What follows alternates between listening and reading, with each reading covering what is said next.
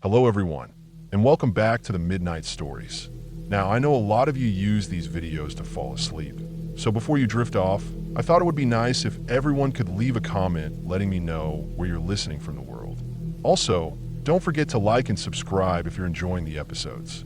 Alright, let's get comfy, relax, and begin. I had been on the road for 2 days, driving from my apartment in Boston to visit my sister in California. It was the kind of trip I always said I'd take, but never actually did, until I finally took a week off from work and just packed the car.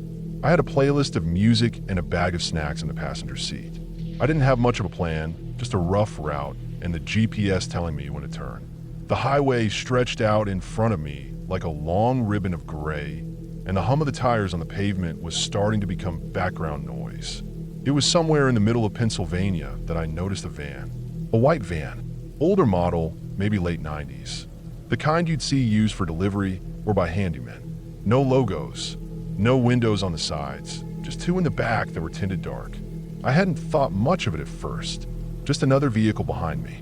I saw it in my rearview mirror, staying steady a few car lengths back. After about an hour, I noticed it was still there. Even when I changed lanes to pass slower cars, it followed. Not in a sudden or aggressive way, just subtle. Whenever I sped up, it sped up. Whenever I slowed, it did too. At first, I chalked it up to coincidence. Maybe the guy was headed the same direction. Then it started flashing its headlights. Not constantly, just every now and then. 2 quick flashes, a pause, then another flash. It wasn't bright enough to blind me, but it was enough to make me take notice. I thought maybe I'd left my gas cap open or something was wrong with my brake lights. That would explain why someone would want to get my attention. Still, I didn't pull over. Something in my gut didn't feel right. I'm not the paranoid type. I don't scare easily, but something about this felt strange. I decided I'd stop at the next gas station and check out the car, maybe grab some food and stretch my legs. Maybe the guy would go on his way and that would be that. I found a gas station just off an exit. It wasn't a big one, just a few pumps in a small building that had snacks, a bathroom, and a tired-looking cashier behind the counter. I pulled in and parked near one of the pumps. As I stepped out, I looked back at the road, hoping the van had kept going, but hadn't. It pulled in too, slowly. It parked 2 spots away, near the side of the building. The engine shut off. For a moment, nothing happened. Then the driver's door opened and a man stepped out. He looked to be in his 40s, maybe older. Average height, average build. Wore jeans, a dark green jacket, and a baseball cap. He didn't look dangerous, but he didn't look like someone I wanted to talk to either. There was something in his face that felt off. His eyes were hard to read, too still, like he was watching something inside his head instead of what was in front of him. He walked over casually, hands in his pockets. I stayed on my side of the car, keeping the door open between us like a barrier. He didn't say hello. He just nodded toward the back of my car and said something about my rear tire. He said it looked loose. I glanced back at it. From where I stood, it looked fine, but I didn't move closer. I told him I'd check it later. He didn't push it. He just nodded again, said all right, and walked inside the gas station. I got back in the car, pretending to scroll through my phone while watching him in the side mirror. He walked around the small store, didn't buy anything, just stood near the refrigerator section looking at the drinks. After a while, he left the building and got back in his van. I waited a few minutes after that before I got out again and pumped the gas. When I checked the rear tire, it looked perfectly normal. Tight, no wobble, nothing hanging off or leaking. I even kicked it gently, testing it. Solid. I started feeling a little stupid. Maybe he had just been trying to help. Maybe I was reading too much into nothing. But I didn't let that convince me. When I got back on the road, I took the next exit that led to a different highway, away from my original route. I didn't want him following me again. I took back roads for a while, winding through smaller towns, staying off the major highways. For a little while, I didn't see the van again. Then, 2 hours later, it showed up in my mirror. I was driving through Ohio by then, trying to reach a motel before dark. I saw it in my rear view like a weight dropping in my stomach. The same white van, same dark windows, same pace behind me.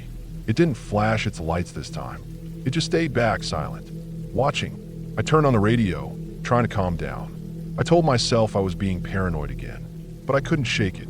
I could feel my pulse beating in my hands and my neck. I gripped the steering wheel tighter, trying to think. I didn't want to pull over anywhere rural. I needed a place with people, with cameras, with lights. I spotted a large rest stop coming up. One of those bigger ones with food courts and gas stations and truck parking. I figured I'd pull in, get out in the open, maybe even call someone if the guy stuck around. There were cameras there, probably security too. I needed to get out of my car, out of the isolation of the road. I pulled in and parked near the front where there were lights and people coming in and out. I shut off the car and sat still for a minute, watching. The van didn't follow. It kept going down the road. No slowing, no stopping, no hesitation. It passed by and it disappeared around the bend. I stayed at that rest stop for over an hour. I used the bathroom, bought coffee, sat inside near the windows, and watched the highway outside. I didn't see the van again. That night, I drove to a motel in a small town and checked in under a fake name. I paid in cash and parked the car behind the building where it couldn't be seen from the road. I didn't sleep much. Every sound outside made me jump. Every headlight that passed the window made me peek through the blinds. In the morning, I walked out to my car and found a note tucked under the windshield wiper. It was folded in half, plain white paper. No envelope. Inside, written in thin, slanted handwriting, were 5 words. You would have been perfect. That was it. No name. No signature. Just that. My stomach dropped. I felt cold all over. I looked around the parking lot, but there was no one. Just cars parked, quiet motel rooms, and the morning light creeping over the trees. I wanted to throw the note away, but something told me not to. I took a picture of it with my phone, then folded it again and shoved it deep in my bag. I got back on the road without breakfast. No music, no stops except for gas. Every time a white van passed me, I flinched. Every rest stop felt like a trap. Every set of headlights behind me made me nervous. I started changing my route constantly, taking unexpected turns, looping through towns, using side streets. I stayed in different motels under different names. I never parked near my room. I never left the curtains open. I didn't see the van again after that, but that didn't make me feel better, because that note meant he'd gotten close. Close enough to follow me, to watch me, to touch my car. Close enough to leave that message without me knowing. He had been that close, and I hadn't seen it. For the rest of the trip, I kept the note hidden in the glove compartment. I didn't tell anyone until weeks later, after I got to California. Even then, I felt weird saying it out loud, like it made it more real. My sister listened quietly. She didn't laugh or tell me I was imagining things. She just asked if I still had the note. I gave it to her. She kept it in a box in her room, just in case. I didn't want it near me anymore. It's been months since then. I read about stories like this online. People followed on the road. People approached by strangers claiming something's wrong with their car. Some of them end up missing. Some of them never come back. The police don't always know what happened. It starts the same way. A friendly warning. A suggestion to pull over. A moment of trust. That's all it takes. I think about that a lot now. How easily I could have said, "Sure, let me check it," and walked around to the back of my car. How easily he could have grabbed me. There's no one out there on those roads. No one to hear you yell. No one to stop it. I still drive, but not long distances anymore. If I have to go far, I fly. I stay in big hotels with security and cameras and other people around. I tell people where I'm going when I'm getting there. I don't drive late at night. I don't ignore my instincts, because that van could have been anyone, and I don't think he was just trying to scare me. That note wasn't a warning. It was a regret.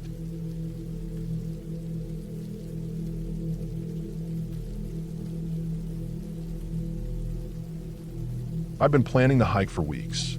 I needed something quiet, something away from people. My job had been grinding me down, and I hadn't been sleeping right. The city made everything worse. It was too loud, too crowded, and no matter how much I tried to relax, there was always something buzzing in the back of my brain. A long solo hike felt like the right thing.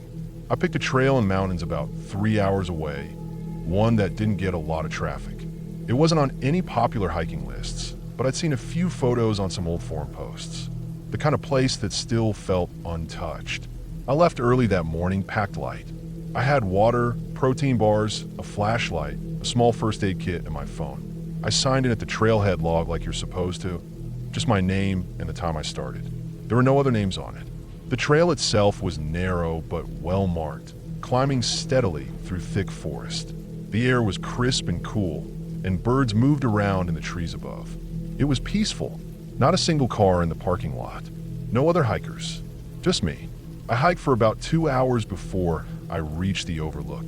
The cliff jutted out over a sharp drop into a dense valley. Trees covered everything. It was quiet up there. No wind. No sound except a few birds now and then. I drank some water and sat for a while on a rock.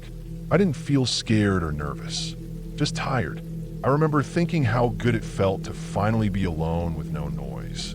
Before I left, I took a selfie. The sky was overcast, but I wanted to remember that moment. I snapped the photo with my phone, shoved it back into my jacket pocket, and made my way back down the trail. I didn't look at the photo until I was home later that night. I'd gotten back to my car without seeing another soul. I drove straight home, showered, made something quick to eat, then sat on the couch and started going through the pictures I took. That's when I saw it. In the selfie from the overlook, behind me in the trees, there was someone standing there. Far back, almost hidden. But once you noticed it, you couldn't unsee it. A person, no shoes, pale, arms hanging limp at their sides, just standing among the trees.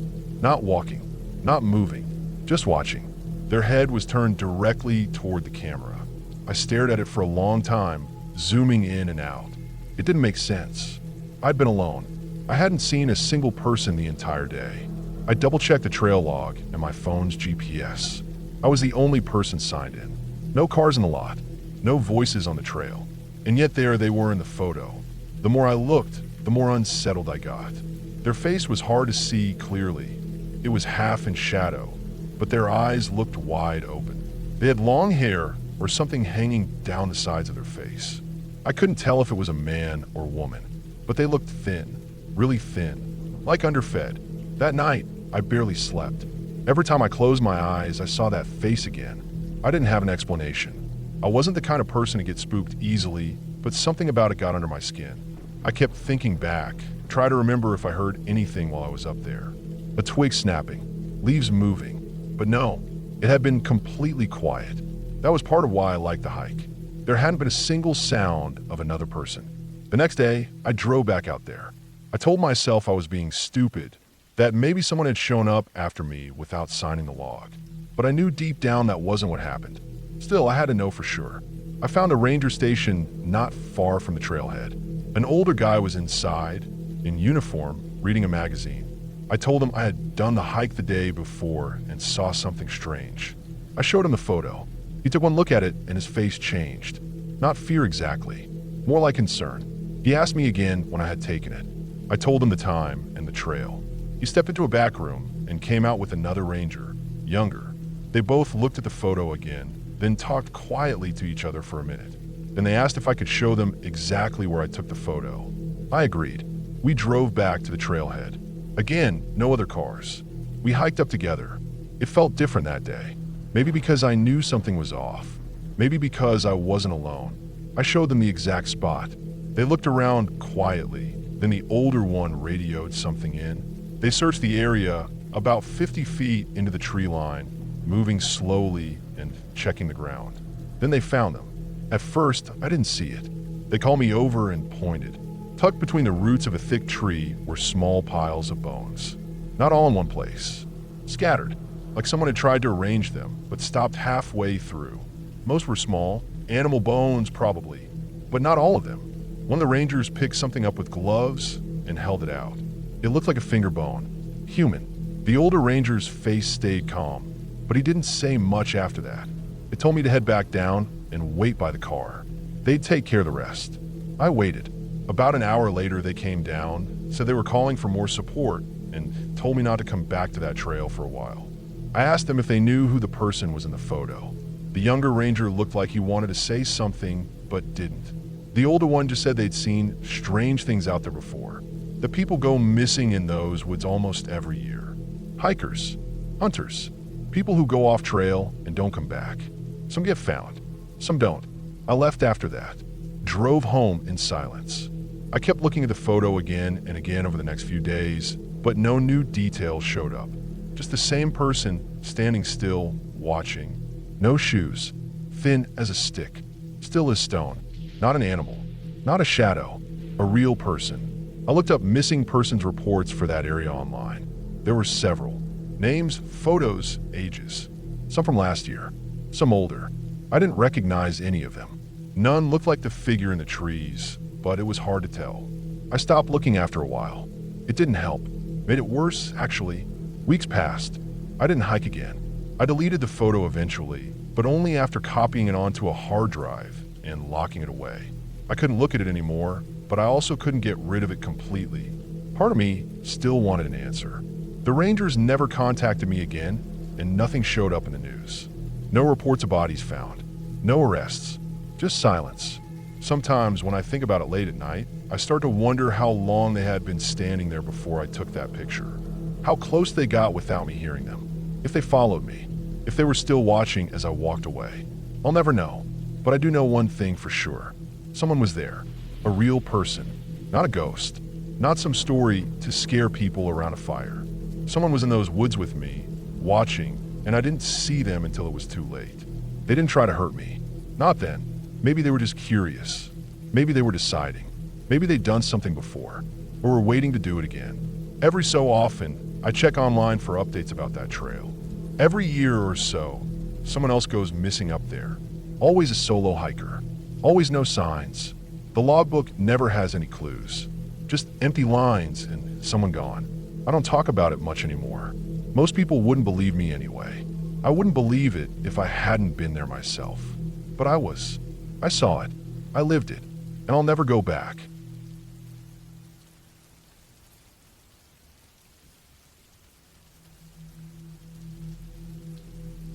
It had been almost 2 months since I moved into that apartment. It was a small one-bedroom unit on the 3rd floor of a dull, brown building in a quiet part of town. I picked it mostly because the rent was cheap and it was close to work. Nothing special, just 4 floors, old brick, a creaky elevator that took forever, and thin walls you could practically hear your neighbors breathe through. Most of the tenants kept to themselves. I didn't really know any of them by name, just vague faces from the hallway or laundry room. The unit next to mine, 3B, was occupied by 2 guys, probably in their late 20s or early 30s. I never had a real conversation with them, just nodded a few times in passing. They seemed normal, not friendly, but not aggressive either. They looked like the kind of people who stayed up late and didn't care much about anything. Sometimes they'd leave beer bottles in the hallway. Once I even found a broken ashtray right outside their door. Annoying, but not my problem. Then the music started. It was always at 3 a.m. Like clockwork. Not every night, but often enough to get under my skin. Loud, bass-heavy tracks. Electronic music mostly. Fast, repetitive beats that seemed to shake the walls. At first I thought maybe they just partied late or had friends over. But it was weird because I never heard voices, no laughing, no movement, just the music. I tried banging on the wall a few times, but nothing changed. The music would go on for an hour or 2, then stop like it was never there. It got so regular that I started to wake up a few minutes before it started, like my brain knew it was coming. I'd lay there staring at the ceiling, feeling the bass vibrate under my ribs. Eventually I bought some foam earplugs and tried to ignore it. I kept telling myself it wasn't worth a fight. I didn't want any trouble. People have been shot over dumber things than noise complaints. I didn't want to be that guy, but it wore me down. On a Thursday morning, after 4 nights in a row of that music jolting me awake at 3:03 a.m., I had had enough. I got up, still half asleep, pulled on my sweatshirt, and walked out into the hallway. The lights in the corridor flickered like always. The carpet felt sticky, as it always did. I walked over to 3B. The music was thumping behind the door, louder than ever. I raised my fist and knocked hard. No answer. I knocked again, louder this time, and leaned in. Still no response. Then I noticed the door wasn't shut all the way. It wasn't wide open or anything, just slightly ajar. I could see the shadow of the door frame on the floor. I hesitated. Part of me thought I should just turn around and forget it. But something didn't sit right. I pushed the door a little, just enough to peek in. The smell hit me first. Not strong, but wrong. Sour and metallic, mixed with something damp and old. The lights were off inside, but the glow from the hallway spilled in. I pushed the door open more and stepped inside. The music was still playing from a speaker on the kitchen counter. It was on loop, same track I had heard every night. I recognized the beat. The place was a mess. Furniture knocked over. Couch cushions ripped open. Beer bottles shattered across the floor. A kitchen chair was on its side, one of the legs snapped. The coffee table had a crack running down the middle. There was a smear of something dark on the wall near the hallway leading to the bedroom. I got closer. It was blood. Not dry either. Not fresh exactly, but not old enough to be brown. It was thick and dull red, smeared in a line like someone had been dragged. I backed up, pulled out my phone, and called 911. I didn't know what to say at first. I just told them I was a neighbor, heard music, found the door open, and saw blood. They told me to wait outside. I left the apartment and stood in the hallway, heart racing, palms cold. I kept looking at their door like it might open again. I couldn't hear the music from the hallway anymore, but I knew it was still going. It took them about 15 minutes to arrive. 2 cops and an EMT. They asked me questions. I repeated what I saw. They entered the apartment with flashlights drawn and told me to stay put. After about 2 minutes, one of the officers came back out and told me I needed to go downstairs. They wanted the hallway clear. I walked to the elevator and went down to the lobby, where I sat on one of the cracked leather chairs near the mailboxes. I waited. More cops arrived. Then crime scene people. The whole building started to wake up. People poked their heads out of doors, whispered to each other. No one really knew what was going on yet. I just kept sitting there. About an hour later, one of the officers came back to talk to me again. He looked serious but calm. He asked if I had heard anything unusual, how often I heard the music, when the last time I saw the neighbors was. I told him the last time I actually saw them was maybe 4 or 5 days ago. They were coming in from outside with grocery bags. Didn't say anything, just went inside. I told him about the music at 3 a.m., always the same track. He wrote things down. Then he told me they had found 2 bodies in the bedroom, under the bed. They were decomposed. He didn't give me too many details, but said it looked like they'd been dead for several days.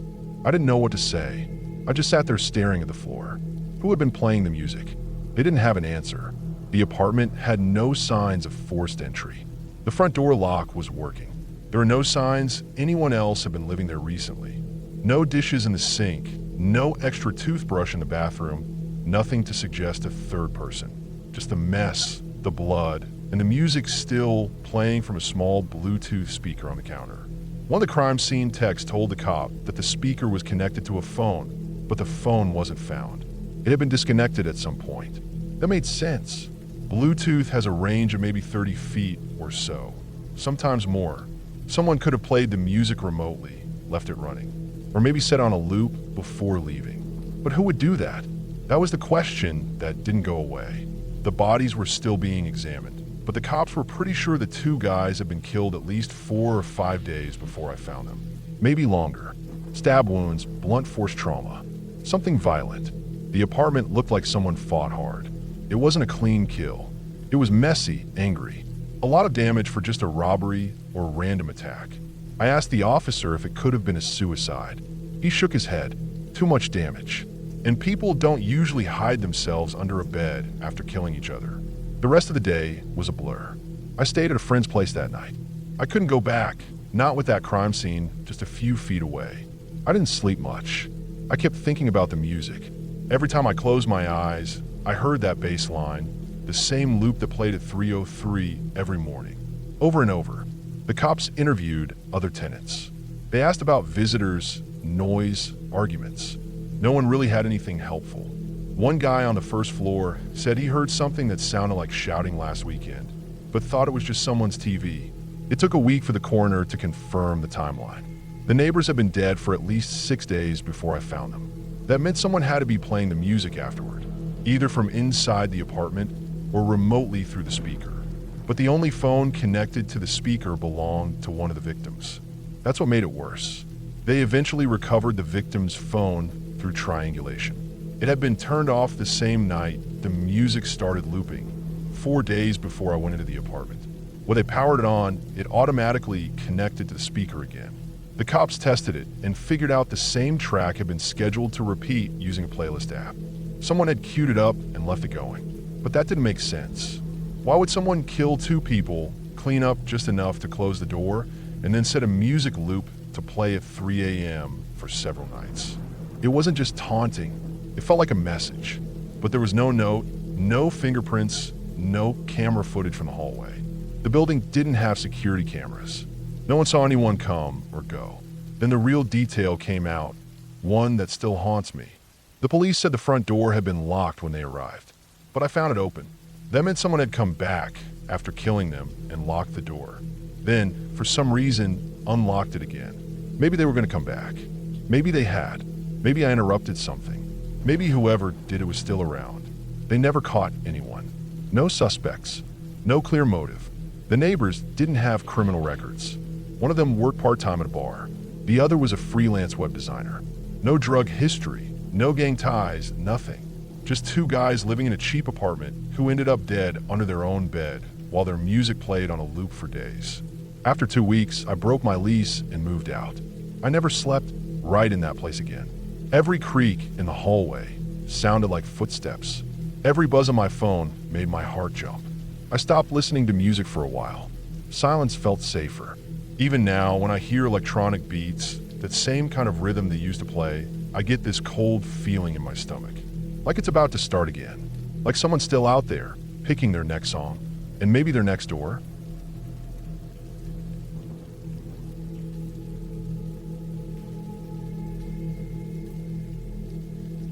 I moved into the rental house in late September. It was in a quiet neighborhood just outside the city. I had been looking for a place that was cheap but still decent, and this one had come up on a listing site that didn't seem sketchy. The photos looked alright, nothing fancy, but clean and livable. I was coming out of a rough year and just needed somewhere quiet to regroup, work, and not think too much. The house was small, 1 story, with an overgrown yard and fading blue paint on the outside. It had a weird smell inside when I first walked in, like old wood and something sour that had been aired out halfway, but never completely gone. I figure it was probably from being shut up too long. The landlord met me there. He was a tall, older man in maybe his late 50s or early 60s. Gray hair, skinny arms, but a strong handshake. He said his name was Ray. He talked in a quiet voice, not friendly, not mean, just kind of flat. The rent was cheap, way cheaper than anything else in the area. I should have thought more about that, but at the time I didn't. I was just happy to find something I could afford. Ray gave me the keys and told me I could move in right away if I wanted. Then before he left, he said one more thing. He pointed at the basement door, which was off the kitchen. "Don't go down there," he said. "Just a mess. Junk I haven't cleared out yet." I didn't ask questions. I didn't care about the basement. I wasn't planning on storing anything down there. The house had 2 small bedrooms, a bathroom with old tile, and a kitchen that still had an old gas stove. There was no washer or dryer, but there was a laundromat 2 blocks away. The place was quiet. No loud neighbors, no traffic noise. I started to settle in. The first few days were uneventful. I unpacked, set up my desk in the smaller bedroom, and started working again. I work remotely doing transcription and some freelance writing. I didn't need much space or anything fancy. I noticed pretty quickly that the basement door didn't lock. There was no bolt or latch, just a regular doorknob. Sometimes it would creak slightly at night when the house cooled and the wood shifted. I thought about getting a lock to keep it shut, not because I was worried, just because it gave me an off feeling. Something about a basement being off limits made me uncomfortable. One night, maybe 10 days in, I heard a loud bang from below. It was close to midnight, and I was in bed reading. It was just one bang at first, like something heavy hitting a wall. I sat up and listened. Then another, softer thump. I froze for a second, then got out of bed and went to the kitchen. The basement door was still shut. I stood there, hand on the knob, trying to decide whether to open it. I told myself it was probably something old and unstable falling over, a shelf or a box, maybe a piece of old furniture tipping over. The house had been quiet every night until now. I opened the door and looked down. The basement light switch was right there inside the doorway. I flipped it. A yellowish bulb came on, but it was weak and flickering. I stood at the top of the stairs and looked down. The steps were wooden and narrow. The basement looked bigger than I expected from the top. I went down slowly, 1 step at a time, each one creaking louder than I expected. The air was damp and colder than the rest of the house. It smelled stronger down there, sour like mold and rust, and something else I couldn't place. At the bottom of the stairs, the floor was concrete, and parts of it were stained. The light barely reached the corners. I stepped further in. There was a long table on one side with broken things piled on it. Lamp parts, pieces of wood, rusted tools. A pile of old clothes sat near the far wall. In the back corner, I saw something that made me stop moving. There were chains bolted into the wall. Thick metal chains, with rust on the links, but still solid looking. They were hanging down, maybe 2 or 3 feet in length. Below them was an old mattress. It was stained dark in several places, brownish black spots that looked too large to be anything normal. The mattress was sunken in the middle, torn open on one side. There was stuffing spilling out. Near it on the ground was a piece of cloth. I picked it up.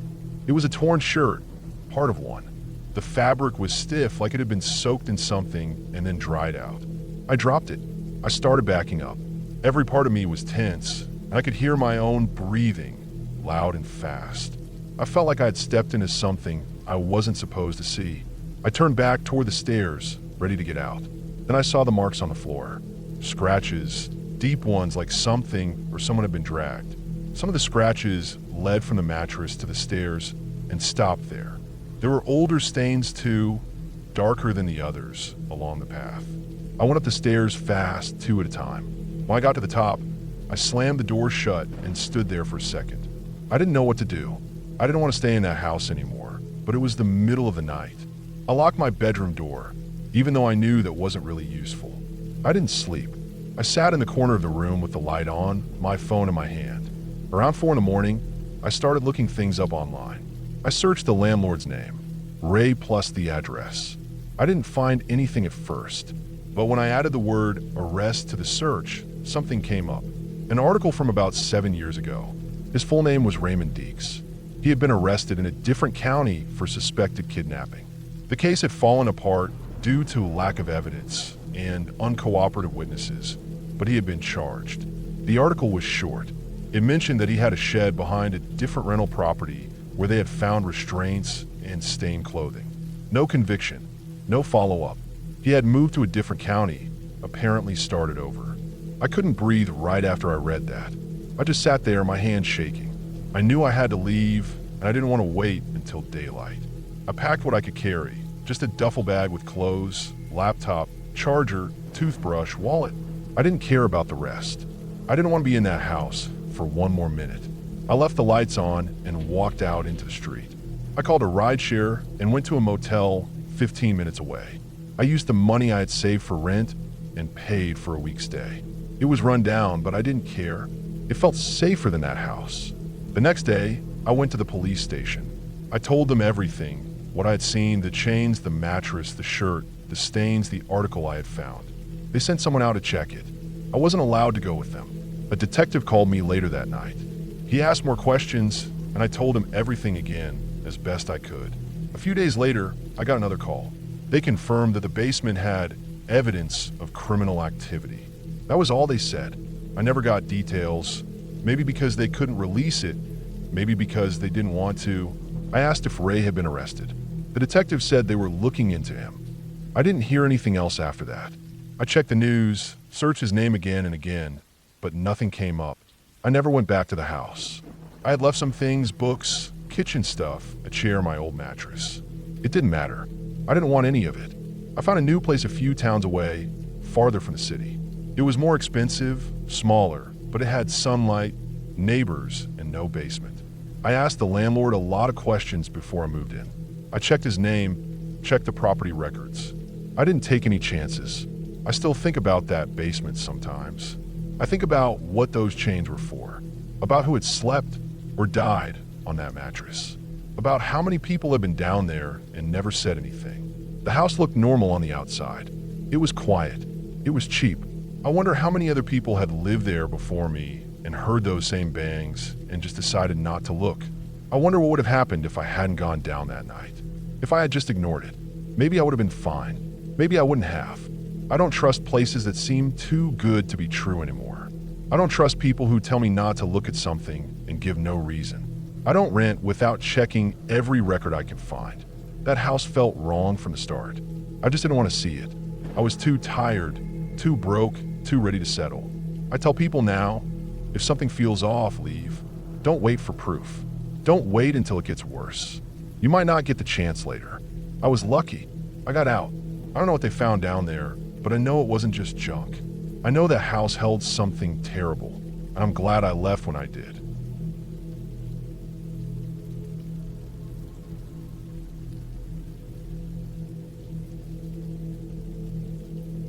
I was driving across the state, trying to make good time between two small towns in the middle of nowhere. It was getting dark fast, and the rain had started to come down heavier than before. My windshield wipers were barely keeping up. I didn't plan on stopping for the night, but after about an hour of driving through thick fog and pounding rain, I decided to find a place to crash until morning. I pulled off the main highway when I saw a flickering neon sign that just said motel. It looked old, with faded paint and a parking lot full of cracks. I didn't care. I just wanted a bed and some quiet. I parked under the only working light near the office and walked inside. The front office was small, smelled like bleach and stale coffee. The clerk looked half asleep behind the counter. He gave me a key to room 213, handed it over like it weighed a ton. I didn't think anything of it. I thanked him, took the key, and got back into my car to drive a few spaces down to my room. The motel was shaped like an L, 2 floors, doors opening to the outside. My room was near the end of the second floor, just above some broken ice machine that looked like it hadn't worked in years. When I opened the door to room 213, the first thing I noticed was the air. It wasn't overwhelming, but it had this weird, thick smell. Not rotten at first, not enough to make me gag or anything, just strange. Damp maybe. I figured it was from the carpet or the old air conditioning unit under the window. I dropped my bag on the bed and turned on the lights. The room looked like every cheap motel room I'd ever stayed in. 2 beds, scratchy brown bedspreads, a small table with a lamp, a dresser with a mirror above it, and a TV that looked older than me. The bathroom was off to the side. No frills. I sat down on the edge of the bed and started going through my bag, pulling out a change of clothes, some snacks, charger cords. The smell didn't go away. In fact, it started to get worse the longer I sat there. I checked the bathroom, flushed the toilet, ran the sink. Nothing. I looked in the closet. Empty. I even checked under both beds. One of them was bolted to the floor, the other I could move a bit. When I pulled that one back, that's when I saw the vent. It was low to the ground, halfway behind the bed's frame, and covered with a cheap metal grate. The edges of the grate were rusty. The screws looked like they'd been removed and put back in a few times. It struck me as odd, but what caught my attention was something behind it. Something wrapped in thick, cloudy plastic. It wasn't a neat package. It looked shoved in there like someone had stuffed it fast. My gut turned cold. I stepped back without touching anything. I stared at the vent for a long time, trying to make sense of what I was seeing. The shape behind the plastic, it didn't move. It looked heavy.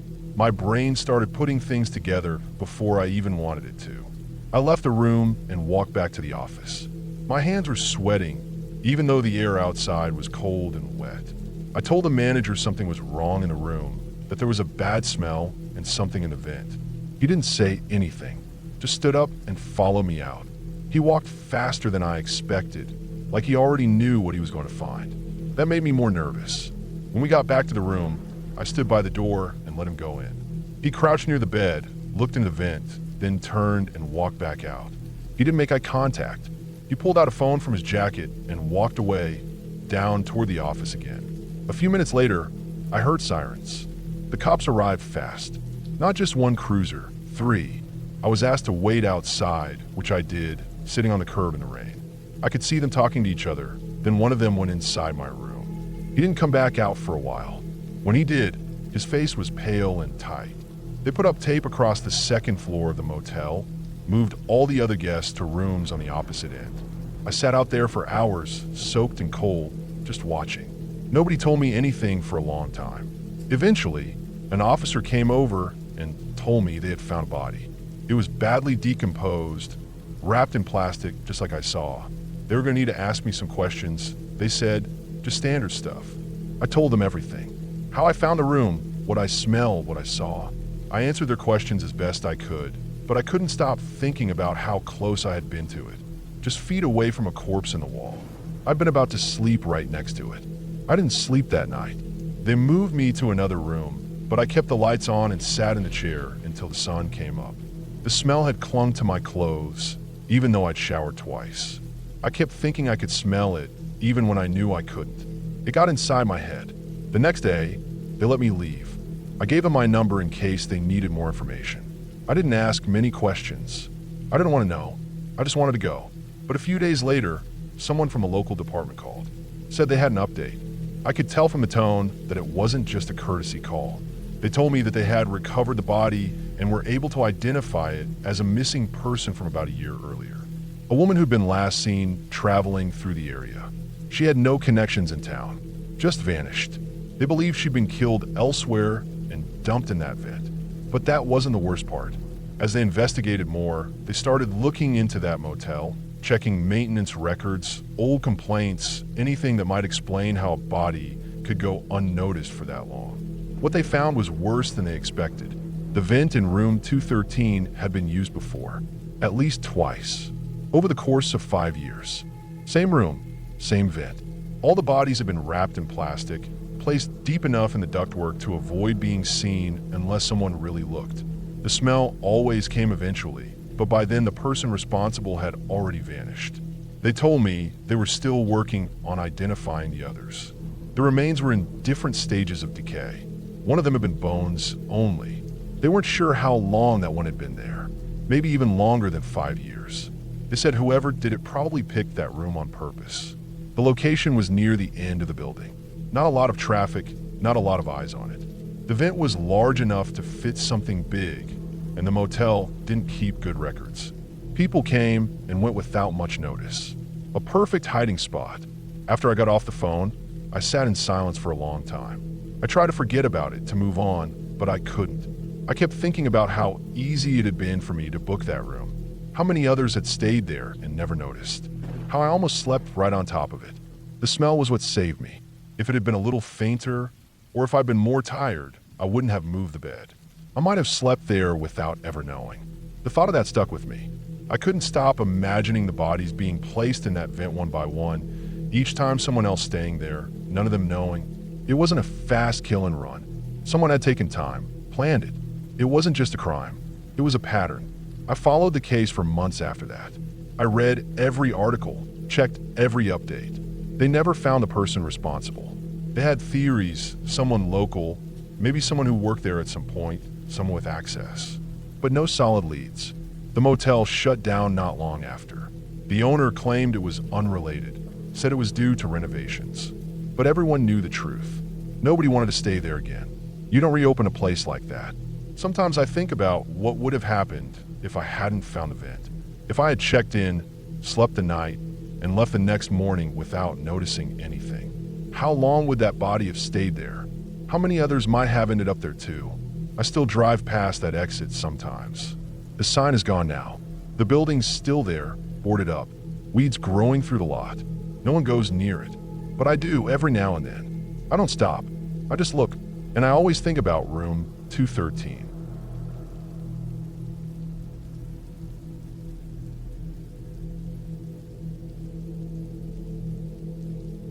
I decided to go camping alone for a weekend. I needed time to think, to get away from the city, the noise, the stress of everything. I had done solo hikes before, but this time I wanted to go deeper, way out where nobody else would be. I picked a spot far into the national forest, maybe 6 miles off the nearest trail. I had to bushwhack part of the way, using a map and compass, not just a GPS.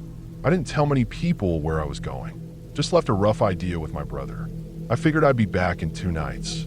I packed light but smart, tent, sleeping bag, food, water purifier, knife, first aid kit, bear spray, flashlight, extra batteries. I had everything I needed. I hiked all day and set up camp by a small stream in a clearing. No signs of people anywhere. No rappers, no fire rings, not even a boot print. It was quiet except for birds and wind in the trees. Perfect. That first day went smooth. I boiled water, ate dehydrated meals, wrote in my journal a little, and watched the sky turn orange, then dark. I felt calm. I crawled in my tent early, maybe around 9:30, with the sound of the creek nearby. The night was colder than I thought it would be. I zipped my bag tight, turned off the flashlight, and laid still, listening. At first it was peaceful. Then, around midnight, I started to hear noises. At first, I thought it was just animals. Some branches cracking. A squirrel or raccoon maybe. But then I noticed it wasn't random. The noises were circling my tent. I stayed quiet, listening hard. I could hear something, multiple things. Footsteps. They were light, careful, almost like someone trying to stay quiet, but not doing a great job. Then I heard a low laugh. Not loud. Not even like someone laughing at a joke. Just this quiet, dry chuckle. Then whispers. Not clear words, just the soft sound of someone whispering just outside the tent wall. My heart started to pound. I froze. My sleeping bag felt like a trap. I lay there for a full minute, not moving, barely breathing. Then I forced myself to speak. "Hello," I said, loud enough to be heard. Everything went quiet, not just the footsteps and whispers. The woods too. No wind, no rustling. Even the creek felt quieter. I waited, holding my breath, my hand gripping the flashlight. Nothing. I slowly unzipped the bag, reached for the flashlight, and clicked it on. The beam was bright and sharp in the tent. I unzipped the flap and peeked outside. There was nothing, just trees. My backpack was still there, hanging from a branch. No movement, no shadows. I stepped out of the tent, shining the light around slowly. I checked behind every tree, walked to the edge of the clearing, made a full circle. Nothing. No sign anyone had been there. No one in the woods. After about 10 minutes, I went back into the tent. I didn't sleep. I lay there with the flashlight beside me, ears tuned to every little sound. But I didn't hear anything else. No more whispers. No footsteps. I must have dozed off around dawn. When I woke up, the sky was pale and cloudy. I sat up and unzipped the tent. The air felt damp and cold. That's when I saw them. Footprints. A full ring of them around my tent. Not animal tracks. These were clearly boot prints. Not just one set. Multiple. I counted at least 4 different tread patterns, some deep, some light. They had walked around my tent, maybe more than once. I followed the tracks a few feet away. They came from the trees and went back into them. No direction to them, like they just appeared, circled me, and vanished. I stood there staring at them for a long time. I didn't know what to think. My hands were cold, and I felt lightheaded. It didn't make sense. I hadn't seen any campsites, hadn't heard a car or another person in 2 days. I was miles from any marked trail. There was no reason for anyone to be out there. And why didn't they respond when I called out? Why didn't they show themselves? Why would they circle my tent and then just leave? I packed up fast. I didn't eat. I didn't filter water. I just stuffed everything into my pack and left. I didn't care about the trail. I took the compass and cut a straight line out. I checked over my shoulder every few minutes. My neck was tight with stress. Every broken branch felt like someone following me. I hiked for hours without stopping. About 3 miles from the road, I started to feel safer. I saw fresh tire marks on a logging road and even a crushed soda can on the ground. Trash never looked so good. I kept going until I hit the gravel road where I parked my truck. The truck was fine. Doors locked. Nothing touched. I got in and drove without stopping until I hit the nearest gas station. I sat in the parking lot for a while, just breathing. I couldn't make sense of it. I didn't tell anyone what happened at first. It felt too weird, too open-ended. What could I say? Eventually, I told my brother. He thought maybe it was hikers who saw my fire or tent light and were just messing with me. But I hadn't lit a fire, and the tent light had been off before I heard anything. Besides, who hikes 10 miles into the woods just to mess with someone? Other people said maybe it was forest workers or hunters, but I hadn't seen a single tree marker or game camera. It was deep woods, not a place you just end up in. Over the next few weeks, I couldn't shake it. I kept seeing those boot prints in my head. I kept thinking about how quiet the woods went after I called out.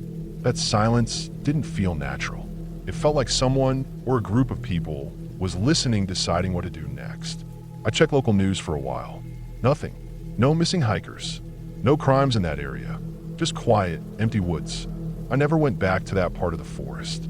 After that, I stuck to well-used trails. places where you see other people during the day. I still camp sometimes, but never alone. Never that deep. I still think about it sometimes at night. I wonder who they were, what they wanted, why they didn't say anything, and why they just walked around me while I lay there in the dark. They weren't ghosts. I don't believe in that. They were real. They had boots, they made noise, they left tracks. But that makes it worse somehow. Ghosts don't scare me. People do, because people don't need a reason. They don't need to make sense. They don't even need to speak. They just show up in the middle of the night, in a place no one should be, and walk around your tent while you try not to breathe. And then they leave. Or maybe they don't. Maybe they watch you pack up and leave the woods in a panic, never saying a word, just smiling to themselves in the trees, waiting for the next person to come too far into the quiet.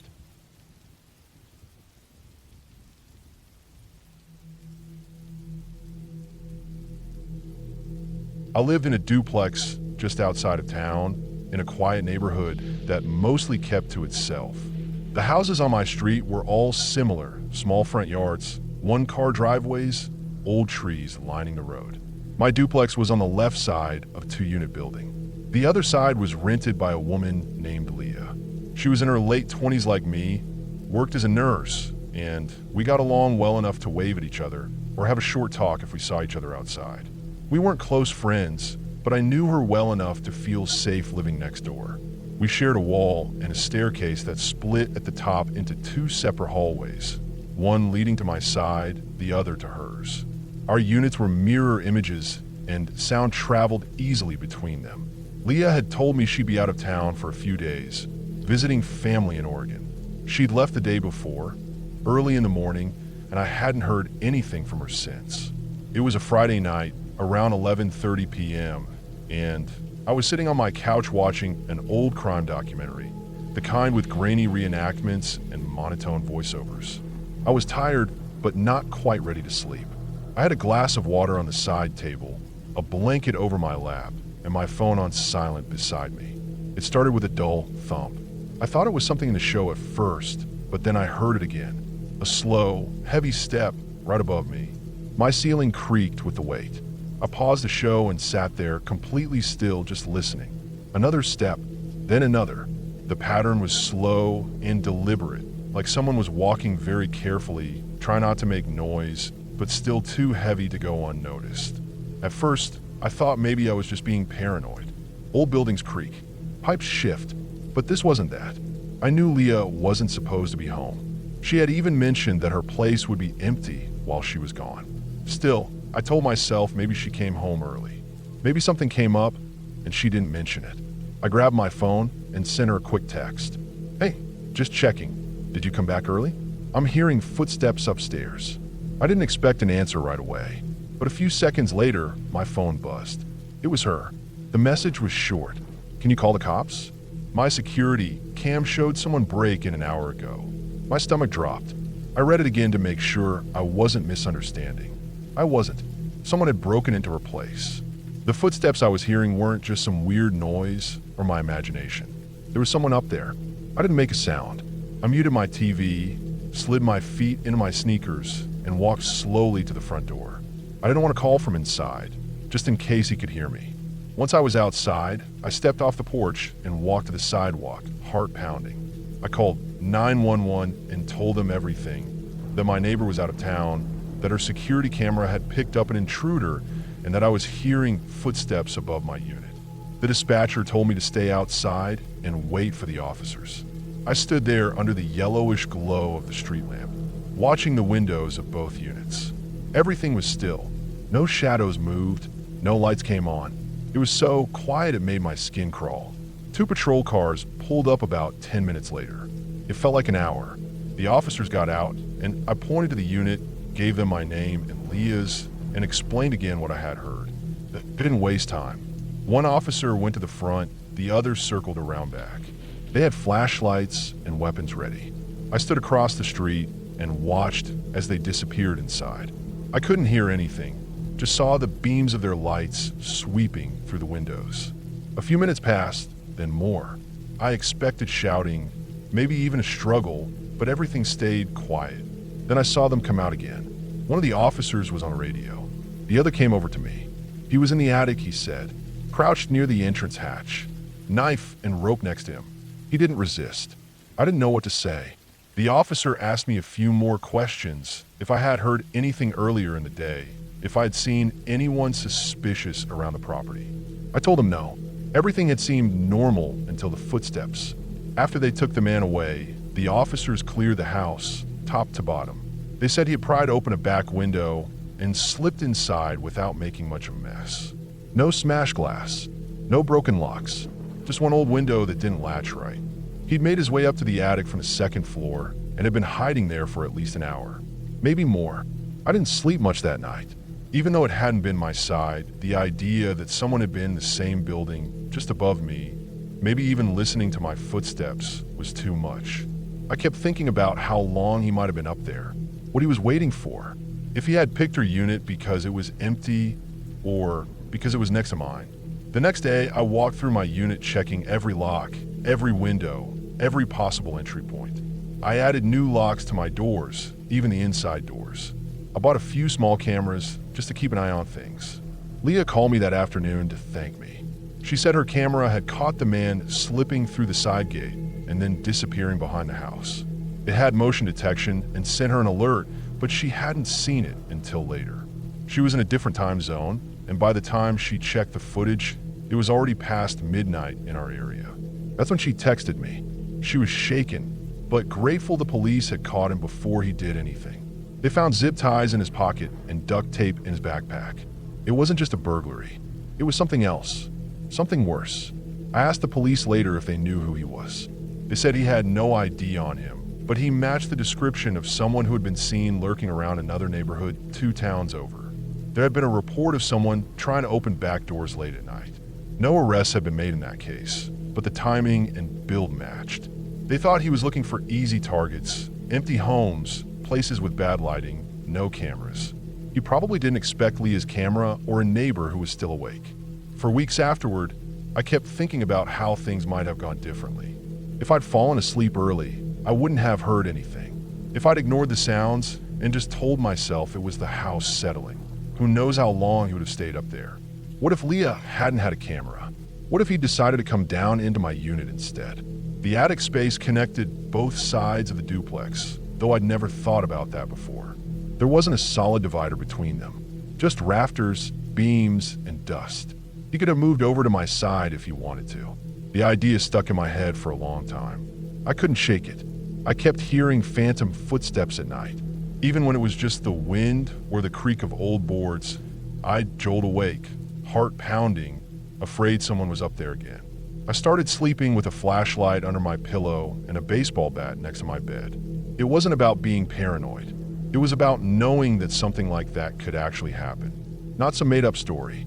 Not a ghost or a shadow or a dream.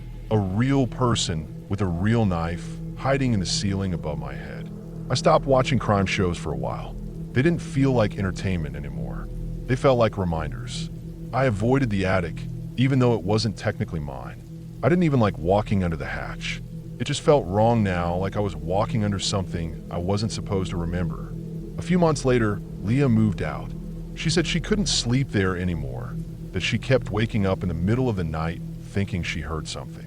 I couldn't blame her. I thought about moving too, but the lease still had time and I didn't really have anywhere else lined up. I just made do. I reinforced everything I could, added more lights, kept my phone charged and close. The police never said much else about the guy. I don't know what happened to him, if he had a record or if they found out more about what he had planned. Part of me wanted to know, to understand what was going through his head, but another part didn't. The idea that there might not be a reason, that it was just random and cruel, was worse in some ways. Life slowly went back to normal, at least on the outside. I went to work, came home, did my errands, paid bills, all the usual stuff. But something in me had shifted. I started noticing things more. I looked over my shoulder when I walked at night. I checked windows twice before bed. I listened harder to sounds I would have ignored before. Sometimes I still think about that night, about how close danger was, how thin the walls really are between safety and the other side of it. I think about the quiet way those footsteps moved across the ceiling, how patient they were. That's what scares me the most, the patience. The way he waited in the dark, silent, hidden, with nothing but time and whatever was in his head. It made me understand something I hadn't really thought about before. Most people think danger comes crashing in loud, with sirens or shouts or broken glass. But sometimes it moves quiet. Sometimes it waits just above your head, listening to you breathe, thinking about when to move. And if you're lucky, you hear it before it's too late. If you're lucky, someone sees something and you get to walk away. I was lucky, but I don't trust luck anymore.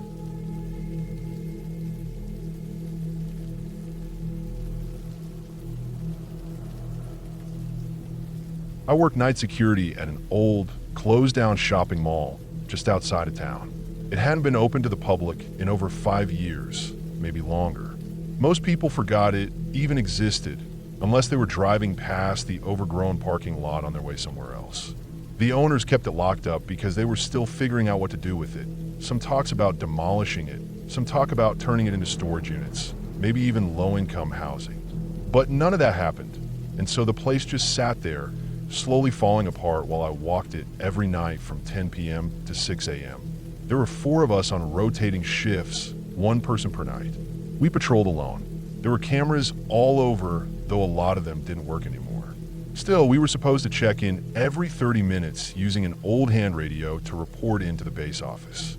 That base was just a converted security office next to the loading dock in the back of the building, where the trucks used to come in to deliver goods when the mall was open. It had a desk, some monitors, 2 old office chairs, a fridge that buzzed all night, and a small cot if you needed to rest between rounds. My job was simple. I made rounds. I carried a flashlight, a basic toolkit, and a taser, just in case. Most nights, I didn't need any of it. At most, I found teenagers who'd snuck into spray paint walls or explore the old food court. Sometimes I saw raccoons in the air vents. Once or twice I heard something fall in a store and thought it might be a break-in, only to find out it was just part of a collapsing ceiling. After 6 months of doing this, I stopped expecting anything interesting. The job was boring, which I liked. I wasn't looking for trouble. There was one store in the West Wing that was always boarded up tighter than the rest. The front had thick plywood panels covering the glass, and the name of the store had been scraped off years ago, leaving just a discolored patch of wall where the letters used to be. Most of the other stores at least had names left behind. Old clothing shops, electronics, a book place. This one didn't. We weren't allowed inside it. The doors had chains, and management had told us not to worry about it. Sealed off for a reason. The supervisor said once, and that was it. The paperwork said it was once a medical services tenant. I found out later that it used to be a morgue back when the mall was also connected to a small medical clinic. They'd done autopsies, stored bodies there for transfer. That wing of the clinic was closed down before the mall itself, but the morgue stayed for some reason. Then it too was locked up and left behind. That night, I was doing my second round of the mall around 1:30 a.m. I took the long hallway past the old food court. It was the coldest part of the building.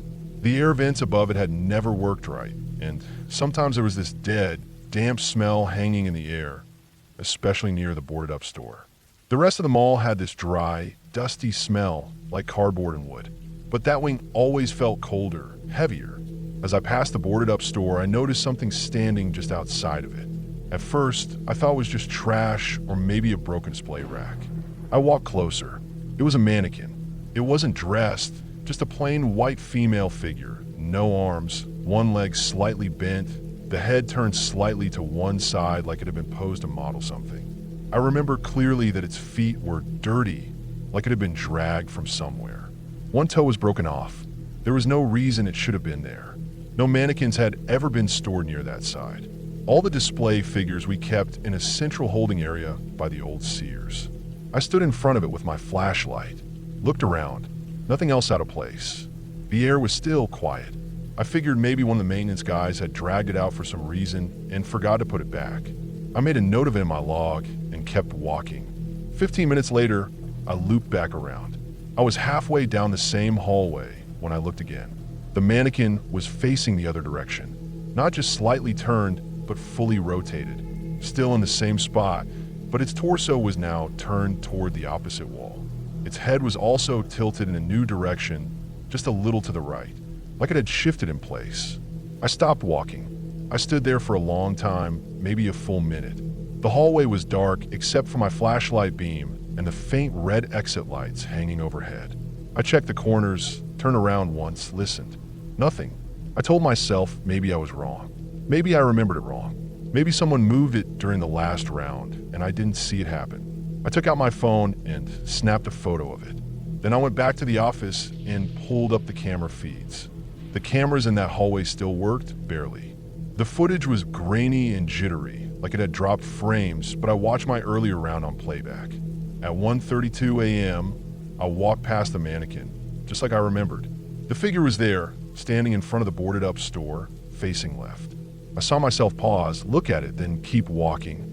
Then, between 1:32 and 1:48, the hallway was empty. There were no other patrols, no other figures, just darkness and grainy footage. And then, at exactly 1:45 a.m., the lights flickered on from a motion sensor farther down the hallway. The camera caught a single frame, a blur, almost like a smudge moving through the frame, and then the lights turned off again. When the lights came back on fully as I walked through at 1:48 a.m., the mannequin was now facing right. I rewound it, watched it 5-6 times. That smudge, it moved. It was the only movement in that hallway. When I paused it just right, I could make out part of a leg stepping forward. Bent at the knee, the same mannequin. It walked. I felt cold, like something had dropped down my spine. I checked the timestamp, saved the footage, and logged it. I didn't say anything over the radio. Didn't want to sound stupid or crazy. I just logged it as unauthorized display figure movement, footage archived for review. I decided to go back and check if the mannequin was still there. When I got back to the hallway, it was gone. I scanned the area with my light. Nothing. No figure, no smudge on the floor, not even dust where it had stood. I thought maybe someone had dragged it off again, maybe playing a prank, but no one else was there. The doors were all locked. I called in for a quick radio check and got the usual static confirmation. Nobody else had entered the building. I checked the loading dock just in case, but all the entry logs were normal. No triggered alarms. No door codes entered. I went back to the monitors and rewound again. Between 1:48 and 2:10, no movement. But at 2:13, one of the cameras outside the central storage area glitched. It skipped ahead 5 seconds, and when it resumed, the mannequin was standing outside the door to the display storage.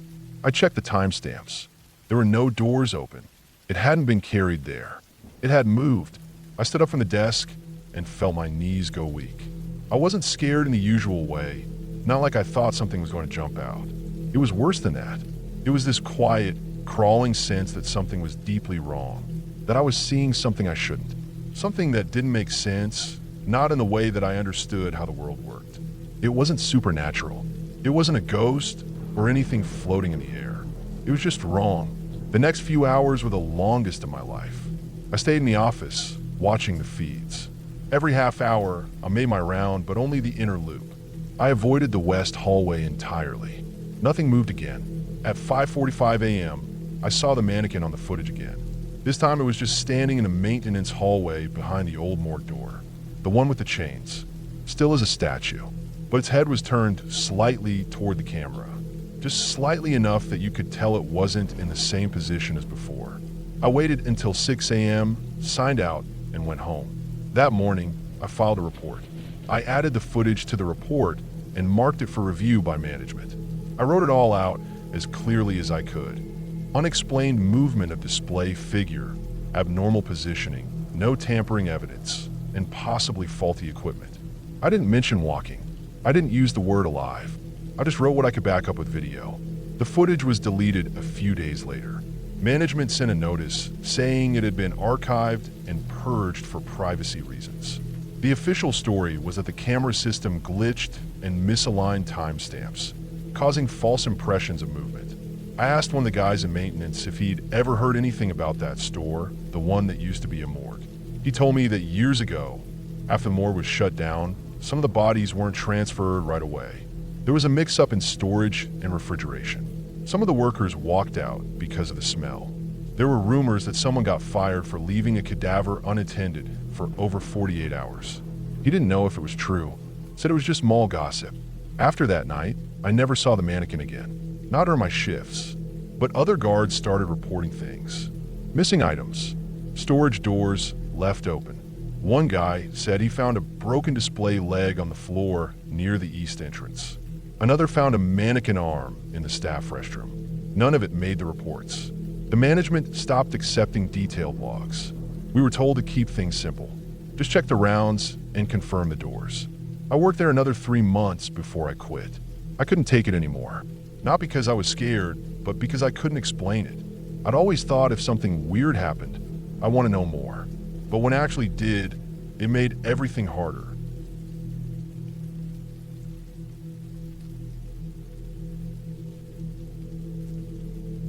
I had been driving for most of the day, trying to get out of the city and away from everything. No destination, really. I just wanted quiet, somewhere without people. Around midnight, I found this turnoff on a back road through the woods. It wasn't marked, just a dirt pull-out beside a narrow trail, barely wide enough for a car. No streetlights, no signs, nothing but tall trees and the smell of pine. I parked the car with the front end angled slightly uphill, cut the engine, and leaned back in the seat. It was dead silent. No wind, no bugs, just the cooling tick of the engine. I cracked the window halfway to let some air in. The forest smelled earthy, like wet bark and dry leaves. I locked the doors and pulled a blanket over myself. My backpack sat on the passenger seat, and my shoes were on the floor near the pedals. I left my phone charging in the center console, set an alarm for 6 a.m., and tried to sleep. At first, it was hard to settle down. Every small creak in the car felt louder out there. A leaf dropping on the roof, a branch tapping the window in a breeze that came and went without sound. But eventually my eyes got heavy. The kind of heavy where your body starts shutting off before your mind realizes it. The forest held me like a dark glove, and I fell asleep. I don't know what woke me. It wasn't the alarm. I reached for my phone, but it was still the middle of the night. 2:13 a.m. The air inside the car had gotten colder. My breath fogged the window near my head. I blinked and looked around. Something felt different. I didn't hear anything at first. No movement.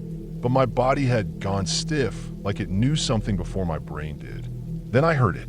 A soft rustling not far from the car. Not wind.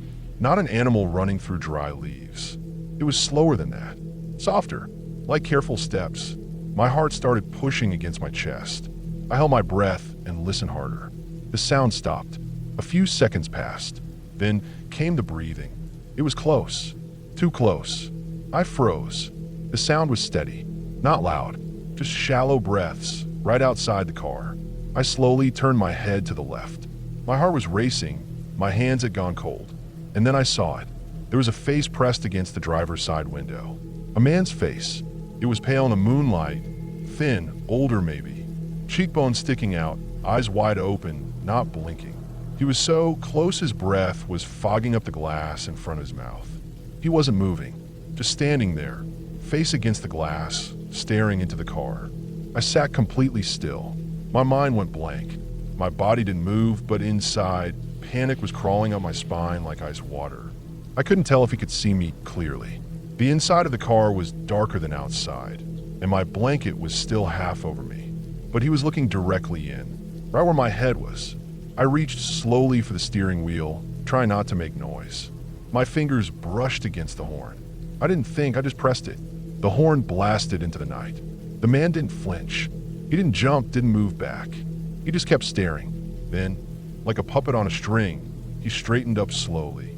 His body unfolded from the crouch he'd been in. He took one slow step back, then another, still staring. Then he stepped off the gravel and into the trees. I watched him go. He didn't run. He didn't even turn. He just walked straight backward into the woods, deeper into the darkness between the trunks, until the shadows swallowed him. I didn't move for a long time. My hand was still hovering near the horn. My eyes were locked on where he'd gone. Every part of me told me not to move. Like if I stayed still, maybe he wouldn't come back. After about 10 minutes, I reached over and turned the key in the ignition. The engine felt like an explosion. The lights came on. I slammed the gear into reverse, tires kicking up dirt, then drove forward out of the pullout so fast I barely saw the trail disappear in the mirror. I didn't stop. I drove for almost an hour through winding roads, half asleep and completely wired at the same time.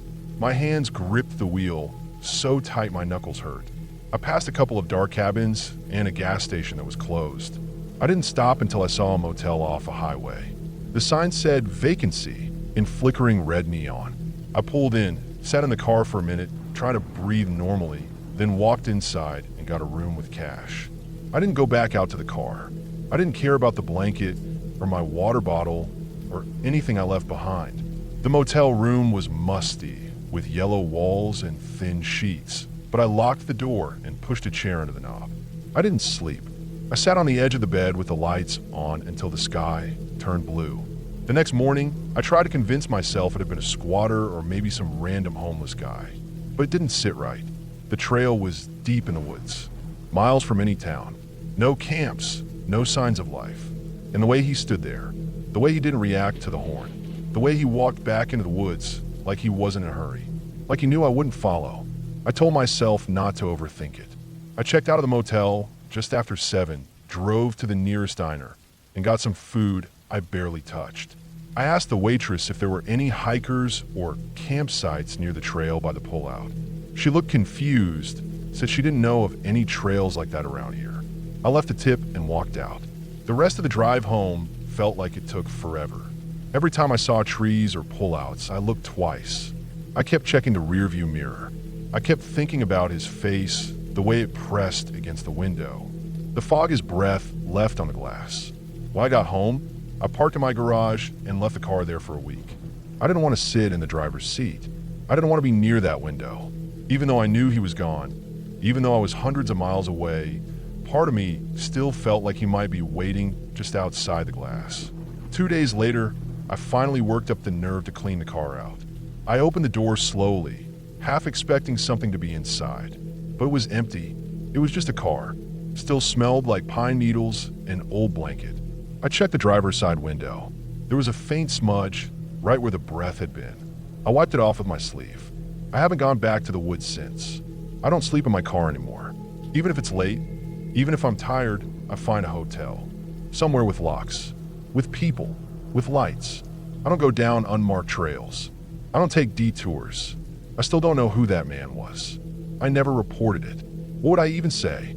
A man stood at my window and didn't flinch when I honked the horn. But I've thought about it a lot. Sometimes I wake up at 2 a.m., heart racing, ears straining for the sound of breathing. Sometimes I imagine what would have happened if I hadn't woken up, if I kept sleeping, if he tried the handle. That's the part that stays with me. Because when I checked the car that morning, the ground outside the door had faint prints in the dirt, one on each side of the handle. He had been reaching for it, maybe testing it, maybe waiting. But the doors were locked, the windows were shut, and I had woken up just in time. Or maybe that's what he wanted. Maybe he just wanted me to know he was there. Maybe that was the point. Not to get in, just to be seen. Just to let me know that in the middle of nowhere, in the silence of the woods, someone was watching. Close enough to breathe on the glass. And if I hadn't woken up, maybe I never would have known. Maybe I'd still be out there. Or maybe I wouldn't.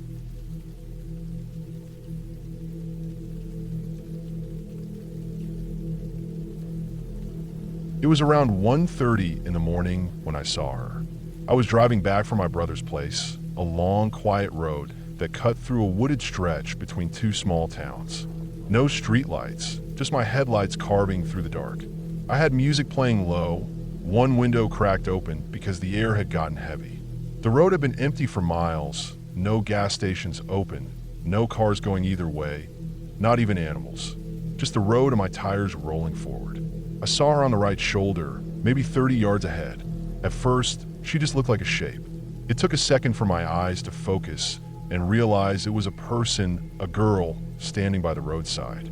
I slowed down without even thinking. She was young, mid-teens, maybe 16, wearing a hoodie that looked too big for her and sweatpants that were torn at the knees. Barefoot, her feet were gray with dirt and dust. She was hugging herself, and her shoulders were shaking like she was crying, but she made no sound. It didn't feel right. Everything about it was strange. I even said out loud, "Don't do it," as I rolled to a stop beside her. But I did. I rolled the window down and leaned over the passenger seat. I asked if she was okay, if she needed help. She didn't look at me, didn't speak, didn't even nod. She just raised her arms slowly and pointed forward down the road. Not in any dramatic way, just calmly, like that was all there was to do. Something about her not talking felt off. I was already regretting it when I unlocked the doors. She opened the door and got in without saying anything. I didn't hear her feet on the ground, didn't hear the door latch shut, just realized she was sitting there, curled in on herself, silent. I glanced at her once or twice, but she didn't react, didn't meet my eyes, just kept looking down. I should have turned around and taken her to the police or a hospital, but I didn't. I just drove. I kept the music off now. I didn't say anything, and neither did she. I tried to glance at her again after a few minutes, thinking maybe she was just scared or in shock. She was still staring at the floor. Her hands were clenched on her knees, but not shaking, just still. I remember looking at her feet. Her toenails were broken, dirt crusted on the skin, like she'd been walking for hours. 10 minutes went by. The road was still empty.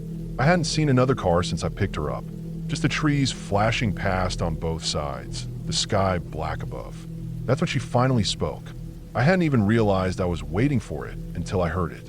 Her voice was thin and dry, like she hadn't had water in days. "He's behind us." I didn't know what she meant. I looked at her first, and she was still staring down.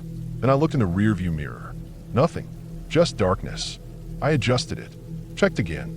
Still nothing behind us. No headlights, no movement, just the empty road fading into black. I turned my head fully to check behind us through the back window. Still nothing, just the back seat. When I turned forward again, she was gone. She wasn't in the seat anymore. The passenger door hadn't opened. I would have heard it. It had that beep when it opened. I checked the dashboard to see if it was ajar. Nothing. The seat was empty. I pulled over fast, tires skidding slightly on the gravel shoulder. I threw the car into park and got out, running around to the passenger side. Door shut.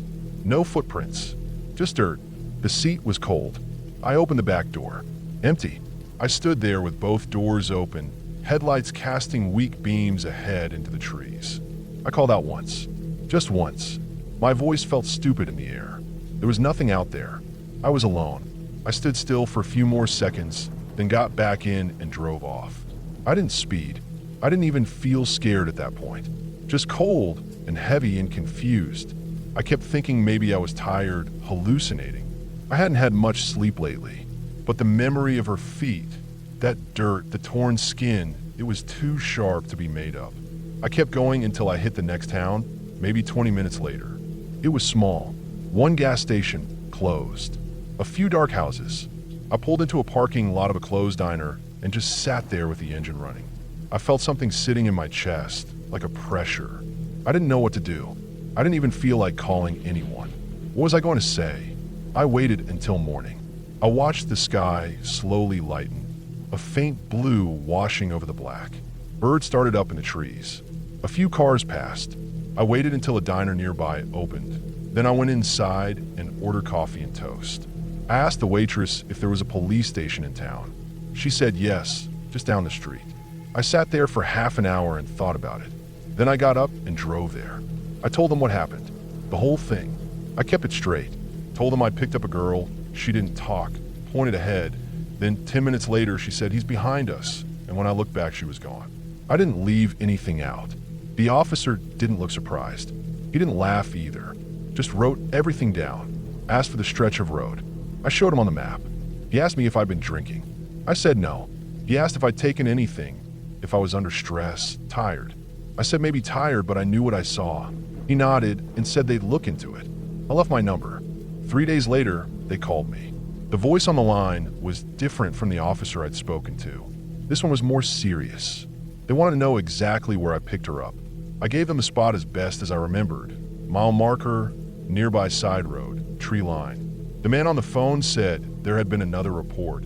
Another driver, trucker, said he saw a girl walking barefoot on that stretch 2 nights ago, crying. But when he turned around to help, she was gone. That made me feel strange. Like maybe I wasn't losing it. Maybe there was something real about it. A few more days passed. Then a week. I didn't hear anything. Then I saw something in the local news online. Not front page, just a small article buried deep. A man had been arrested not far from that area.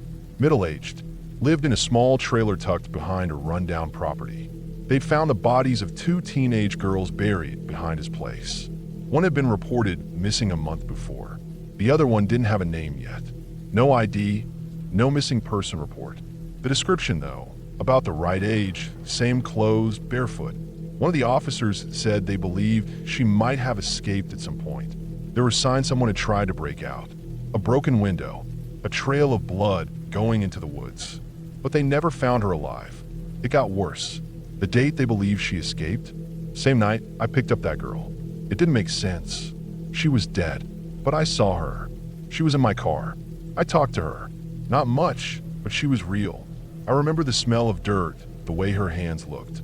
How she didn't flinch or cry, just pointed. Calm. They never released the full details. The man refused to talk. His name wasn't even familiar to me. No history of arrests. Quiet. Loner. A neighbor said they hadn't seen anyone come or go from his property in months. I don't know how she got into my car. Or out. I don't know if she was alive when I picked her up, or if it was just my mind cracking under something. But I know this, she was there. I remember every second. And when she said, "He's behind us," I think she wasn't talking about a car. She was telling me where he was, where to look. I didn't understand it at the time, but I think she knew.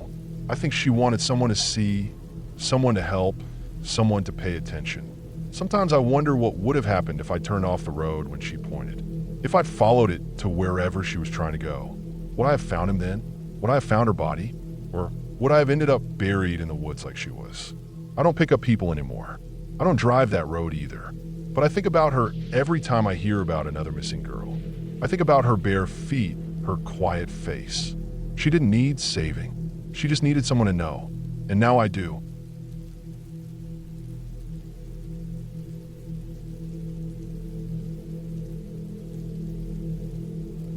I was house sitting for my friend Jason while he was out of town for work. He had one of those newer houses built in a quiet suburb about 20 minutes outside the city. The kind of neighborhood where all the houses look alike, where people mow their lawns on Sundays and wave at each other from driveways. Clean streets, motion lights on every porch, barely any crime. Safe in a boring kind of way. I was between jobs and Jason offered me a few $100 to stay there for the week, feed his cat, water his plants, and keep the place from looking empty. It was easy money. The house had 2 floors, 3 bedrooms, 1.5 bathrooms. Big windows in the living room, blinds always drawn shut. Jason was tidy, military tidy. So everything was in its place, and it almost felt like I was in a hotel. The cat, Max, barely paid attention to me. He'd eat, do his thing, then disappear for hours. I mostly stayed on the couch, watching TV, flipping through his streaming services. By the second night, I'd gotten into a routine. Eat dinner around 8, lock the doors, feed the cat, maybe walk around the house once just to check windows, then crash on the pull-out couch in the living room. Jason had a bedroom upstairs, but I didn't feel right sleeping in his bed. It was the 3rd night that I started hearing it. I was asleep, or mostly asleep, when I heard 3 soft knocks. Not loud, just quiet taps. It was 1:11 in the morning. I remember because I looked at the cable box clock. It glowed bright blue in the dark room. I sat up disoriented. At first, I thought maybe I dreamed it. But the knocks came again. 3 quick, soft taps on the front door. Not enough to wake the dead, but enough to make my skin go tight. I got up, slowly, and moved toward the door. The porch light was on. Jason had a timer on it. It clicked on at 10 every night. I looked through the peephole. Nothing. Not a person. Not even movement. The street was empty. Everything was still. But I waited a minute longer, just in case, pressing my eye to the peephole so hard it started to ache. Still nothing. Eventually, I turned the bolt again, backed away from the door, and went back to the couch. I didn't sleep much the rest of the night. The next day, I told myself it was probably nothing. Maybe a raccoon on the steps or a tree branch tapping the house. I checked outside. There were no trees close enough. The porch was clean, the welcome mat undisturbed. Still, that night, I double-checked every lock before going to bed.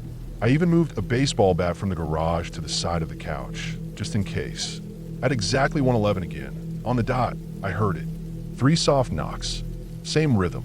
I was awake this time, watching TV with the volume low. I muted it immediately. I didn't move for a full minute. Just sat there listening. The house was silent. The knocks didn't come again. I stood up, grabbed the bat, and crept to the front door. I looked through the peephole again. Still nothing. Street empty. No footsteps, no signs anyone had been there. I opened the door a crack, the bat raised in one hand. Nothing on the porch, nothing on the steps, but the air felt cold, colder than it should have. It was early summer, and the nights hadn't dipped below 60. But I could feel it, something unnatural about the air. I shut the door, locked it again, and backed away. On the third night, I was ready. I didn't even bother trying to sleep. I sat on the couch in the dark, holding the bat across my lap, watching the clock. 1:11 came. 3 soft knocks. I didn't hesitate this time. I got up fast, flipped the deadbolt, and yanked the door open in one motion, bat ready. Nothing. Not even a car driving by. But this time there was something on the porch. A Polaroid photo, placed neatly on the welcome mat. I stared at it for a few seconds before bending down and picking it up. It was a photo of me, sleeping on the couch. The same couch I was using. The same blanket pulled halfway over me.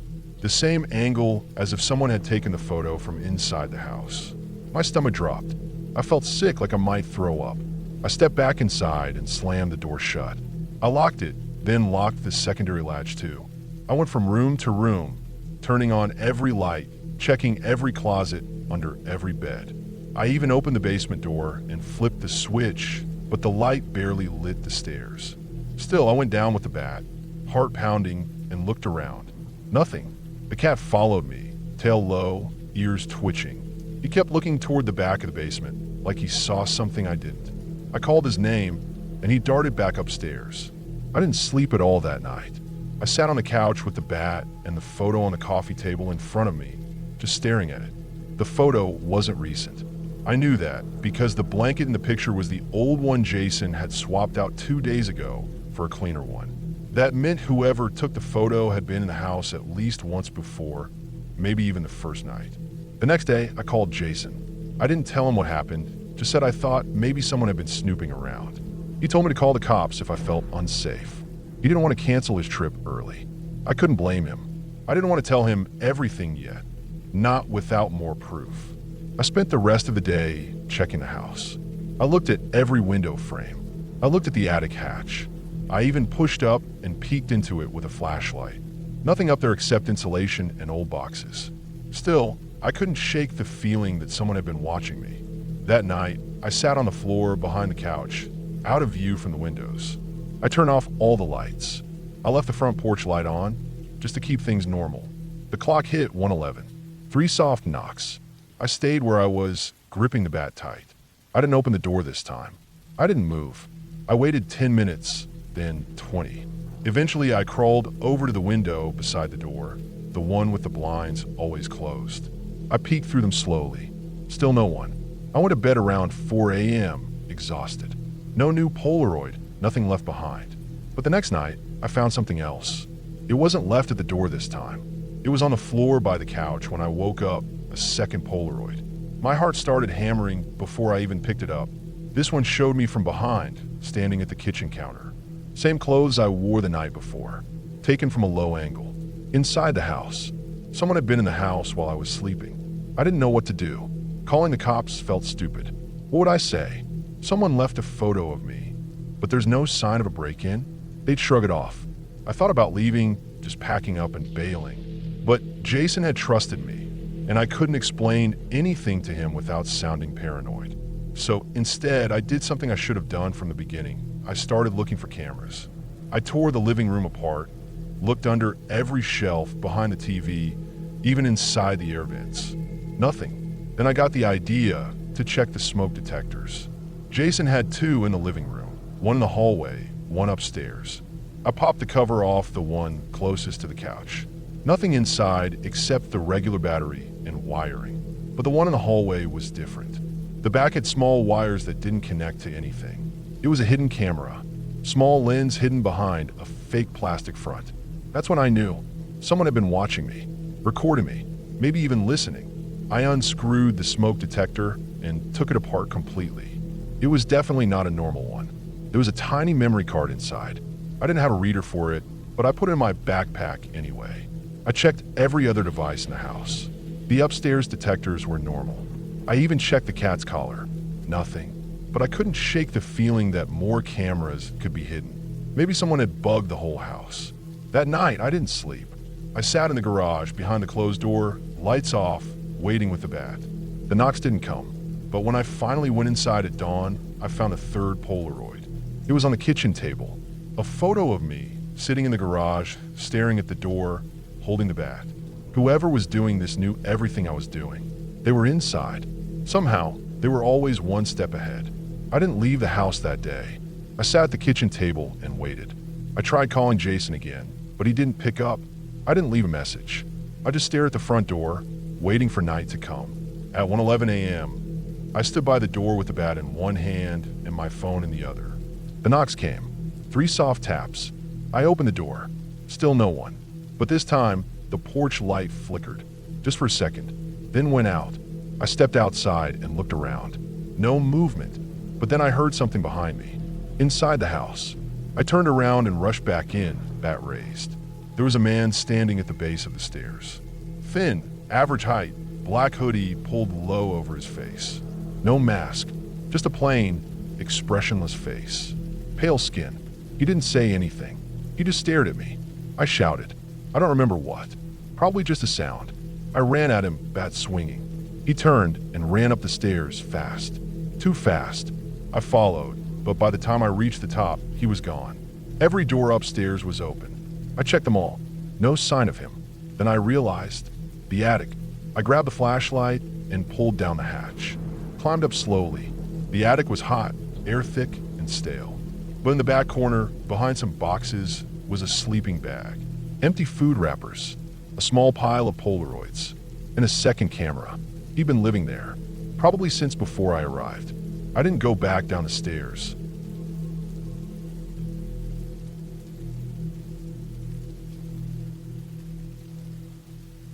It was late September when I decided to spend a few weeks fixing up my uncle's old house. He'd passed away that spring, and the property had been left to me.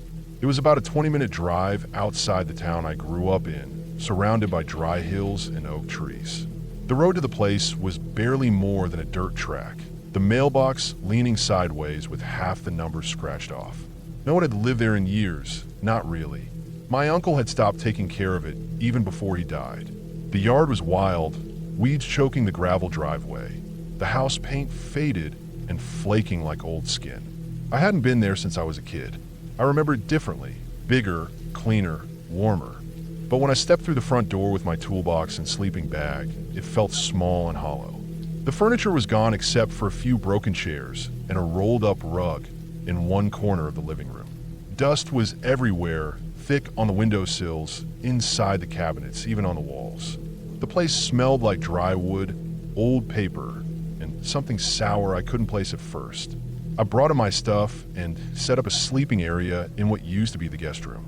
I had a foam mattress, a battery lamp, my phone, and a little camping stove. There was no Wi-Fi, no TV, and barely any cell signal. I didn't care. I wanted the quiet. I'd just gotten out of a rough breakup and had quit my job 2 weeks earlier. Fixing up the house was supposed to keep my head straight. The first few days were uneventful. I started with the walls, patching holes and sanding down the chipped areas. I painted over the yellowing wallpaper in the hallway and changed out some of the rusted door handles. I spent mornings working, afternoons walking through the overgrown yard or driving into town for supplies. I didn't see a single neighbor. The house sat alone on a small hill, the closest property half a mile down the road. At night, I listened to the wind move through the trees and the wood creak under the weight of time. Sometimes the sounds felt too close, like footsteps in the attic or a door closing down the hall. But every time I checked, there was nothing. Just the old house settling. It was the 6th night when something changed. I had just finished dinner, chili warmed up on the stove, and was brushing my teeth in the tiny bathroom when I heard a thud. Not loud, but sharp. It came from under the floor. I froze, toothbrush still in my mouth. The sound had come from the crawl space. I'd only looked at it once since arriving. The hatch to it was in the hallway closet, a wooden square with a small metal handle. When I checked on the first day, it was latched shut and I didn't think much of it. I rinsed my mouth, turned off the bathroom light, and stood in the hallway. The house was quiet again, but something felt different, the kind of silence that presses against your ears. I told myself it was probably an animal, a raccoon or a possum. The crawl space wasn't sealed perfectly. It made sense. Still, I walked to the closet and opened the door. The hatch was undisturbed. I grabbed my flashlight from the toolbox and opened it slowly. The hinges groaned. The smell hit me immediately, damp earth and something metallic like rust and sweat. I aimed the light into the darkness below. That's when I saw him. He was crouched at the far end of the crawl space, maybe 10 feet from the opening. A man. His eyes were wide, almost glowing in the flashlight beam. His face was dirty, beard patchy, hair greasy and long. He wasn't moving, just squatting there like an animal caught in a trap. In his hand, he held a knife. Not a kitchen knife, but one of those short hunting blades. The blade was dark. Could have been old blood. Could have been dirt. I stared at him. He stared at me. Then, he leaned in slightly, his lips barely moving, and whispered, "Don't tell him I'm here." I didn't think. I just slammed the hatch shut and backed away, almost tripping over the closet door. My heart was pounding so hard I thought I'd pass out.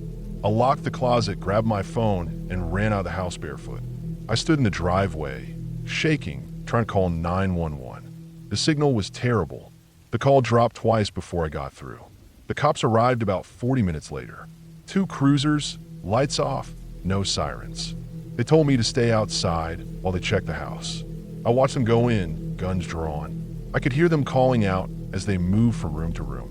Then they opened the crawl space. Nothing. They said it was empty. No man, no knife, no sign anyone had been there. One of them crawled all the way under the house and found nothing. They asked if I'd seen a neighbor, someone passing through. I told them no, told them exactly what I saw. They nodded, made notes, and looked at each other like they didn't quite believe me. One of them asked if I'd been drinking or taking anything. I told them no, and I hadn't. I was sober, clean, and scared out of my mind. They said they'd patrol the area and left. I didn't sleep that night. I locked myself in the car and kept the door shut, flashlight in one hand, a crowbar in the other. Every sound made my skin crawl. The wind against the windows, the occasional rustle in the trees. I didn't go back inside until the sun was fully up. The next day, I packed up half my stuff and drove to town. I told myself I'd come back when I had better cell reception and maybe a friend to stay with me. But I couldn't let it go. I kept thinking about that man, the way he looked at me, the way he spoke, the fear in his voice. Don't tell him I'm here. Who was he talking about? I called a locksmith and had him install a new deadbolt and a chain lock on the front door. I also put a new padlock on the crawl space hatch. Then I bought a motion sensor camera and set it up inside the hallway, pointing right at the closet. I left it recording and went to stay in a motel for a few days. When I checked the footage, there was nothing. Days passed. I returned to the house once every 2 or 3 days, mostly in the daytime, to keep working. But I never stayed past sunset. The house felt wrong now. I couldn't focus. I kept checking over my shoulder, listening for sounds, staring at the floorboards. I started noticing small things. A pair of dirty footprints in the hallway one morning. A light bulb unscrewed in the bathroom. Once, I found the front door unlocked, even though I swore I'd locked it the night before. I changed the locks again. Bought another camera. Eventually, I finished what I could. Patched the roof, fixed the plumbing, replaced the windows. But I never felt right there again. The air in that house stayed thick like something was watching. I checked the crawl space hatch every time I left. It was always locked, but I never opened it again. I sold the house 6 weeks later. I listed it low, way under market value, just to get rid of it. A young couple bought it. I didn't say anything to them. Didn't mention the man. Didn't mention the night I saw him crouched under the house, whispering. I felt guilty, but I wanted it out of my life. I needed it to be someone else's problem. Months passed. I moved into a small apartment back in the city. Got a job doing handyman work. Things felt normal again. Sometimes late at night, I'd think about that house and wonder if the new owners had ever found anything. I searched for their names online more than once, but never saw any news. No crimes, no disappearances, nothing. Then, a year later, I got a letter. It came in an unmarked envelope. No return address, just my name, written in shaky block letters. Inside was a piece of lined paper, torn from a notebook. No greeting, no signature, just one line. You told them I was here. That was it. I moved again a week later. Changed my number. Never went back. I didn't tell anyone. Not friends, not family. I didn't report it. What would I say? I never found out who the man was. I never found out who he was, the one he was hiding from. And I never found out how someone knew where I lived after all that time.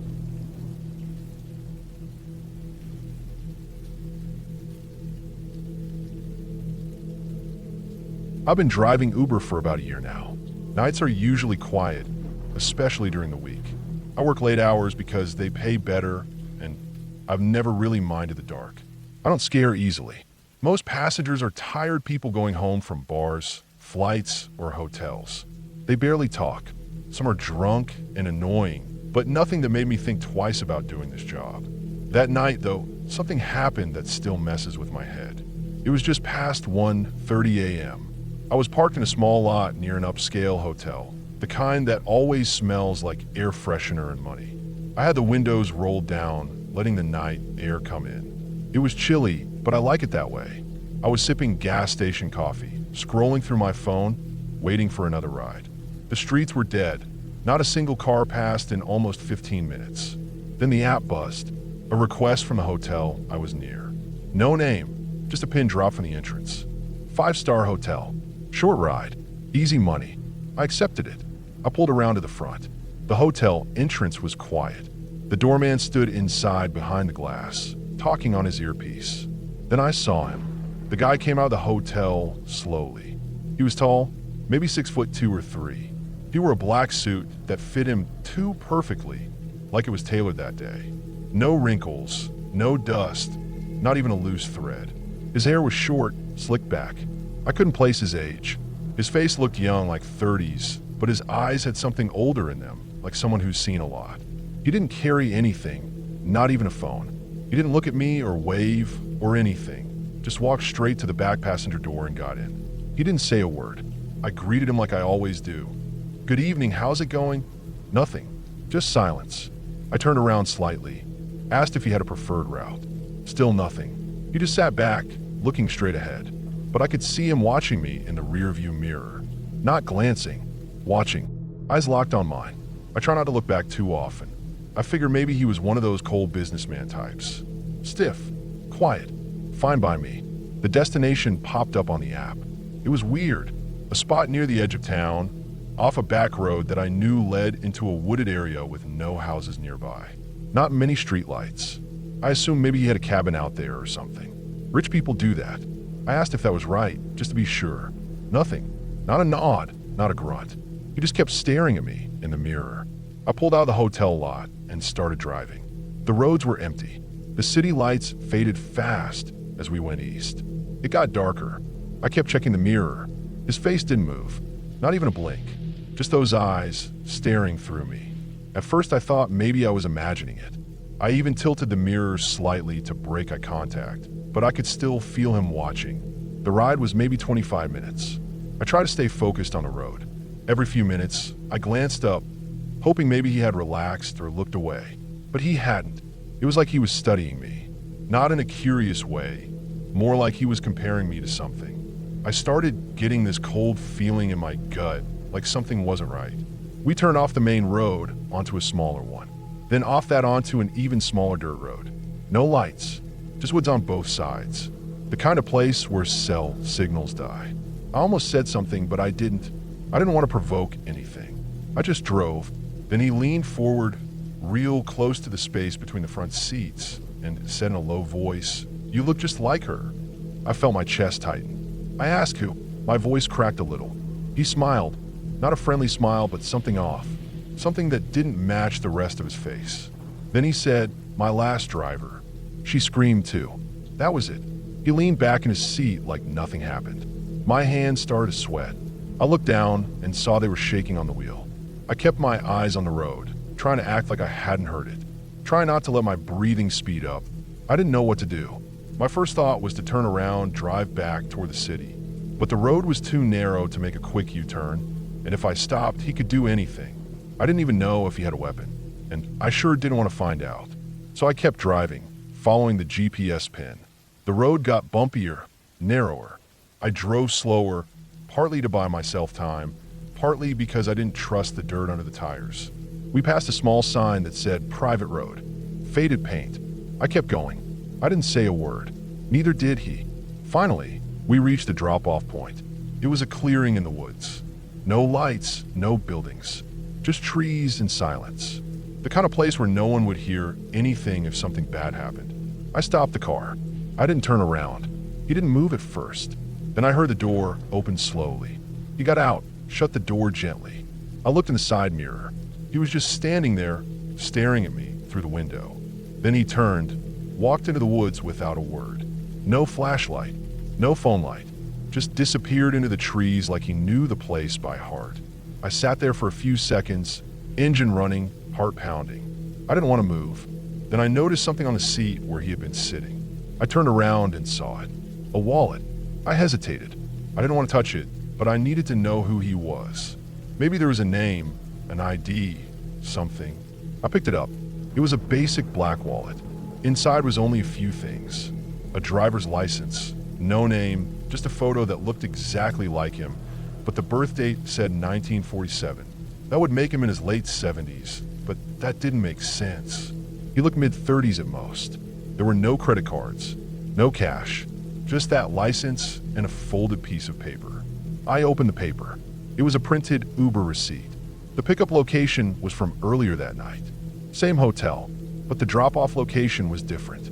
A spot miles away, near a river. The driver's name was listed. Female. I didn't recognize it. I looked at the time. It was exactly 24 hours before my ride. Same hour, same hotel. I felt sick. I put the wallet back on the seat and floored it, tires spinning in the dirt. I didn't care about the GPS. I just wanted to get back to pavement, back to the city, somewhere with lights and people. I drove faster than I should have, checking the mirrors constantly. I didn't see him. No one followed. When I got back into town, I pulled into a gas station, parked under bright lights. My hands were still shaking. I sat there, staring at the dashboard, trying to understand what just happened. I looked at the app. The ride had cleared, and the fare was processed. His account showed no profile picture, just a blank gray icon and a name that sounded fake, John D. I tried reporting it through the app. They said they'd look into it. Nothing ever came of it. I even brought the wallet to the police the next morning. They took it, but didn't seem too concerned. Said maybe it was a prank or the guy was off his meds. When I asked about the receipt with the other driver's name, they said there was no report of any missing female driver from that night. I searched online for days. Nothing. No news stories. No missing persons. It was like she never existed. But I know what I saw. That name. That receipt. His words. You look just like her. After that night, I stopped driving Uber. Sold my car. Got a regular job during the day.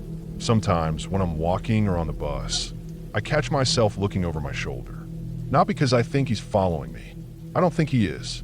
But because I still don't know what I saw, or what he meant, or what happened to her. I still see his face in the mirror sometimes. Not when I'm dreaming, just when I pass by glass or turn too quickly. That look, cold, empty, like he was remembering something bad. But the part that gets me the most, the part that won't leave my mind, is how calm he was.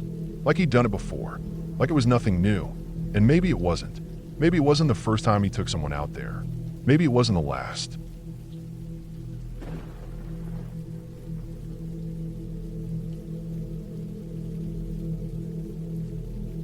It started with a random idea. I was bored, sick of the noise, the same routine, the screens, the traffic, everything. I wanted to get away from the world for a bit. Not forever, just long enough to breathe without hearing sirens or emails or people. I didn't want a vacation at a resort or a beach or anything like that. I wanted isolation, somewhere far away, off-grid, away from everything. I found this listing online. It wasn't even on a regular booking site. Just a small post on a forum, buried under threads about camping and bushcraft. A man named Craig had a cabin way out in the middle of the Upper Peninsula of Michigan. He said it had no power, no signal, no roads nearby. You had to hike in a couple miles from a logging trail, but the cabin was stocked with firewood, a basic bed, and clean water from a nearby stream. Said it was perfect for someone wanting real solitude. I didn't think twice. I messaged the guy, wired him a deposit, and he emailed me GPS coordinates and instructions. Told me there was no lock on the cabin. Nobody went out there except him, and he only checked on it once a month. He said if I saw anything broken, just to leave a note. He trusted people who found the place knew better than to mess it up. I packed light. Sleeping bag, headlamp, food, a good knife, some books, a journal, a map, and a cheap flare gun just in case. I didn't tell anyone exactly where I was going. Just said I was heading north for a solo trip. I didn't want people checking in or worrying. I parked at the trailhead late in the afternoon. My phone already had no service. There were no other cars, just trees and silence. I locked my car, threw my pack on, and started walking. The trail wasn't marked, just a narrow cut through thick forest. Old boot prints in the dirt, maybe from Craig or someone else weeks ago. It took almost 2 hours to reach the cabin. It was exactly where he said it would be, tucked between a small hill and a shallow creek, surrounded by thick pine trees. The air smelled like moss and old wood. The cabin looked worn but solid. A-frame, single room, small porch, tin chimney. One dirty window. Inside, it was musty but not rotten. A small cot with a foam mattress, a shelf with cans of beans and rice, some candles, a little wood stove, and a table with a chair. It was perfect, simple and quiet. I spent the first evening settling in. I boiled stream water just to be safe, built a small fire in the stove, and watched the light fade behind the trees. No phone, no sound, no other people. Just the wind through the trees and the soft groan of the cabin shifting with the cold. I slept better than I had in months. The next few days were exactly what I needed. I read, I hiked, I wrote in my journal, I listened to birds and watched deer move through the woods. I didn't see another soul. I kept the fire going at night and listened to the popping of the wood as I dozed. Every morning was foggy and still. Every night was darker than anything I'd experienced before. No stars, no moon some nights, just thick black woods. I loved it. But around the fourth night, something shifted. It wasn't anything dramatic, just small things. The first thing I noticed was a boot print near the stream. It wasn't mine. It was deeper, wider, not fresh, maybe a day old. I crouched by it for a while, looking at the direction it was heading, toward the cabin. I told myself it was probably Craig checking on the place. But the instructions said he only came once a month. I hadn't heard anyone. I hadn't seen anyone. The woods were so still, I would have heard if someone came down the trail. I let it go. I didn't want to let paranoia ruin the trip. That night, I woke up to a sound. It was soft, a kind of scraping, like something sliding across the porch boards. I froze in my sleeping bag. The fire had burned low. The cabin was nearly dark. I sat up, grabbed the knife beside the bed, and listened. The sound came again, slower this time, a long, dragging noise followed by a soft thud, like something being dropped. I stood up quietly and moved toward the door. The only light came from a candle burning low on the table. I didn't open the door. I didn't want to.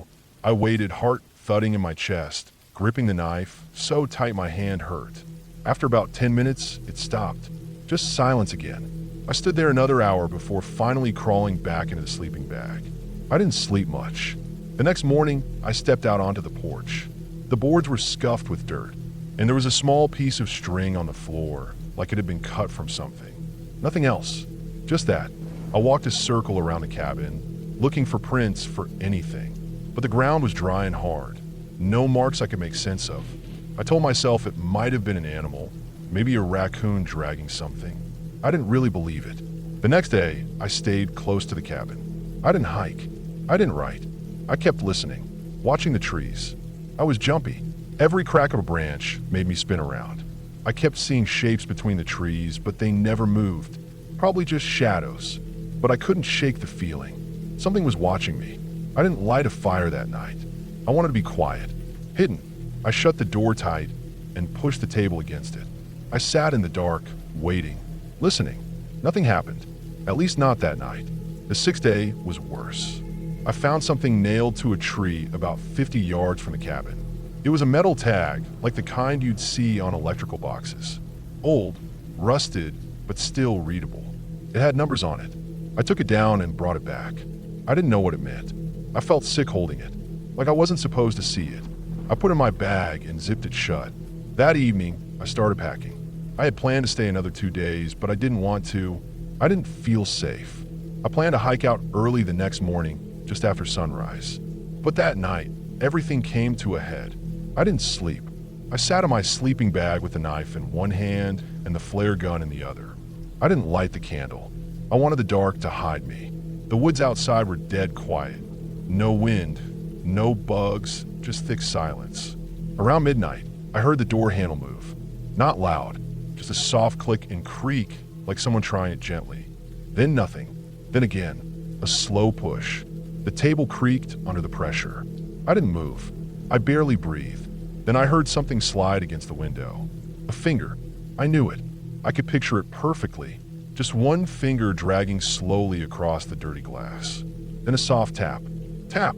Tap. I waited, heart pounding, my throat dry. I didn't yell. I didn't run. I waited. After a few minutes, it stopped. I didn't sleep at all. When morning came, I opened the door slowly. There was nothing there. No tracks, no marks, nothing. Just damp boards and cold air. I threw everything into my pack, slung it over my shoulder, and started walking. I didn't eat. I didn't drink. I just walked. Fast, nonstop back to the car. The trail felt longer than before. Every sound made me spin around. I kept feeling like someone was behind me, just out of sight. I finally reached the car around midday, panting, sweating, shaking. I unlocked the door, jumped in, and locked it behind me. As I turned the key, I noticed something tucked under the windshield wiper. A piece of folded paper. My stomach dropped. I stared at it for a while, then opened the door, snatched it, and slammed it shut. I unfolded it slowly. It was written in pencil, shaky handwriting, like someone wrote it fast or with bad hands. It said, "You're lucky you left." That's all. No name, no date, nothing else. Just that. I crumpled it up and drove. I didn't stop until I was halfway back to the city. I didn't call the police. What would I say? That someone watched me in the woods? That I heard noises and found a note? There was no crime, no proof, just fear. And I didn't want to go back there. Ever. I never heard from Craig again. I sent him a message when I got home, just to say I left early and that the cabin was fine. He didn't reply. The listing disappeared a few days later. I searched for it, tried to find other posts by him, but nothing. It was like he vanished too. I still don't know what happened out there. I don't know who left that note, or why they said I was lucky. I think about it a lot, especially at night. I try to convince myself it was some drifter, maybe a hunter, someone living rough in the woods who didn't like me being there. But that doesn't explain everything. It doesn't explain the finger on the window, the quiet tapping, the fact that they never broke in or tried harder to scare me. They just watched. They were patient. And that's what scares me the most. They didn't want to hurt me. Not yet. But they wanted me to know they were there. They wanted me to feel it. And I did. Every second.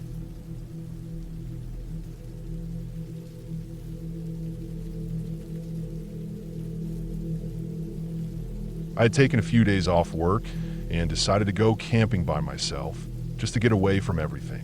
No cell service, no notifications, no people. Just me, the trees, the river, and the quiet. I had done this sort of thing before, solo camping in more remote places, and I liked it. It gave me a sense of peace and a weird sort of confidence that I could rely on myself. I packed up my truck with everything I need: food, water, my tent, sleeping bag, cooking gear, a few beers, and the usual safety stuff: bear spray, a buck knife, a first aid kit, a small hatchet. I kept everything organized and packed in tubs, so setting up or breaking camp wouldn't take long if I had to move quick. This time I picked a valley in a national forest that I hadn't camped in before. It was deep enough that there was no cell signal, and there were a few trailheads nearby that led up into the hills. I figured I'd spend a few nights down there and maybe do some hiking. I got to the area around midday, and I drove a few forest roads to scope out a good spot. Eventually, I found a turnout near a trail. I parked, shouldered a day pack, and went off to hike a little bit before setting up camp. I I stayed out longer than I meant to. The trail kept winding up, and it was quiet and beautiful. I didn't see another person for hours. The sun dipped behind the trees before I realized it was getting late, and I should head back. It was on the way down that I ran into the guy. He seemed like a local, mid-40s, maybe clean enough, wearing an old flannel shirt, canvas pants, and boots that looked worn but taken care of. He wasn't carrying a pack, just a water bottle and a walking stick. We talked briefly, and I mentioned I was looking for a decent spot to camp. He said he knew a good one not far from the road, but hidden from view, close to the river. He seemed friendly, and I got a good vibe off him. Not pushy, just helpful. We walked back toward the road together, and he led me to a spot just off a pullout, about a 5-minute walk through the brush. Sure enough, there was a little clearing by the riverbank. It was flat, the trees broke just enough to see the stars, and I could hear the water running maybe 30 feet away. If you didn't know it was there, you'd walk right past it. It felt tucked away in a good way. He said he used to camp there when he was younger and still came out once in a while. I thanked him, and he headed back toward the road. I didn't see or hear him again after that. I was losing daylight fast, so I decided to keep it simple. Instead of setting up my tent, I folded down the back seats of my truck and laid out my sleeping bag in the truck bed under the topper. I like sleeping in there sometimes. It felt secure, and I didn't have to worry about weather. All my gear was tucked into the side bins, and I had just enough room to stretch out. I got a fire going with some branches I found nearby and cracked a beer. I had one of my friend's comedy podcasts downloaded on my phone, and I played that on a little Bluetooth speaker while I made some food. I was laughing pretty loud at some point, not really thinking about how quiet everything else was around me. I wasn't exactly being subtle. My fire was bright. I was playing audio. I was drinking and talking to myself, reacting to the podcast. If anyone was within earshot, they knew I was there. The air was cold, but not freezing. I added some more wood to the fire and sat there while just listening to the river, drinking slowly, try to stretch the buzz. Eventually, I climbed into the truck, pulled my sleeping bag around me, and passed out with the smell of smoke still in my nose. I don't know what time it was when I woke up, but it was early, the sky still pale gray. My back was stiff and my mouth was dry. I lay there for a bit listening. It was quiet. I didn't hear anything unusual, just the river and some birds, no strange sound in the night. I felt a little groggy, but I'd slept okay. I sat up, stretched, and opened the back window of the topper. The fire had died out completely, but it was still warm in the fire ring. I got out, grabbed a beer from the cooler, and started putting together breakfast. I had some eggs in a small container and a couple sausages vacuum sealed. I fired up my little camp stove and got the pan ready. I remember cracking the egg and watching it sizzle when I felt it. Something was off. That sudden, slow-building feeling you get when something's wrong, but your brain hasn't fully processed it yet. Like the light changes slightly, or the sound of the bird stops for a second. That kind of thing. I looked up and scanned the edge of the clearing. That's when I saw him. There was a man standing maybe 30 feet away, half behind a tree. Not really hiding, not moving, just there. Watching, or not watching, because he wasn't looking directly at me. His head was turned slightly to the side, but his eyes didn't meet mine. He had this wild, matted beard and long hair, and he was covered in what looked like plastic grocery bags, dozens of them, tied all over his clothes. Some were just hanging, some knotted around his arms and legs. They fluttered a little in the breeze, making this crinkling sound. His clothes underneath looked dirty and worn, maybe military surplus or some kind of work gear. I froze for a second. I didn't know what to do. I just stood there holding the spatula in one hand, the beer in the other. I said something like, "Nice morning," out of reflex, just trying to sound casual. No response. He didn't even flinch. I offered him some breakfast. Nothing. He took a few steps, not toward me, but sort of along the edge of the camp, pacing the perimeter slowly, always with his head turned slightly away like he was pretending I wasn't there. I watched him circle. Every few steps, he'd stop and sort of shift his weight, like he was thinking of doing something but couldn't decide. Still no eye contact, no sound, no reaction. I offered him a beer. Still nothing. He kept pacing. I wasn't sure if he was high or mentally ill or what. But whatever it wasn't right.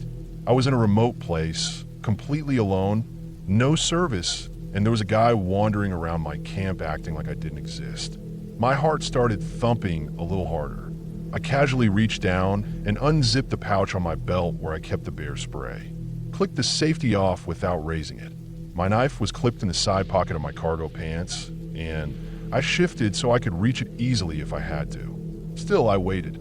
I didn't want to escalate anything. I figured maybe he'd just wander off, but he didn't. He just stood there eventually, his back half turned to me, swaying slightly, bags fluttering, not speaking, not moving away. That's when I realized he had no intention of leaving. I raised my voice, told him he needed to either say something or leave right now. I used strong words, louder than I meant to.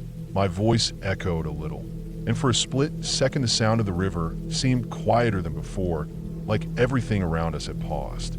Nothing, not even a twitch. That scared me more than anything. No flinch, no glance, no change in posture. Just that slow, swaying stillness. That was it. I wasn't playing the waiting game anymore. I stepped forward maybe 5 or 6 feet with the bear spray pointed at him, thumb on the trigger. I said something like, "I'm not fucking around, man." He finally moved, but not the way I expected. He didn't react like someone caught or startled. He just turned and sulked off through the trees, still not looking back. No rush, no panic. Just walked away, crinkling as he went, until I couldn't see him anymore. I stood there, my heart pounding, trying to figure out if he doubled back or was watching me from somewhere else. Every tree looked like it could be hiding him. I walked backwards to the truck, never turning away from the tree lane. I didn't clean up. I didn't finish cooking. I didn't pack anything nicely. I just started grabbing my gear and throwing it into the truck as fast as I could. I left the fire pit as it was, pan still greasy, some food still out. My only thought was getting out of there as fast as I could. I didn't know if he had a weapon. I didn't know if he was alone. But the way he acted like I was just furniture in his space, that scared the hell out of me. I slammed the truck doors, turned the key, and peeled out of that hidden spot so hard my tires kicked up gravel. I didn't stop driving until I had cell service again, maybe 30 minutes down the road. I pulled over and just sat there in the cab for a while, breathing, watching the trees out my side mirror. I kept thinking about the night before, how visible I'd been. The fire, the light, the laughter, the beer cans. I made so much noise. If he'd been nearby, if he'd seen me, he would have known I was alone. I kept wondering if he'd been watching from the woods, if he saw me crawl into the back of my truck and fall asleep, if he crept up during the night, if he'd stood at the edge of the trees, just outside the light, and waited. I'll never know for sure, but I do know one thing: I was lucky. Lucky I didn't set up my tent, lucky I didn't sleep out exposed, lucky I had bear spray close and my keys ready. Whatever that guy wanted, it wasn't to share breakfast. I've done a lot of solo camping before and since, but I've never once let myself get that comfortable again. I still go into the woods, but now I make damn sure I keep a low profile. No fires after dark, no music, no lights brighter than a headlamp. And I always sleep where I can get out quick. Somewhere out there, that man's still walking, still pacing, still wrapped in bags, and maybe, just maybe, he's still watching.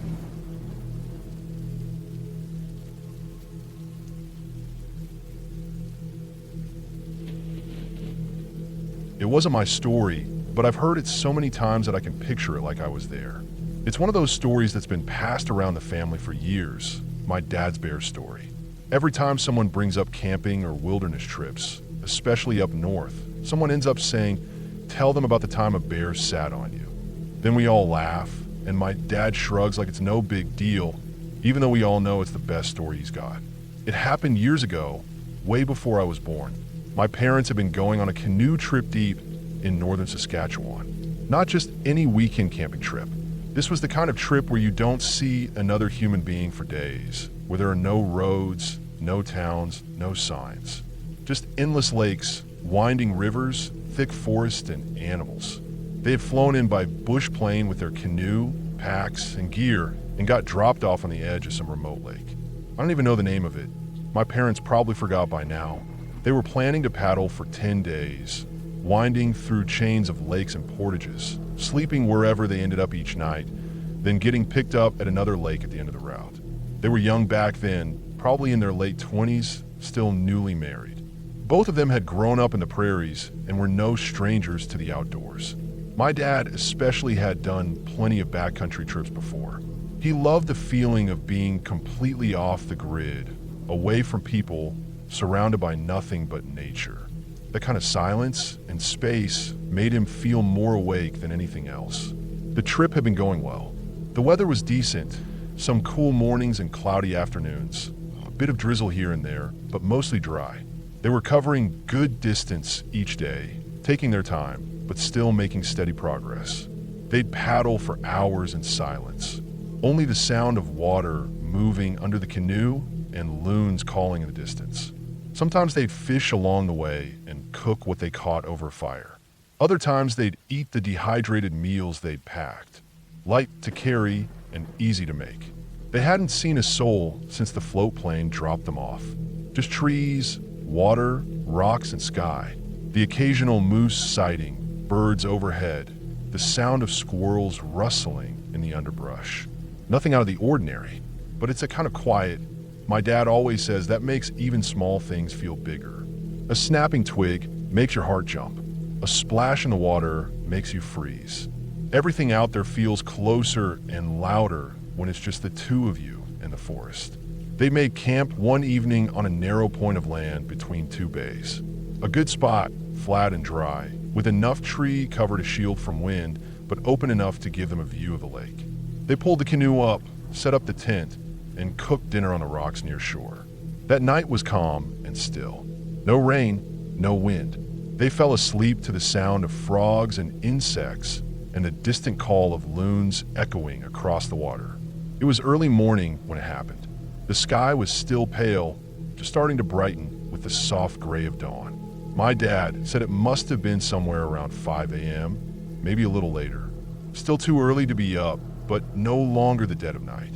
The air was cold, not freezing, but enough to make you pull the sleeping bag up to your neck. The kind of cold that makes everything feel sharper. He woke up to a noise, a deep rustling, not like leaves blowing in the wind, but something heavier, something moving through bushes right outside the tent. He wasn't fully awake, still groggy, his brain catching up to his ears. He thought maybe it was a deer, or maybe just a squirrel digging around. But then it got louder, closer. He sat up halfway, still zipped into his sleeping bag, trying to listen. My mom was still asleep beside him, or at least not moving. The sound wasn't just in the distance anymore. It was right behind the tent, like something big moving through the undergrowth. A few seconds later, everything changed. The back wall of the tent collapsed. Not just sagged, but crumpled inward, like someone had dropped a mattress on top of it. The weight hit hard and sudden, right where my dad was sitting. It knocked him over, pushed him down into the sleeping bag. He couldn't see anything, couldn't move much. The tent fabric was wrapped around him, pressing him down, and something heavy was right on top of him. He said for a split second, he didn't know what was happening. It wasn't fear at first, it was confusion. He thought the tent had collapsed from wind, or maybe a tree branch had fallen. But then the weight lifted fast. Whatever it was, it gotten off the tent in a hurry. The pressure was gone in an instant, and the tent wall popped back up, sagging but no longer crushed. Now he was wide awake, heart pounding, adrenaline pumping. He unzipped the sleeping bag, scrambled to sit up, try to get his bearings. My mom was up too by then, both of them trying to figure out what just happened. They unzipped the tent flap, pushed it open, and looked out. And there it was, maybe 10 or 15 feet away. A black bear, standing in the open space just beyond the bushes, facing them. Not running, not growling, not baring its teeth. Just standing there, still, looking just as confused as they were. The bear was big, not massive like a grizzly, but definitely an adult. Thick black fur, round body, nose up like it was sniffing the air. It didn't seem aggressive or angry, just startled. My dad thinks it must have been foraging in the bushes behind the tent, maybe digging around for berries or roots, and lost its footing. The slope behind the tent had a bit of a drop, and the undergrowth was thick. If the bear had been walking along the edge, it might have slipped and tumbled right into the side of the tent. For a few seconds, nobody moved. Then the bear turned, slowly at first, then quicker. It loped off into the trees, crashing through the underbrush, and disappeared. Just like that. Gone. They stepped out of the tent, still shaking. The back of the tent was crumpled in, one pole bent, the fabric stretched. No claw marks, no blood, nothing violent. Just a mess of crushed gear and a clear depression in the bushes where the bear had slipped through. The whole thing had lasted less than a minute, but it had been real. My dad had actually been sat on by a bear. Not attacked, not mauled, just sat on. They didn't pack up right away. They stood around in their socks, looking at the trees, listening for any more movement. But the forest had gone quiet again, just birds and wind. Eventually, they made breakfast, ate in silence. They didn't even talk about it right away, just kind of let it sink in. After they'd eaten, they packed up camp, fixed the tent as best they could, and got back in the canoe. The rest of the trip went on without incident. They paddled for another 5 days, camped in different spots, saw no more bears. But the feeling stuck with them. That realization that out there, you're never really alone. That no matter how quiet or remote a place seems, something bigger could be just around the corner. They didn't tell anyone right away when they got back. It was too strange, too surreal. But over time, it became part of the family lore. My dad would tell the story always the same way, with the same steady tone. Not dramatic, just factual. He doesn't exaggerate. He doesn't need to. It wasn't until years later that I really understood how strange it was. I'd seen bears before, on hikes and in parks, but always from a distance. I couldn't imagine waking up to one crushing the side of my tent. The fact that it ended the way it did, with nobody hurt, no damage beyond a bent pole, feels like luck, but also like a reminder that nature doesn't follow our rules. That things happen out there you can't plan for. There's no big moral to the story. No ghostly figure in the woods, no magical moment. Just a bear, a tent, and a very startled man in a sleeping bag. But it stuck with me. That image of the bear, pausing just long enough to look back, like it was as surprised as they were. Like it hadn't meant to cause any trouble. It was just a moment of overlap, man and animal crossing paths by accident. And maybe that's what makes it such a good story. It's not some wild survival tale or horror story. It's just real, honest, strange in the way that only true things are. So yeah, my dad can say, truthfully, calmly, that he's been sat on by a bear. And somehow, that one quiet, ridiculous moment in the wilderness ended up being the story he tells more than any other. Because it happened. Because it could happen again. Because when you go that far into the wild, you never really know what's going to show up at your tent at 5 in the morning. And that's the story. Nothing more, nothing less. Just a cold morning, a confused bear, and a crumpled tent.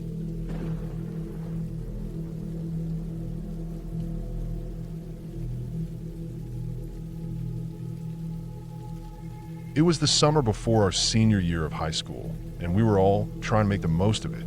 There were 5 of us, me, Sam, Nate, Jordan, and Tyler. We've been talking about doing a proper camping trip for months, something that wasn't just setting up a tent at a local campground and hanging around near the car. We wanted to do something real, out in the woods, away from everything. So one weekend in late July, we loaded up our backpacks with gear, food, and water and drove out toward the mountains. None of us had any real experience with long hikes or backcountry camping, but we were 17 and thought we knew everything. We parked the car at the trailhead just after sunrise. The plan was to hike about 10 or 12 miles into the woods, find a decent flat spot to set up camp, spend the night, then hike back the next day. The trail started off easy enough, wide and flat, with trees stretching tall on either side, but it didn't take long before it narrowed and started climbing steeply. The sun climbed higher and the heat followed us. We were drenched in sweat within an hour. The weight of our packs started to sink into our shoulders. Our legs got sore fast, and we stopped more than we should have. But we were determined to keep going. We passed no other hikers. The trail seemed forgotten, almost like it hadn't been used in years. Moss grew over rocks, and thick underbrush spilled out across the trail in spots. There were long stretches where none of us talked. All we could hear was the steady crunch of boots over dried pine needles and the occasional sound of a bird or a squirrel off in the trees. Every once in a while, someone would mutter about how far we'd gone or how much farther we had to go, but mostly we just kept our heads down and walked. By the time we found a clearing big enough to set up our tents, the sun was already dipping low in the sky. It was a flat spot nestled between tall pines, with soft ground and just enough space for our 3 tents. We were completely surrounded by trees, and the air had that quiet, still feeling that only deep woods have. It was peaceful, but there was also something a little unnerving about it. Maybe it was just how far out we were. No cell signal, no sounds of cars or towns or people. Just the wind in the trees and the occasional crack of a twig somewhere in the distance. We didn't talk about it, but I think all of us were feeling it. How remote it was. How alone. We set up the tents quickly, more from exhaustion than efficiency. The 5 of us split into 2 tents, me and Sam in one, Jordan and Tyler in another, and Nate had a small one-man tent. We used a little backpacking stove to heat up some canned food, and we sat around on rocks and logs eating quietly. It was too late, and we were too tired to try and make a fire, and the light was fading fast. Once the last bit of sun disappeared, it got dark fast. The kind of dark you don't get in the city or even in the suburbs. No streetlights, no house windows, just a thick blackness that settled over everything. We had headlamps and flashlights, but we didn't use them much after dinner. None of us wanted to waste batteries. We talked a little, mostly joking about how wrecked we felt, then one by one we crawled into our tents. I was asleep within minutes. My body was completely drained. Every muscle ached, and the ground beneath my sleeping bag felt like heaven after the long hike. I don't know what time it was when I woke up. My phone was buried deep in my bag, and I didn't want to move much. But I knew it was late. The tent was pitch black, and the forest outside was silent. At first, I wasn't sure why I'd woken up. I lay still, listening. Sam was asleep beside me, breathing slow and steady. I didn't hear anything at first, just the occasional creak of the trees swaying gently in the wind. I was about to shift and to try to go back to sleep when I heard it. A soft crunch, like something stepping on dry leaves or twigs. I froze. It was faint, but it was definitely there. Another step, closer this time. Then another. It wasn't loud, but it wasn't far off either. The sound wasn't constant. It would stop for a few seconds, then start again, deliberate, careful, like something trying not to be heard. I held my breath. My heart was already picking up speed. My first thought was a bear, or maybe a mountain lion. Something big, but there was something strange about the way it moved. Too slow, too quiet. I listened harder. Another step, then another, then silence. And then it came from the other side of the tent. I swear it was like whatever it was, it circled around. It moved almost soundlessly, but I could still catch those faint, careful steps. The way it paused, then started again. It didn't sound like one thing either. After a few minutes, I started to hear it from multiple directions. One behind the tent, one near the side, another out front, all moving slowly, stopping and starting like they were surrounding us. I didn't want to wake Sam. I didn't even want to move. My arms were rigid at my sides, and my breath was shallow. I stared at the roof of the tent, barely blinking. I could hear my heartbeat in my ears. Then I made a decision. I had to see what it was. I couldn't just lie there and wait for something to happen. My flashlight was next to my sleeping bag. I moved slowly, inching my hand over and curling my fingers around it. I waited, listened again. The sounds were still there, soft crunches and movement just beyond the tent. I sat up slowly and unzipped the front flap just a few inches. My hands were shaking. The cold air rushed in, and the darkness outside felt thick like a wall pressing in. I clicked on the flashlight and pointed it through the gap. The beam cut through the dark, catching on tree trunks and branches. At first, I didn't see anything, just black and shadows and the foggy edges of light bouncing off leaves. Then I swept the light to the left, and I saw them. Eyes. A cluster of eyes staring back at me from the dark. My breath caught in my throat.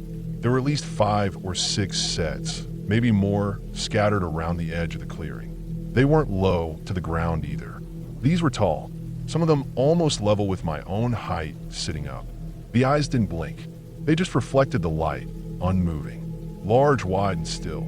I felt a wave of fear rise up from my chest, the kind that makes your skin tingle and your limbs go cold. I didn't know what I was looking at. All I knew was that they were watching, not moving, just there. I kept the flashlight on them. Slowly, The beam started to shake as my hand trembled. I thought about waking Sam again, but I couldn't take my eyes off those reflections. My mind was racing. Could it be people? But the way they stood, the way they didn't move or speak, it didn't make sense. They weren't people. Eventually, after what felt like forever, one of the sets of eyes shifted. The figure moved, slowly, stepping sideways into better light. It was a deer, a tall buck with wide antlers, standing stiff and still.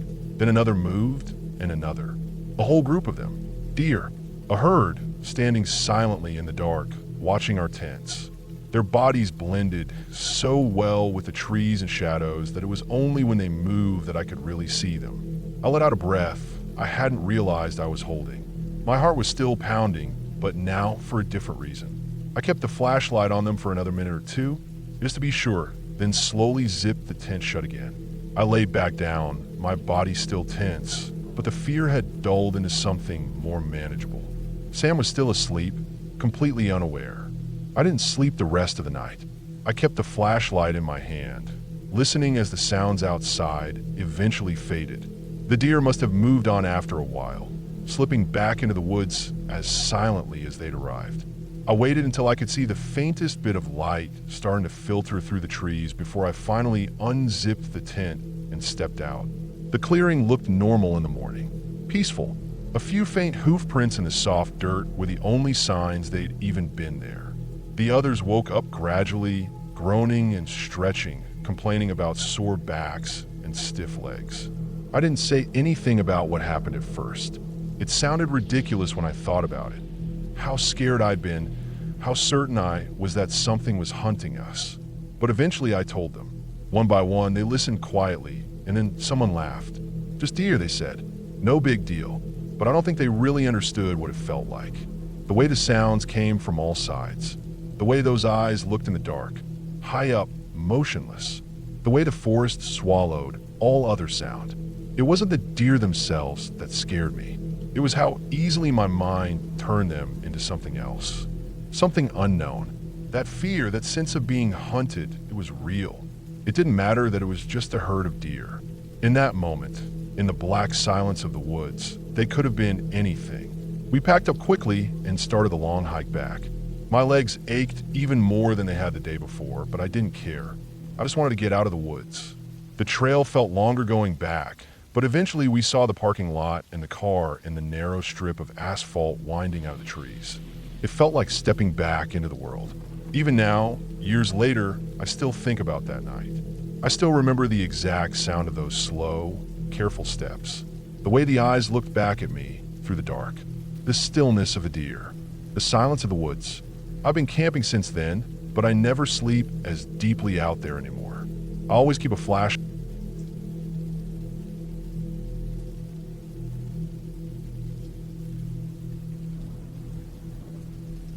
When I was a kid, camping was just something we did every summer. It wasn't a question of if we'd go, it was where. My parents liked to rotate spots, usually picking from a short list of favorite places. Virginia Beach was the most exciting for us kids, especially when we got to stay close to the boardwalk. Westmoreland was my least favorite. It always felt buggy, muddy, and too quiet. But then there was Assateague, which had its own strange charm. Wild ponies, salt air, and the feeling that the whole place had been left untouched for a long time. I didn't realize how unusual it was at the time. It was just what we did. One summer when I was around 9 or 10, we went back to Assateague. It was supposed to be a longer trip, about a week or so. The weather was good, not too hot, and the ocean breeze made the heat easier to deal with. Our campsite was tucked into one of the areas not far from the beach. Sand everywhere. You could hear the waves when the wind shifted just right. We had picked a site with enough space to spread out, so we set up 2 tents, one for my parents and one for me and my older brother. Ours was maybe 30 or 40 feet away from theirs, close enough to see each other's silhouettes if a lantern was on, but far enough that it felt like our own space. The first couple of days were mostly uneventful. We did the usual things, collected driftwood, ate burnt hot dogs, sprayed ourselves with bug repellent until it felt like we were coated in syrup. I remember the flies were bad that year. They'd land on your ankles and bite without you even noticing until it started to itch. We stayed out late, watching the stars, and then crawled into our sleeping bags after the fire burned low. By the third or fourth night, I had settled into the routine of camping. The salt air made you sleep heavy. Even with the sounds of the wind, the bugs, and the waves, I had started to sleep deeply, not waking up to the usual nighttime rustlings. But that one night stuck with me. It was strange from the beginning, and I've never forgotten the way it made me feel, like something was wrong even before I understood what was going on. It started with a sound that wasn't part of the usual chorus, a soft thudding, like footsteps in sand, slow and irregular. Then a pause, then again closer. I didn't wake up right away. What actually pulled me out of sleep was the way my mom moved. I was back in their tent that night because my brother had gotten sick the day before and stayed in the car with my dad, who wanted to keep a closer eye on him. So I was curled up next to my mom, half awake when she suddenly sat up, straight as a board. It wasn't just that she moved, it was how she did it. Quick, sharp, like something had jolted her. She didn't make a sound, didn't say a word, just sat there stiffly, looking toward the mesh screen of the tent door. There was no lantern on inside, but the moon was full or close to it, and the light outside was bright enough to cast shadows through the thin fabric. I blinked a few times, my brain foggy and confused. It took me a second to sit up and look where she was looking. At first, all I saw was the outline of the tent wall, a few shapes of trees behind it, and the lighter patches of sand. But then something moved, slowly, a silhouette. At first it was just a head, low and hunched, barely visible. Then it shifted into full view, and I froze.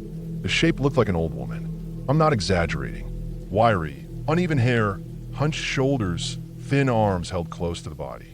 It was right up against the mesh screen, facing us, not moving, just standing there like it was watching. My first thought was that it was some creepy person who had wandered into our sight. Maybe someone crazy, maybe someone dangerous. I stared, heart thudding in my chest. I could feel the blood rush to my ears. My mom still hadn't moved. She was rigid, eyes wide. I didn't say anything right away. I couldn't. I just kept looking at this shadowy figure, trying to understand what I was seeing. My brain couldn't make sense of it. The longer I stared, the weirder it looked. The legs were wrong, short, too close together. The back was too long. The hair wasn't hair. It looked stringy, matted, almost wet. Still, the shape was so close to what a person might look like in that light that I couldn't convince myself it wasn't. Eventually, I whispered something. I don't remember what. Maybe just my mom's name. But as soon as I made a sound, the thing outside startled. It jerked its head up and bolted sideways in a blur. The shadow vanished. My mom grabbed the zipper and flung the tent flap open, and that's when we saw it clearly. It wasn't a person. It was one of the feral ponies that live all over Assateague. It took me a few seconds to register what I was looking at. The animal was already moving away by the time I could fully see it. Its mane was tangled and wild, the way the hair had hung in the moonlight.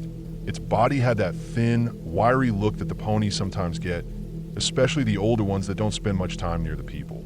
Its tail was long and matted, and its ribs showed faintly under its coat. It looked like it had seen some tough years. It had spooked when I spoke, and now it was trotting toward the trees, back down toward the beach. There were other shadows behind it, 2, maybe 3 more ponies quieter, keeping to the edges of the brush. It took a while for everything to click. We'd unknowingly set up our tent along one of their trails, paths the ponies use to move between the forest and the beach. They don't usually go near people if they can help it, but if you're right in their way, they'll come through. That pony must have been following its usual route, probably every night, and our tent was just another thing in its way.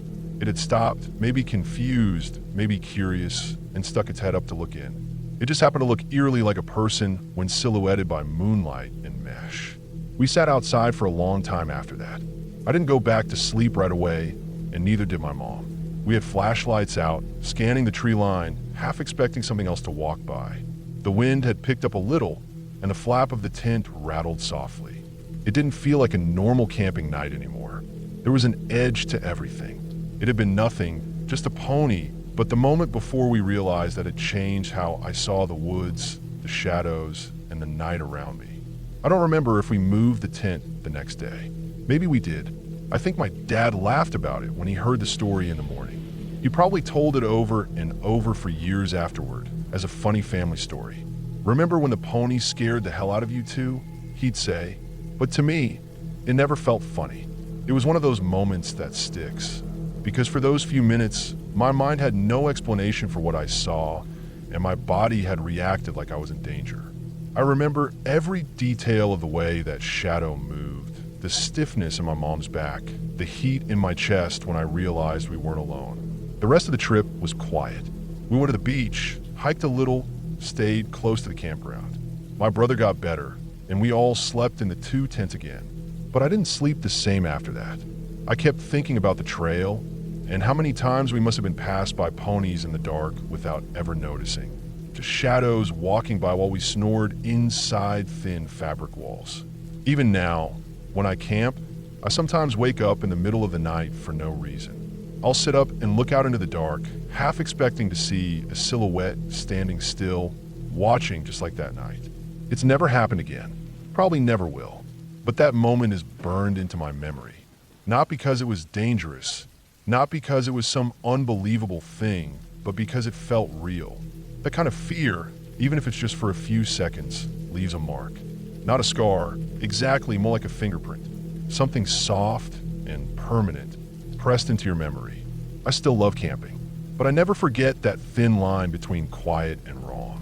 And I always check for trails.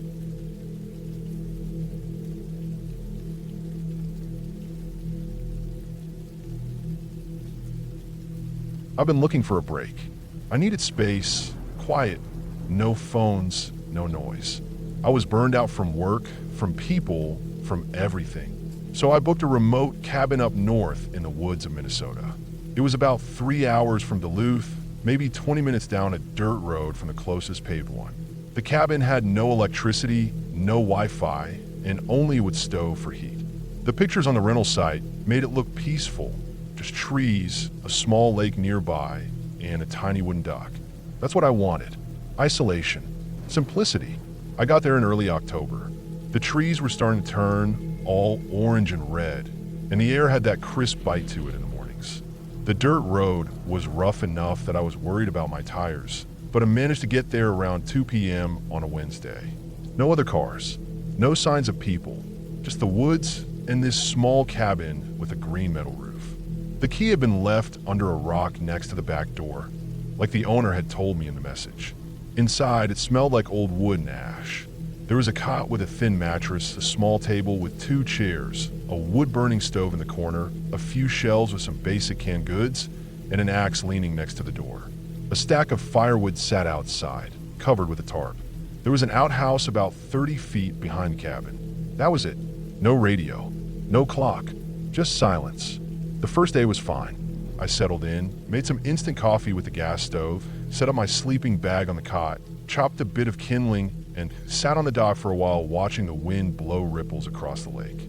The only sound was the trees moving and the occasional bird.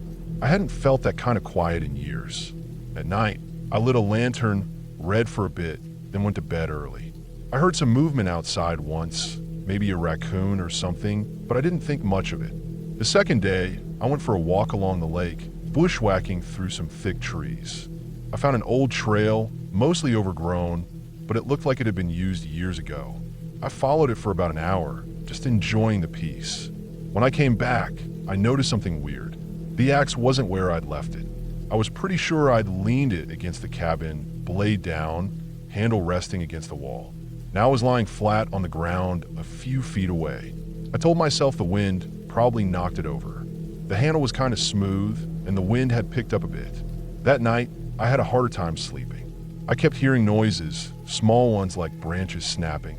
I told myself it was just animals. That's what happens in the woods, right? Still, I got up and put another log on the fire just to be safe. The cabin creaked as it warmed up. I stayed up for a while sitting at the table, listening. Nothing major happened. I eventually drifted off, but it took a while. The third morning was colder. I had to wear my jacket inside until the stove got going. I stepped outside to take a leak and noticed tracks in the dirt near the cabin. They weren't animal tracks. They were boots. Human. Not mine. Mine had a very different sole. These were wider, looked heavier, and came from the tree line on the lakeside, looped around the back of the cabin, then disappeared off toward the outhouse. I followed them a bit, but they stopped where the pine needles got thick. I didn't see any broken branches or other signs. No cigarette butts, no trash, just the tracks. I stood there for a while, staring into the trees, heart pounding. There was no one supposed to be out here. I hadn't seen a car, heard a plane, nothing. I didn't have any weapons other than the axe. I went inside and locked the door, even though the lock was just a flimsy twist latch. I kept the axe next to me all morning. I kept trying to think of logical explanations. Maybe a hunter, even though it wasn't rifle season. Maybe someone who used to come here and didn't know it was rented out now. I thought about leaving, but my car was parked in a clearing down a short path, out of view of the cabin. It'd be a long drive back, and I wasn't ready to quit just because of some footprints. That night, I didn't sleep at all. I kept the lantern on and sat by the stove, axe in hand, jumping at every noise. Around 2 a.m., I thought I heard something scrape against the back wall. Not an animal. It was slow, dragging. Then nothing. I didn't move. Just stared at the door, heart beating like a drum. I didn't hear footsteps. No breathing. Nothing. After maybe 30 minutes, I finally worked up the nerve to open the door and shine my flashlight around. Nothing there. No tracks. No animals. I barely made it to dawn. I looked around outside again. No new tracks. But now I was on edge. I didn't eat much that day. Just some jerky and canned beans. I kept pacing. I had this feeling that someone was watching. I don't know how else to explain it. It wasn't paranoia. I wasn't freaking out for no reason. That night, I dragged the table in front of the door just in case. I must have dozed off at some point, but around 4 a.m., I woke up to the sound of the door latch moving. Not loudly, just a little jiggle, like someone testing it. Then silence. I sat up, heart racing, holding the axe so tight my hands ached. I didn't make a sound, just listened. Nothing. Then, maybe 10 minutes later, I heard the tiniest creak from one of the floorboards near the window. That's when I knew for sure someone was out there. I didn't sleep again. I waited until full light, then opened the door. The table hadn't moved, but I saw more boot prints. Same pattern. This time, they were clearer. They went from the woods to the side of the cabin, stopped under the window, then back into the trees. This wasn't an accident. Someone was watching me. I made the decision to leave that morning. I packed everything fast, kept the axe on me the whole time, and booked it to the car. The path to the car had soft spots of moss and dirt, and when I got there, I saw it. More tracks.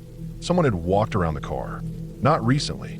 Maybe the day before. They didn't try to break in, but they were there. The car started fine, and I got the hell out of there. I didn't even stop to check the cabin again. I drove until I hit the highway, then kept going all the way back to Duluth before I even stopped for gas. I didn't call the police. What would I say? That someone was walking around in the woods? That they didn't break in or steal anything? I didn't have a name. No pictures. Just tracks. Just fear. When I got home, I messaged the cabin owner and told them I left early. I didn't say why. They responded, "Hope you had a peaceful stay." That was it. I didn't answer. I didn't leave a review. It's been a year now, and I still think about it. I still remember the feeling in my chest when I heard the latch move. The weight of the axe. The silence after the noise. Someone was out there, watching, waiting. I don't know what they wanted. Maybe they were just messing with me. Maybe they were waiting for me to leave the door unlocked. Maybe they were going to do worse. I don't go to the woods alone anymore. I don't rent remote cabins. People talk about how peaceful it is to be away from everything. But out there, there's no one to help you if something goes wrong. No one to hear you scream. Just trees. And someone else, maybe 100 feet away, watching you sleep, waiting for you to let your guard down. That's the part that sticks with me. They never rushed me. Never broke in. They had time. They knew the area. They knew the cabin. And they were patient. Too patient.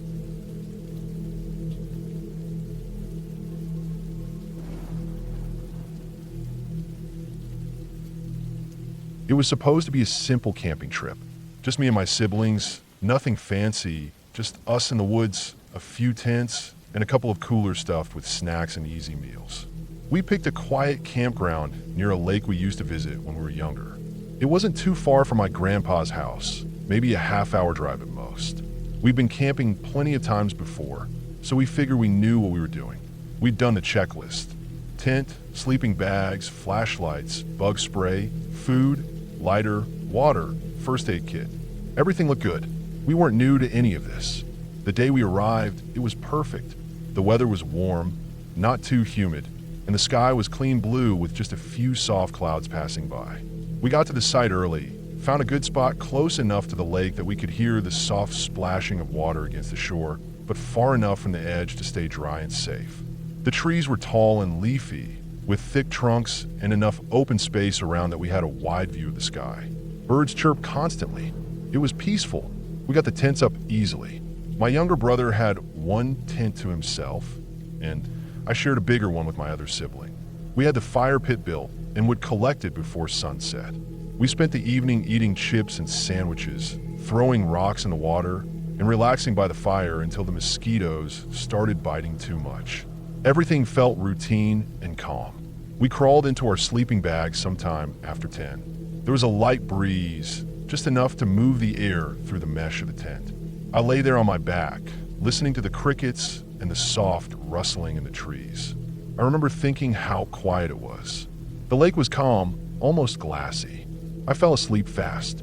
I don't know what time it was when I woke up, but it was still dark. At first, I thought maybe an animal was outside. I could hear a weird rustling sound, almost like leaves shifting and branches creaking. But then I realized it wasn't just around us. It was everywhere. A deep, low sound started like a growl, but distant. Then came the wind. The breeze that had helped me fall asleep had turned into something else. Stronger, colder.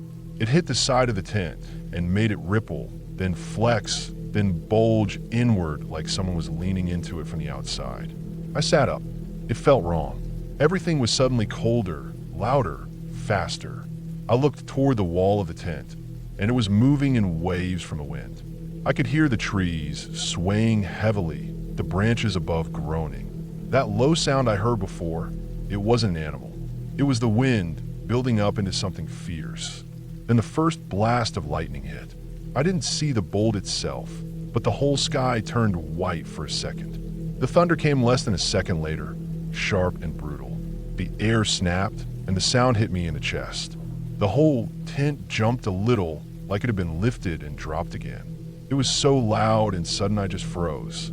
More flashes followed, each brighter than the last. The thunder didn't stop.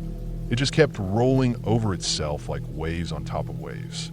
Not sharp cracks, but a constant roar, deep and endless, with sharp snaps laced through it. It felt like something was boiling in the sky. The wind picked up so fast I didn't even process it until I saw the corner of the tent lift off the ground. It didn't just flap, it rose, flared, and pulled hard enough to yank one of the stakes out. The side caved inward. Rain started hammering the tent in fat, hard drops. It wasn't just a drizzle or steady rain. It came down like buckets being dumped from the sky, sideways and fast, slapping the tent so hard it sounded like dozens of people slapping the canvas all at once. For a second, I sat there hoping it would pass. I kept thinking maybe it was just a fast storm and that if I just stayed low, it would blow through. But the sound kept getting louder. Thunder slammed again and again, each time closer. The flashes so constant it was like a strobe light inside the tent. I could see the outline of trees being lit up and swaying, bending under the pressure. The ground shook under one of the blasts. The roar never stopped. It just kept crawling endlessly through the sky. The air itself buzzed. It felt charged thick, like something was pressing down on the whole campground. The tent shifted again. Another corner lifted. One of the poles buckled and snapped. At that point, I made the decision. I knew the car was only about 20 feet away, parked up a little gravel path. I yelled out for my siblings, not even sure they could hear me over the wind and thunder, but I unzipped the tent and went for it. The second I stepped out, I got hit with the full force of the wind. I had to lean forward just to keep from getting knocked over. The rain was like needles against my face. My clothes were soaked instantly. Lightning slammed down over the lake with a sound like an explosion. The whole sky glowed blue-white. It struck so close I could feel the vibration in my legs. My siblings had already scrambled out of their tents. We didn't talk, didn't shout. We just ran. The trees were whipping around so hard that I started to worry one might fall. The air was thick with leaves and little branches flying everywhere. We made it to the car and threw ourselves inside. I remember my hand slipping on the wet door handle and having to yank it twice to get it open. Inside, it was still shaking. The whole car rocked with the force of the wind. The noise didn't stop. Even with the doors closed, the roar of the wind and the sound of thunder were overwhelming. The flashes kept coming. I looked out through the windshield and saw our tent being lifted and spun sideways, then dragged about 15 feet until it slammed into a tree and stayed there, half collapsed and flapping like a flag. We sat there, soaked and shaking, not saying anything. I kept watching the trees. I was sure one of them would fall. The car shook violently each time the wind surged. It felt like we were trapped inside a drum that someone was beating from all sides. I kept thinking, this is insane. This isn't normal. It was the most intense storm I had ever witnessed. I've been through bad weather before, hail, windstorms, winter whiteouts, but nothing like this. This wasn't just a bad storm. It was violent, alive almost. At one point, another massive crack of thunder hit, and I swear the car lifted slightly, or maybe it was just the wind pushing it so hard it tilted. That was the last straw for me. I turned the key and started the engine. We weren't going to sit there and wait for a tree to crush the roof or for the whole car to get flipped. I backed out fast, gravel spinning under the tires, and we pulled out of the campground without looking back. The drive was slow at first because I could barely see. The rain was relentless, and the wipers couldn't keep up. Lightning lit the road in flashes, and the trees lining the road swayed so hard they looked like they were dancing. I was white-knuckling the steering wheel, just trying to keep the car straight. We didn't stop until we made it to my grandpa's place about 20 minutes later. He came to the door in his bathrobe, looking surprised but not upset. We explained the basics: storm, tense, dangerous, and he just nodded and let us in. We dried off and tried to sleep, but I just lay there listening to the storm even from inside. It raged for hours. I don't remember falling asleep. I just remember the light starting to change outside and the storm finally quieting down into a distant rumble. The next morning, we drove back to the campground. The roads were littered with broken branches and wet leaves. At one point, we had to turn around because a tree had fallen across the road and blocked it completely. When we got back to the site, it was clear something serious had happened. Part of the campground was roped off with yellow caution tape. A ranger truck was parked near the entrance. There were downed trees all over the place, some of them cracked in half like toothpicks. Our tent was still hanging from the tree, wrapped around one of the lower branches. Holes were snapped, the fly was torn, and everything inside was soaked. My sleeping bag was gone. We looked for it, even checked down by the lake in case it had blown that far, but it was nowhere. I never saw it again. We found out later that a small tornado had touched down somewhere in the area that night. No one was hurt, but it tore through a section of the campground, knocked out power in a few towns nearby, and left a mess of downed trees and debris behind. We don't know if the tornado passed directly over us or just near us, but judging by the damage, it wasn't far. The fact that we left when we did probably saved us from something worse. We packed up what was left, rolled up the remains of the tent, and tossed it in the car. No one said much. We were all still kind of in shock from the night before. Everything had changed so fast. We went from sitting around a quiet campfire to watching our tent get shredded in a matter of hours. I've been through a lot of weather since then, but nothing has come close to that night. The way the wind sounded, the way the sky never stopped flashing, the feeling of the air itself shaking. It was something I can't forget. It was real, raw, and terrifying. I don't scare easy, but that night reminded me how small we really are compared to nature. There's no arguing with wind like that. You don't fight it. You just get out of the way. We haven't been camping together since. It's not that we're scared, not exactly, but there's a kind of respect you develop after something like that. You don't treat the outdoors like a playground anymore. You treat it like what it really is.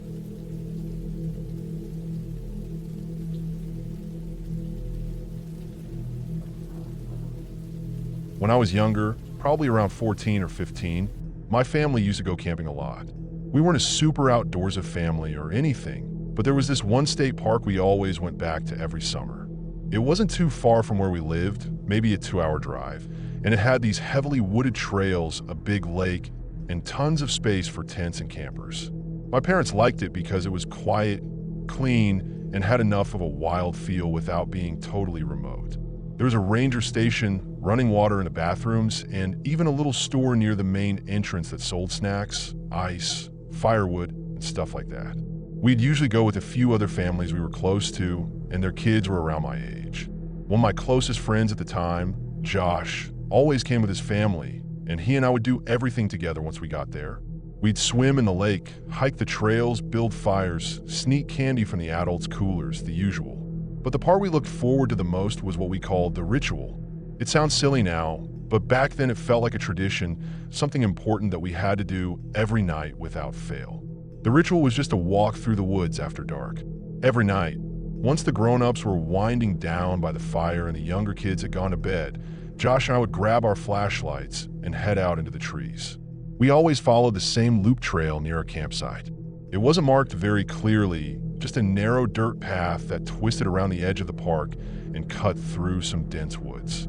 We knew it well enough to walk without getting lost, even in the dark.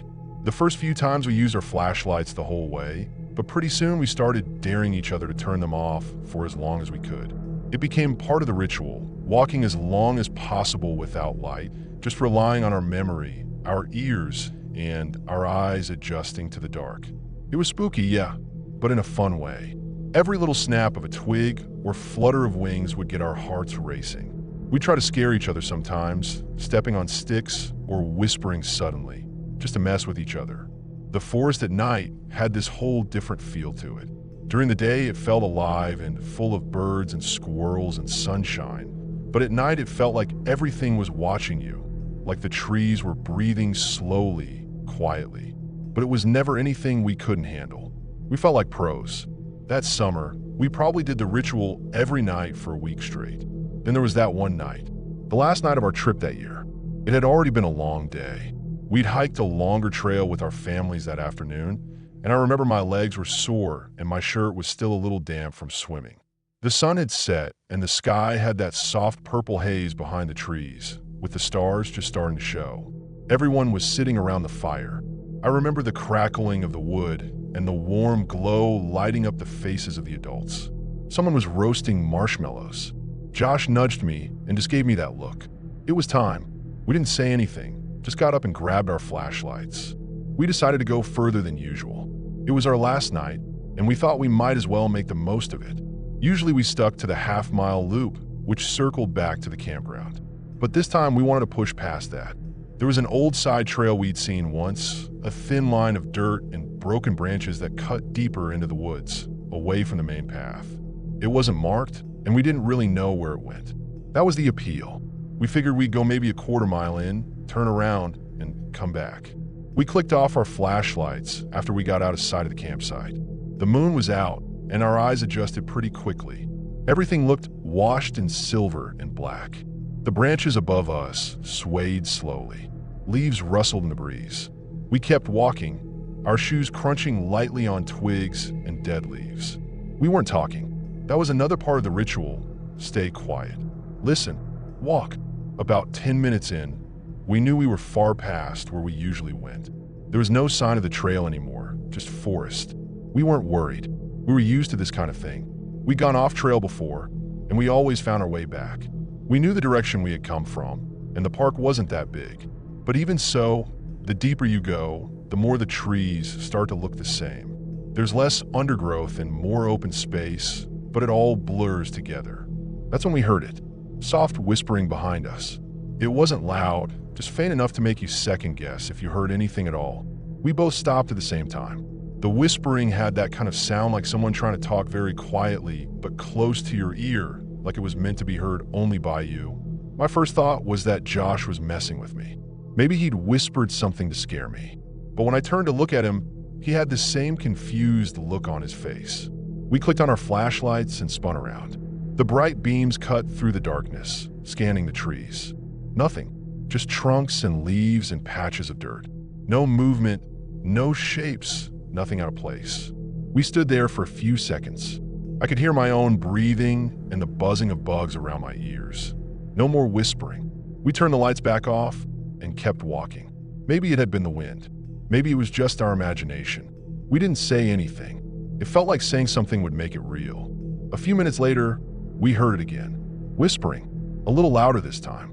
Still behind us. We stopped cold, turned on the flashlights again, slowly this time, sweeping them through the trees. This time we really looked. Scanned the ground, the branches, everything. Nothing again. No footsteps, no animals, just that weird whispering that had vanished as soon as we stopped. We didn't talk about it.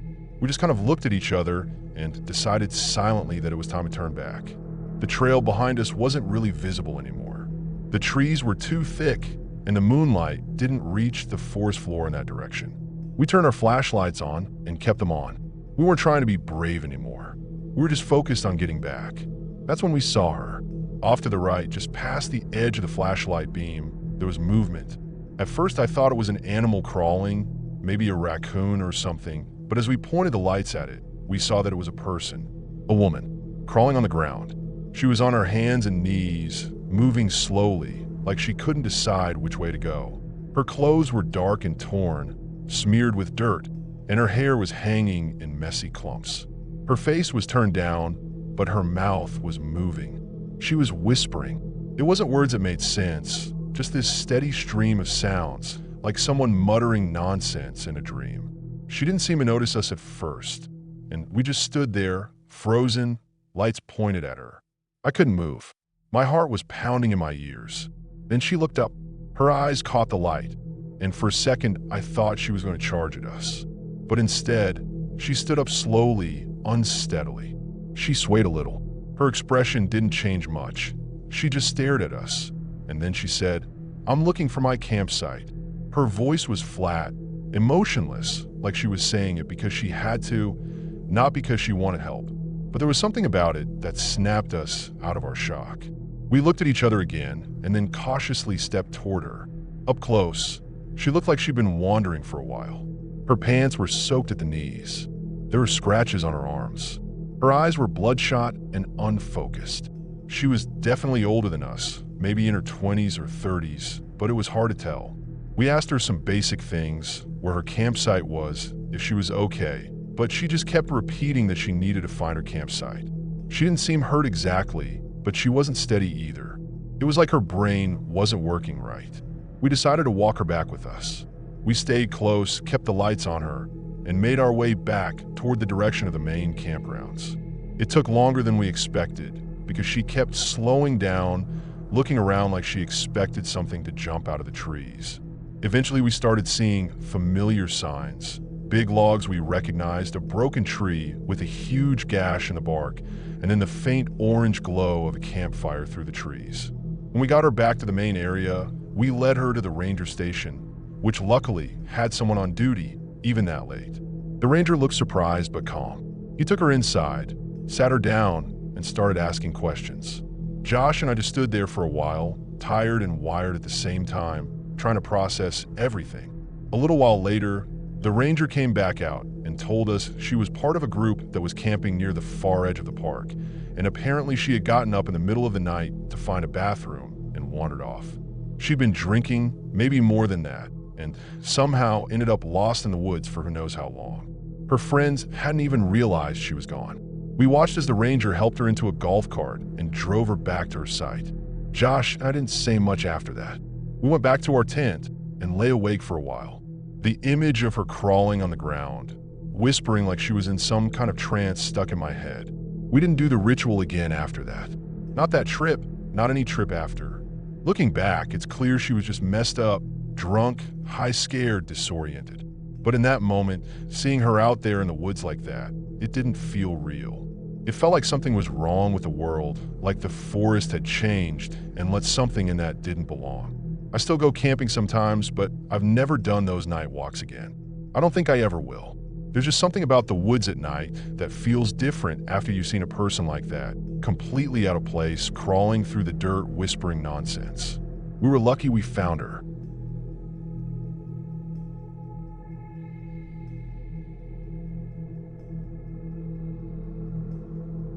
I went camping in Ginny Springs in Florida about 10 years ago.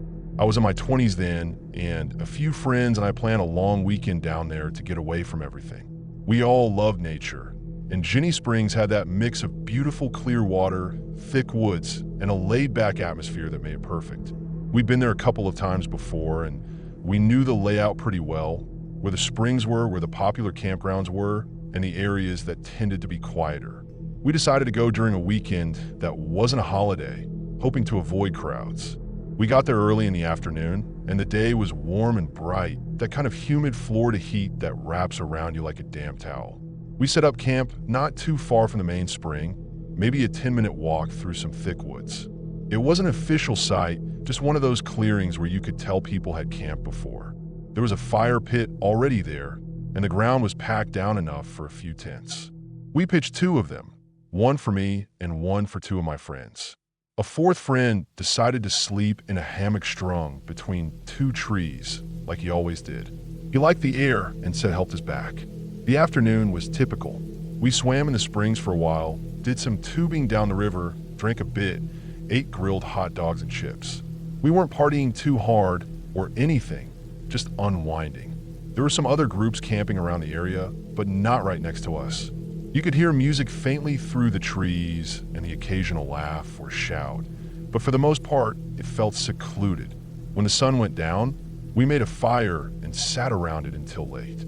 Maybe 11 or midnight, we all started turning in. The bugs were getting worse, and the firewood was running low. I remember zipping on my tent and laying back, listening to the usual night sounds, crickets, frogs, the wind pushing gently through the trees. That kind of white noise that eventually lulls you to sleep. It was muggy inside the tent, even with the rainfly pulled back to let air through the mesh. I had stripped down to just my shorts, laying on top of my sleeping bag. I don't know how long I was asleep before it happened. It wasn't one of those nights where you sleep deep. The heat, the weird pressure in the air, and just being in the woods kept me half awake. It was probably 1 or 2 in the morning when I heard it. This loud, cracking sound, sudden and sharp. The kind that wakes you up before you even realize what you're hearing. Then a crashing, splitting noise followed by this massive thud. It was so loud that I felt it more than heard it. You know in movies when a giant tree falls and it shakes the ground? That's exactly what it was like. At first I just laid there, heart thumping. It was so jarring that I thought maybe it was thunder or something. But there was no lightning, no rain, just that sound echoing into the dark, then silence. I didn't move. I just listened. You know how your brain tries to convince you everything's fine? I was thinking it was probably just an old tree falling. Happens in forests all the time. Maybe some wind knocked it over. I told myself it was nothing. After a minute or so, I laid back down.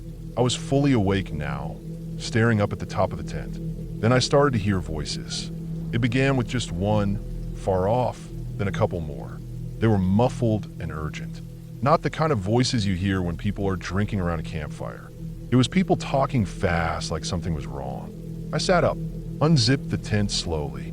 The night air was thick and warm, and everything outside looked normal at first. The fire had gone out.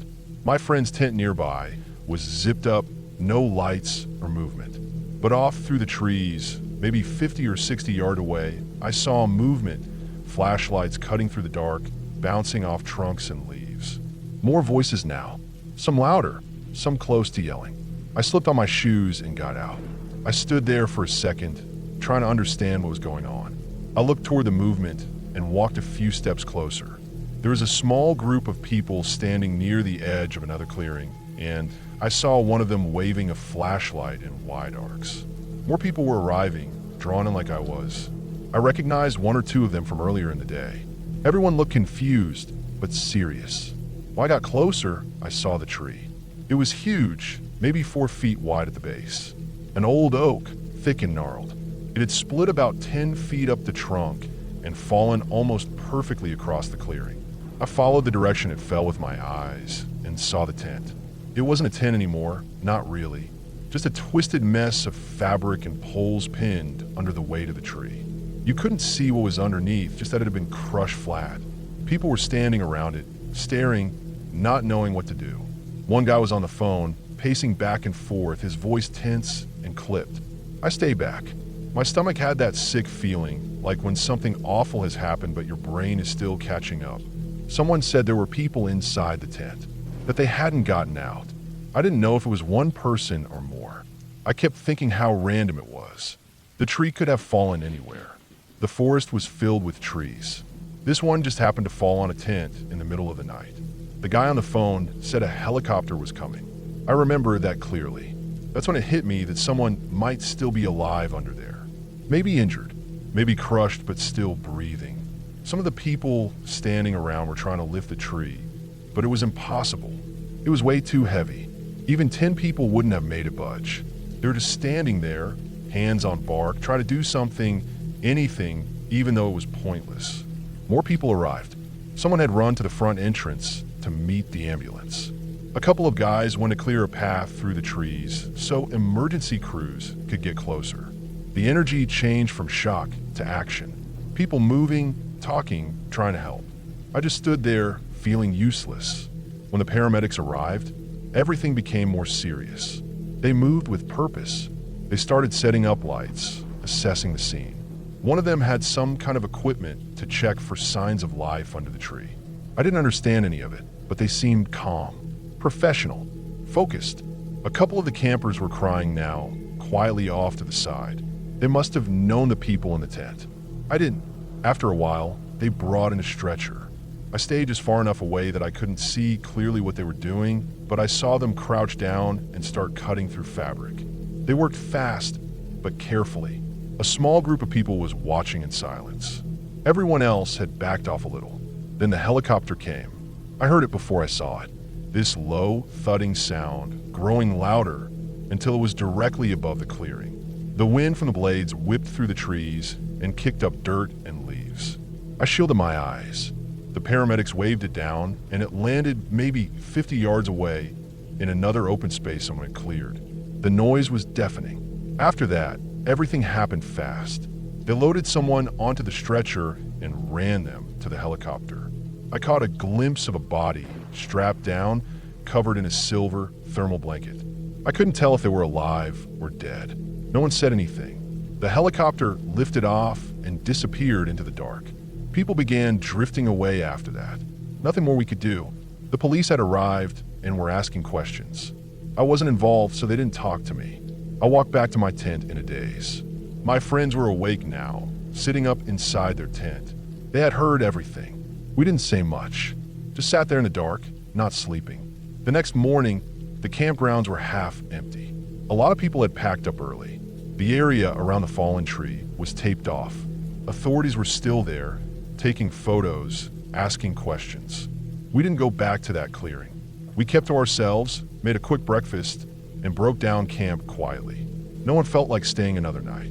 We never found out exactly what happened. Some people said it was a young couple in the tent, that they were both killed instantly. Others said one of them survived and was taken away in critical condition. There was no official announcement while we were there. It just became one of those stories people tell about Ginny Springs. A random accident, a freak tragedy. I've thought about it a lot since then, about how easily it could have been us. That tree was massive, and there were plenty just like it around our site. There was no storm, no wind, no warning. Just route probably. Old wood giving way in the middle of the night. 1 minute you're sleeping, the next it's over. I haven't been back to Ginny Springs since.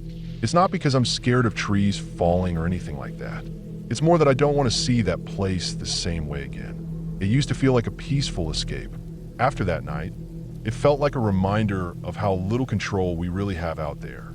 You think you're safe in a tent with a fire and your friends nearby, but the truth is, nature doesn't care. Every time I hear that sound in a movie now, that deep cracking, crashing fall, I think about that night. The flashlights in the dark, the crushed tent, the crying, the helicopter. I remember the silence right after the tree hit.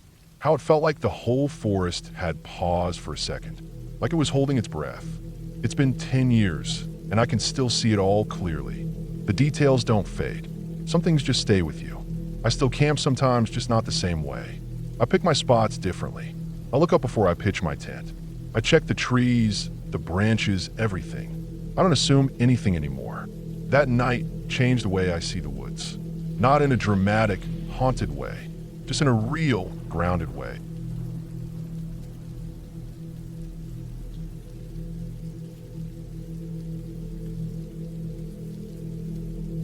This happened last summer during a long road trip I took after visiting some relatives. I had been away from home for a while and decided to take the long way back, stopping in different areas each day instead of rushing through the drive. I was doing about 4 hours of driving a day, sometimes a bit more depending on how remote the next stop was. By the time I finished visiting the last family member on my list, I still had around 8 hours of driving left to get home. I figured I'd break it up with one more overnight stop somewhere along the way. The stretch left to drive was mostly empty. Just woods, small highways, and not much else. I checked the route and found a small cabin listed on Airbnb that was just about 2 hours from where I was and right on the path home. That made it perfect. It would be better than staying in some shady roadside motel with paper-thin walls and questionable sheets. I left my last stop around 6 p.m., grabbed something to eat from a drive-thru, and headed toward the cabin. The sun was starting to dip as I got on the road. The landscape where I was driving was pretty flat, and though it wasn't deep forest or anything, there were plenty of trees scattered around. A lot of it looked untouched, just fields and narrow roads stretching through the woods. I drove for about 2 hours without seeing many cars at all. I remember thinking that if something happened out there, like a breakdown or flat tire, I'd be stuck alone for a while before anyone even passed by. Eventually, my GPS said I was a few minutes away from the cabin. When I pulled up, I immediately noticed how weirdly quiet the area was. It wasn't complete silence, but it had that muffled stillness you get when you're far from the city. What stood out to me was how the front of the cabin had a line of tall pine trees that looked like they'd been planted intentionally. They stood perfectly in a row, and the gravel driveway cut through them right up to the front steps of the cabin. The trees cast long shadows over the front of the property, and the evening light gave everything kind of cold tone. I remember thinking the place looked a little creepy from the outside, not in a horror movie way, but more like it was too quiet, too empty. I told myself it was just the isolation making me feel that way. I parked my car right in front of the cabin and unlocked the padlock on the door using the code the host had emailed me. The cabin itself was small, just one story with a living room, a little kitchen, a bathroom, and a bedroom. As soon as I stepped inside, the mood changed. It was actually pretty nice. Clearly recently renovated, clean, and cozy. The walls were wooden, but not the dark, musty kind you expect in old cabins. It had a new floor, updated furniture, and good lighting. It was warm inside and felt safe. I didn't unpack much since I was only going to be there for one night. I brought in my backpack and set it by the couch, then sat down at the little kitchen table to eat the drive-through meal I'd picked up earlier. I'd only been sitting there for about 10 minutes, maybe less, when I heard a knock at the door. It startled me because I hadn't heard any car pull up. No crunching gravel, no footsteps leading up to the porch. Just a sudden knock. Not loud, not banging, but enough to make my stomach drop. I got up and looked through the small window on the door and saw a man standing there. He looked to be in his 40s, average build, a bit rough looking. He had a shaved head and a patchy beard with streaks of gray in it. He was wearing a t-shirt and cargo pants, and he smiled when he saw me looking out.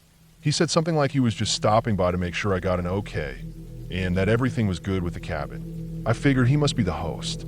He didn't say his name or anything, but I wasn't really thinking clearly at the time. I was still thrown off by how he showed up without making any noise. I told him everything was fine, and he nodded and smiled again, then turned and walked away. I closed the door and locked it. Right away, something about the whole thing felt off. For one, I had never read that the host lived nearby or that anyone would be dropping by. Most Airbnb hosts just leave you alone unless you need something. The other thing was the way he smelled. When he was at the door, I caught a really strong odor like sweat and dirt and something else I couldn't place. It was like he'd been working in a field or something all day and hadn't showered. I told myself maybe he'd been doing yard work or farm work or whatever and just stopped by real quick, but still it felt strange. I went back to the table and finished eating, then rinsed off the food containers and took a quick shower. I was in there maybe 5 minutes. I dried off, brushed my teeth, and climbed into bed with my phone to relax for a bit before going to sleep. I didn't even get to scroll for long before there was another knock at the front door. This one scared me more than the first. Again, I never heard a car or footsteps. The place was dead silent before the knock. My body tensed up, and I sat up in bed, heart racing. I thought, no way it's the host again. What could he possibly want? I didn't get any text or message from him, so it wasn't like he forgot to tell me something. I got up slowly and walked in the main room, where I heard a few more knocks, slow and spaced out. I just stood there for a second, frozen, trying to figure out what to do. I didn't want to open the door. I didn't even want to get close to it, but I didn't know what else to do. I called out from the other side and asked what he needed. He didn't respond right away. Then he said something like, "Can you open the door? I just wanted to ask you one more thing. I'll be quick." Something about the way he said it made my skin crawl. I didn't reply right away, and after a few seconds, he knocked again and asked if I could open up. I raised my voice a little and said that it was late, and unless it was an emergency, I didn't want to be disturbed. I stood there and waited for him to answer, but nothing came. Just silence. At first, I thought maybe he left, but I hadn't heard anything. No footsteps. No car. I waited a whole minute by the door, listening. Nothing. I thought maybe he was still out there, just standing silently, waiting. I slowly stepped up to the door and looked through the small window again. No one was there. That made it worse. I knew I would have heard if he walked away. The gravel driveway made noise with every step. There was no way he could have left without me hearing it. I backed away from the door and stood in the middle of the room, unsure of what to do. Then I turned my head and caught a movement from the corner of my eye. I looked toward the living room window and saw a face. His eyes were staring straight into mine through the glass. I jumped back and ran to the bedroom, slamming the door and locking it behind me. My heart was beating so hard I could barely breathe. I grabbed my phone and dialed 911. As I talked to the dispatcher, I could hear noises coming from the living room. It sounded like he was trying to open the window. It wasn't a loud banging or anything, just the sound of someone fiddling with the frame, maybe trying to lift it. I whispered into the phone and told him everything that happened. While I was on the call, I started thinking more clearly. That man had no reason to be there. If he was the host, he would have had keys to the place. He wouldn't need to sneak around or try to get in through a window. That's when I knew. He wasn't a host. He never was. He was lying. It made me sick to my stomach to think I had opened the door for him earlier, let him talk to me, acted like everything was fine. For all I knew, he could have done something right then. I kept whispering to the dispatcher, staying as quiet as possible, crouched next to the bed. They said officers were already on their way and told me to stay hidden until they arrived. I heard a few more faint sounds, but eventually it went quiet again. I couldn't tell if he was still outside or not. I didn't dare look through the window. I just stayed there in the bedroom, phone clutched in my hand, staring at the door like it might burst open any second. About 20 minutes later, I heard a knock at the front door again, followed by someone shouting "Sheriff's Department." I stayed in the room and called back to confirm it was really them. They shouted again, and this time I heard two different voices. I crept out of the bedroom and opened the front door. Two officers were standing there with flashlights. I told them everything from start to finish. They looked around the property, but didn't find anyone. Whoever that man was, he was gone by the time they arrived. No car, no footprints that led anywhere useful. Just the line of pine trees and the quiet of the woods. Later that night, after things calmed down a bit, they got in contact with the actual host, whose number was listed in the Airbnb app, but I hadn't thought to call before. The real host was a woman in her 60s who lived over an hour away and confirmed that no one was supposed to come by. She said she managed the cabin remotely and never dropped in on guests unless they contacted her first. The man I saw wasn't connected to her in any way. I didn't sleep at all that night. The officer stayed for a while and made sure the place was secure, but I still felt like I was being watched. Every sound made me jump. I left the lights on in every room and waited for sunrise.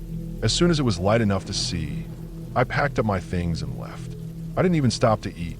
I just drove the rest of the way home in silence, my eyes constantly scanning the rearview mirror. It's been almost a year now, and I still think about that night often. I wonder who he was and what he wanted. Maybe he was watching the cabin for a while, waiting for someone to stay there alone. Maybe he had done it before. I don't know what his plan was, but I'm sure of one thing. He wasn't there to check in on anything. Something bad would have happened if I'd opened that door the second time. I'm glad I didn't. After that trip, I stopped using remote cabins for overnight stays.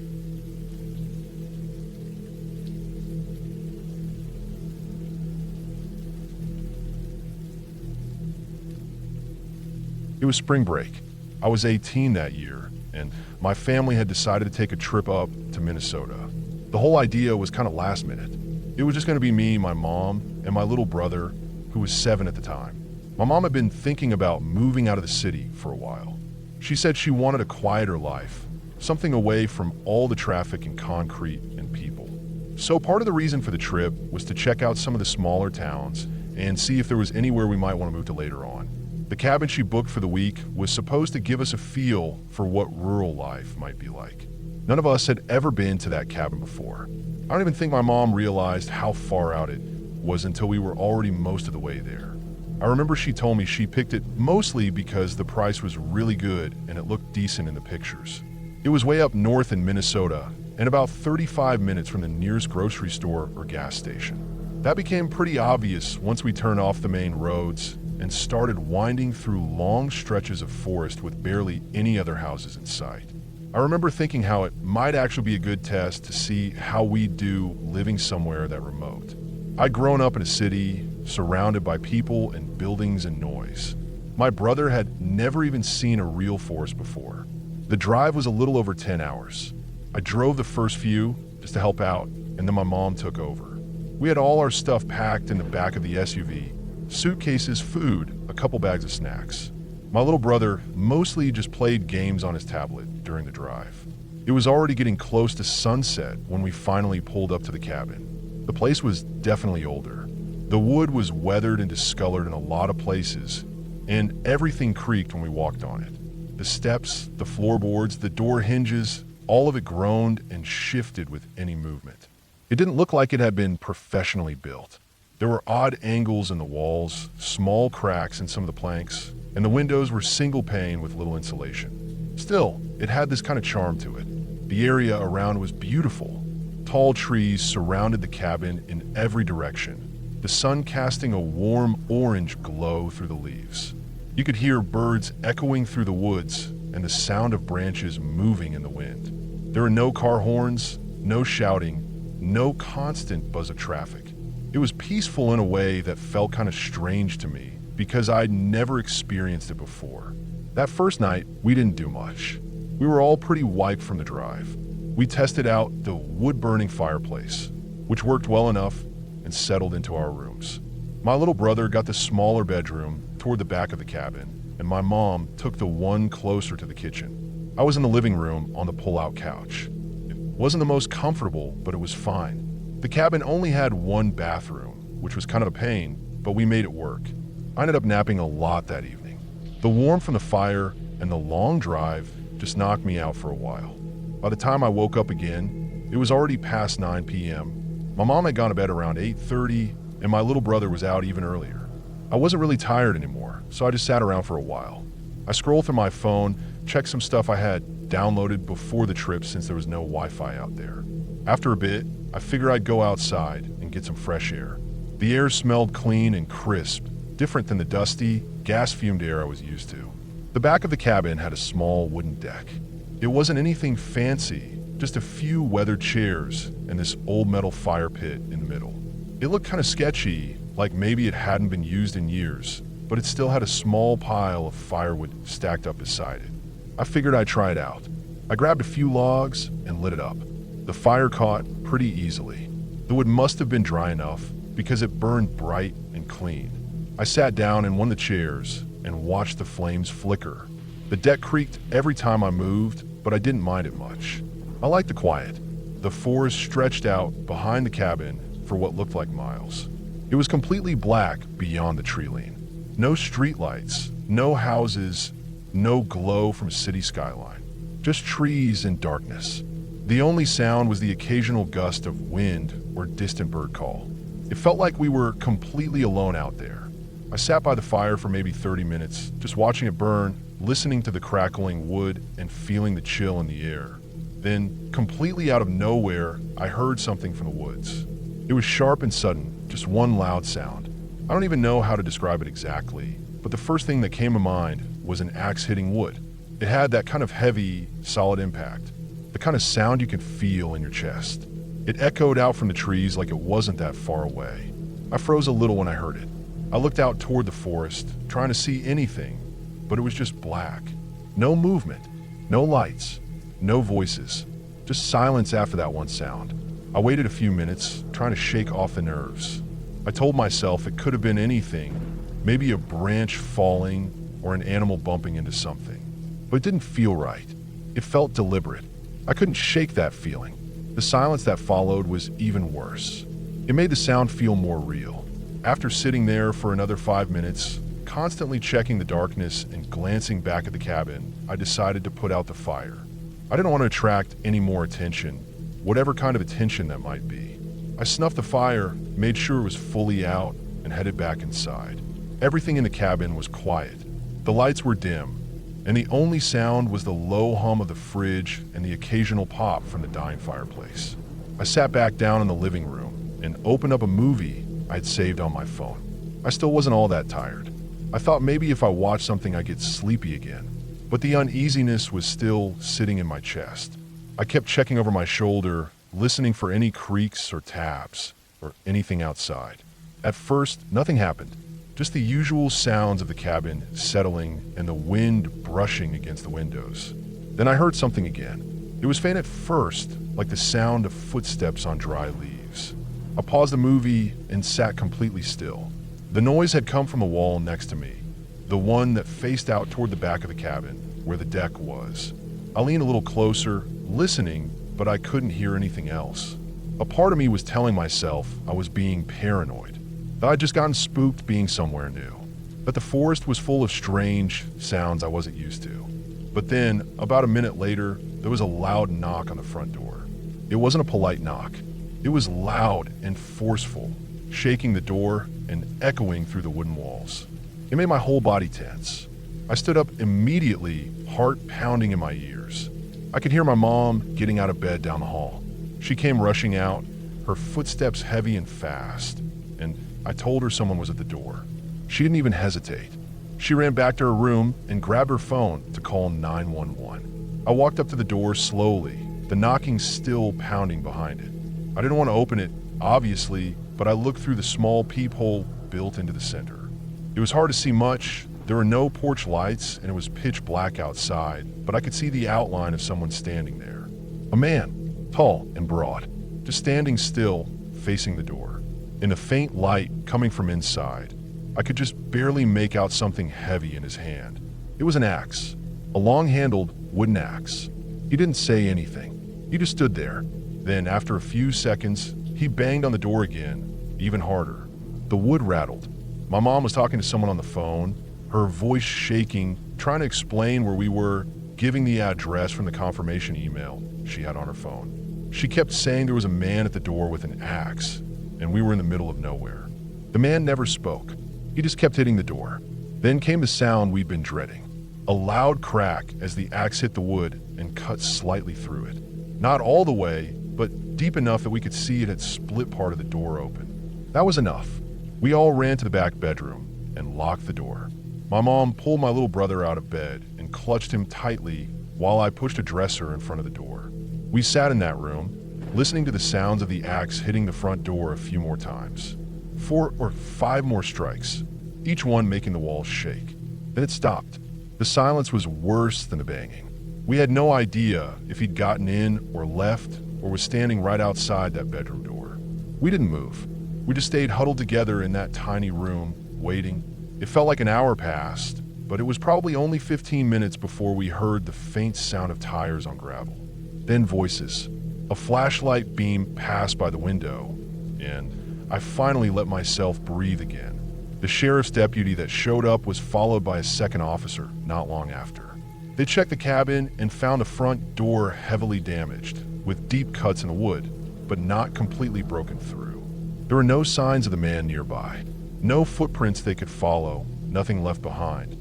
It was like he just disappeared back into the trees. The best guess anyone had was that he'd seen the fire from the woods and made his way toward it.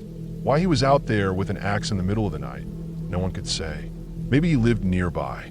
Maybe he was squatting in the woods. Or maybe he was just some drifter. But none of it made sense. Nothing about it did. We packed up that same night.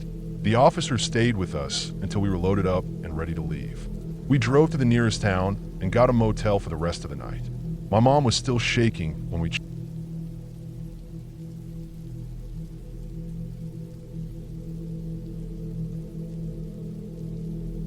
I live in northern Utah on the edge of a small highway town. There is nothing here but a few stores, truck stops, and a motel right along the main highway.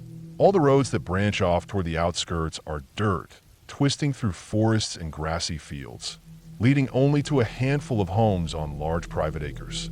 On that particular evening, it was a pretty typical day. I work remotely from home, so I finished up around 6 o'clock. It was early summer, and the air still held warmth from the day, though the sun was tilting toward the horizon. I grabbed my keys, shut down my laptop, and walked out onto the small wooden porch. The setting sun cast long shadows through the tall pines and oaks surrounding the house. The wind rustled leaves, and I could smell dust and grass. I felt small out there, alone in the quiet. I headed into town to pick up groceries and a few household items. Even though it's a highway town, the traffic isn't that heavy, so the stores never feel crowded. I pulled into the parking lot, the gravel crackling under my tires, and walked into the small market. Inside, fluorescent lights hummed overhead and the aisles smelled of detergent, bread, and freezer packs. I grabbed a cart and started down the first aisle. I was thinking ahead to dinner, maybe chicken and rice with a salad. As I passed the cereal boxes, though, I sensed someone watching me. I looked up and caught the eye of a man a few aisles over. He was tall, wearing a faded jacket and baseball cap. His face was plain, nothing special, but his stare felt heavy. I told myself I was imagining things and focused on a grocery list on my phone.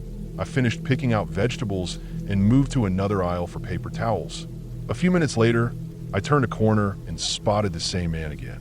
He was standing beside the rack of pet food, about 6 feet away, unmoving. I froze for a moment, staring at the back of his head. He wasn't picking anything up. He wasn't doing anything but watching. My pulse quickened. I kept my head down and slid my eyes sideways. His shoulders were still. He didn't move or pretend to shop. I forced myself to reach for the towels and kept moving. I walked faster, paid for my items, and left the store without looking back. Back at my car, I loaded the bags into the trunk. In that quiet lot under the fading light, the air felt cooler. I sat in the driver's seat for a second, closing my eyes and trying to shake off the odd feeling. When I opened my eyes, my chest tightened. The man stood between 2 cars, staring at me. He had no bags. He wasn't standing near any cart, just watching me load my groceries. I locked my doors and drove off as quickly as I dared, glancing in the rearview mirror until a bend in the road hid him from view. The drive home along the highway was smooth. By the time I turned onto my dirt road, the sun had almost dipped below the tree line. My headlights cut weak beams through the dusk. I parked in front of the small house, its white siding muted by shadow. I unlocked the door, stepped in, and set the first load of groceries on the kitchen counter. The house was modest, 2 bedrooms, a living room, a small kitchen. There was nothing fancy. I turned on a lamp, and the single bulb made a circle of light in the comfortable mess of my home. My phone rang. It was my dad checking in. We talked for 10 minutes about his work, my plans for the week, nothing unusual. He asked about my shift, and I told him I just gotten back from the store. I didn't mention the man. He'd only seemed odd, and I already felt silly worrying over someone who probably had nothing better to do than stare at strangers.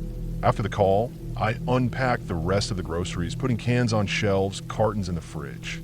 I glanced out the window, facing the field and forest beyond our yard. Flat land stretched away, and I could faintly see the highway where cars sometimes passed. It felt too dark, too still that close to home. But I shook off the worry and closed the curtains.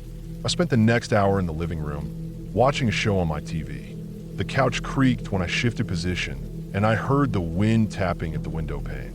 The truck I'd seen in the field earlier at dusk had vanished. I must have imagined it. There had been nothing there when I drove in. I had no reason to lock the front door. Still, I did. Just a habit, I thought. I went upstairs to bed, left a small lamp on by the nightstand, and fell asleep almost immediately. Sometime in the early morning, I later realized it was around 2:30. I woke up with a full bladder. I swung my legs out of bed and padded across the soft carpet to the bathroom. The hallway was dark, lit only by the moon filtering through the curtains at the far end. Just as I opened the bathroom door, I heard it, a soft creak from downstairs. It sounded like the floorboards under furniture shifting. I froze. My heart slammed. I waited, listening. Silence. I shut the door, telling myself it was nothing. An animal maybe, or the house settling. But the creak came again, more distinct this time, a slow, deliberate step across the floor. My chest tightened. I stayed very still, listening to my own breathing. The sound came again, a faint scuffle, as if someone in big boots was walking carefully, methodically across the floorboards. I could picture him, the same man from the store. Now I felt the anger rising. How dare he invade my home, my sanctuary? 1,000 thoughts raced through me, but the strongest was fear. I backed away from the door, slowly, then pivoted and locked myself in the bathroom. My hand shook as I grabbed my phone and dialed 911. I whispered the address and stuttered through details. The dispatcher told me officers were on the way. She said to stay quiet and safe. I pressed myself as far back in the small bathroom as I could, leaving only a sliver of the door visible, and tried to calm my breathing. I heard the steps again, moving from living room to kitchen, then back, light but deliberate. I heard cabinets open, the soft clink of metal and glass, but no shout, no demand. I knew he wasn't looking for a quick smash and grab. He was here for something else. I squeezed my eyes shut and tried not to cry. Every creak and thud sounded louder. The house seemed too quiet, except for those footsteps. 15 minutes felt like an hour. The dispatcher asked if I was hurt. I whispered no.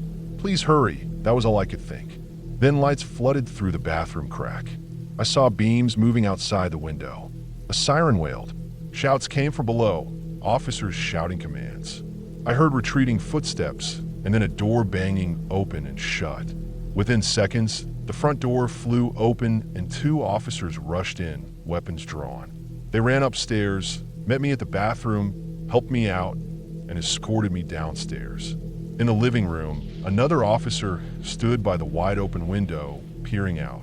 I looked through it into the darkness and saw him, the man bolting toward the tree line, running toward a truck parked out in the field. Its headlights were still off, windows dark. I recognized the old pickup from the grocery lot. He lunged in and peeled away, tires throwing gravel behind him. An officer jumped into a patrol car and chased after him down the dirt road. I collapsed onto the couch, shaking so hard I could barely breathe. The other officers fanned out, checking the house. They found footprints in the dirt by the back door, and inside the kitchen, muddy boot prints crossing the floor. Nothing of value was missing. The intruder hadn't taken anything. They speculated that he might have planned something worse. They dusted for fingerprints and called a crime scene unit. I sat under a bright lamp, my hands still trembling.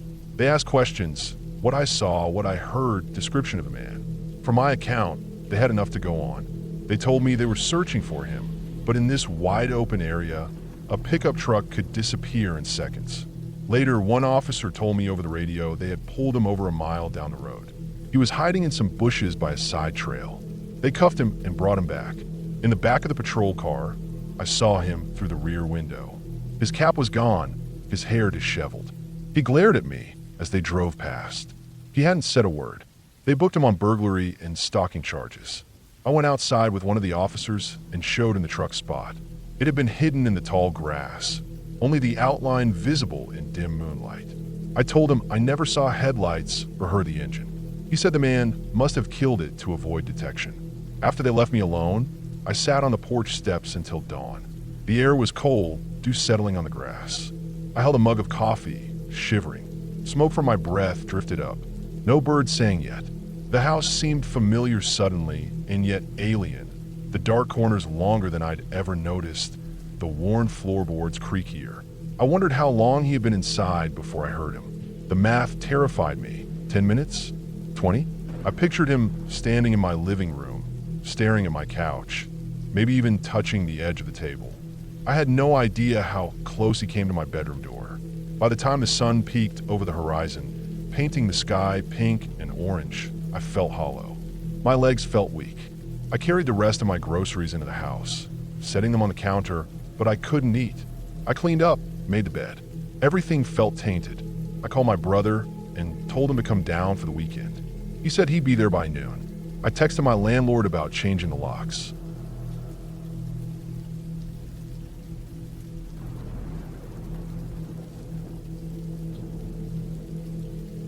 I never had much of family. My mom died when I was 8. She'd been cut off by her parents years before for reasons no one would ever explain to me. Maybe they thought she was a failure. Maybe she did something they couldn't forgive. All I knew was that when she got sick, she didn't have anyone to call. No one showed up to her funeral except me and a man from her old church who didn't say a word the whole time. My dad wasn't much better off. He'd been in and out of psychiatric hospitals for as long as I could remember. I'd see him for short stretches of time, 2 weeks here, a month there, and then he'd be gone again. Each time, the goodbye felt more permanent. The last time I saw him, he gave me a $20 bill and told me to save it for something real. He hung himself 2 days later. That was my childhood. No aunts, no grandparents, no cousins at birthday parties. Just me and whatever counselor the state paid to listen to my nightmares for an hour every Wednesday. I learned how to live with it, or at least how to carry it in a way that didn't make other people uncomfortable. I built a life around silence. The only living relative I ever knew about was my uncle, my dad's older brother. My dad never talked about him much. I only knew what I'd picked up in passing, but he blamed himself for my dad's death.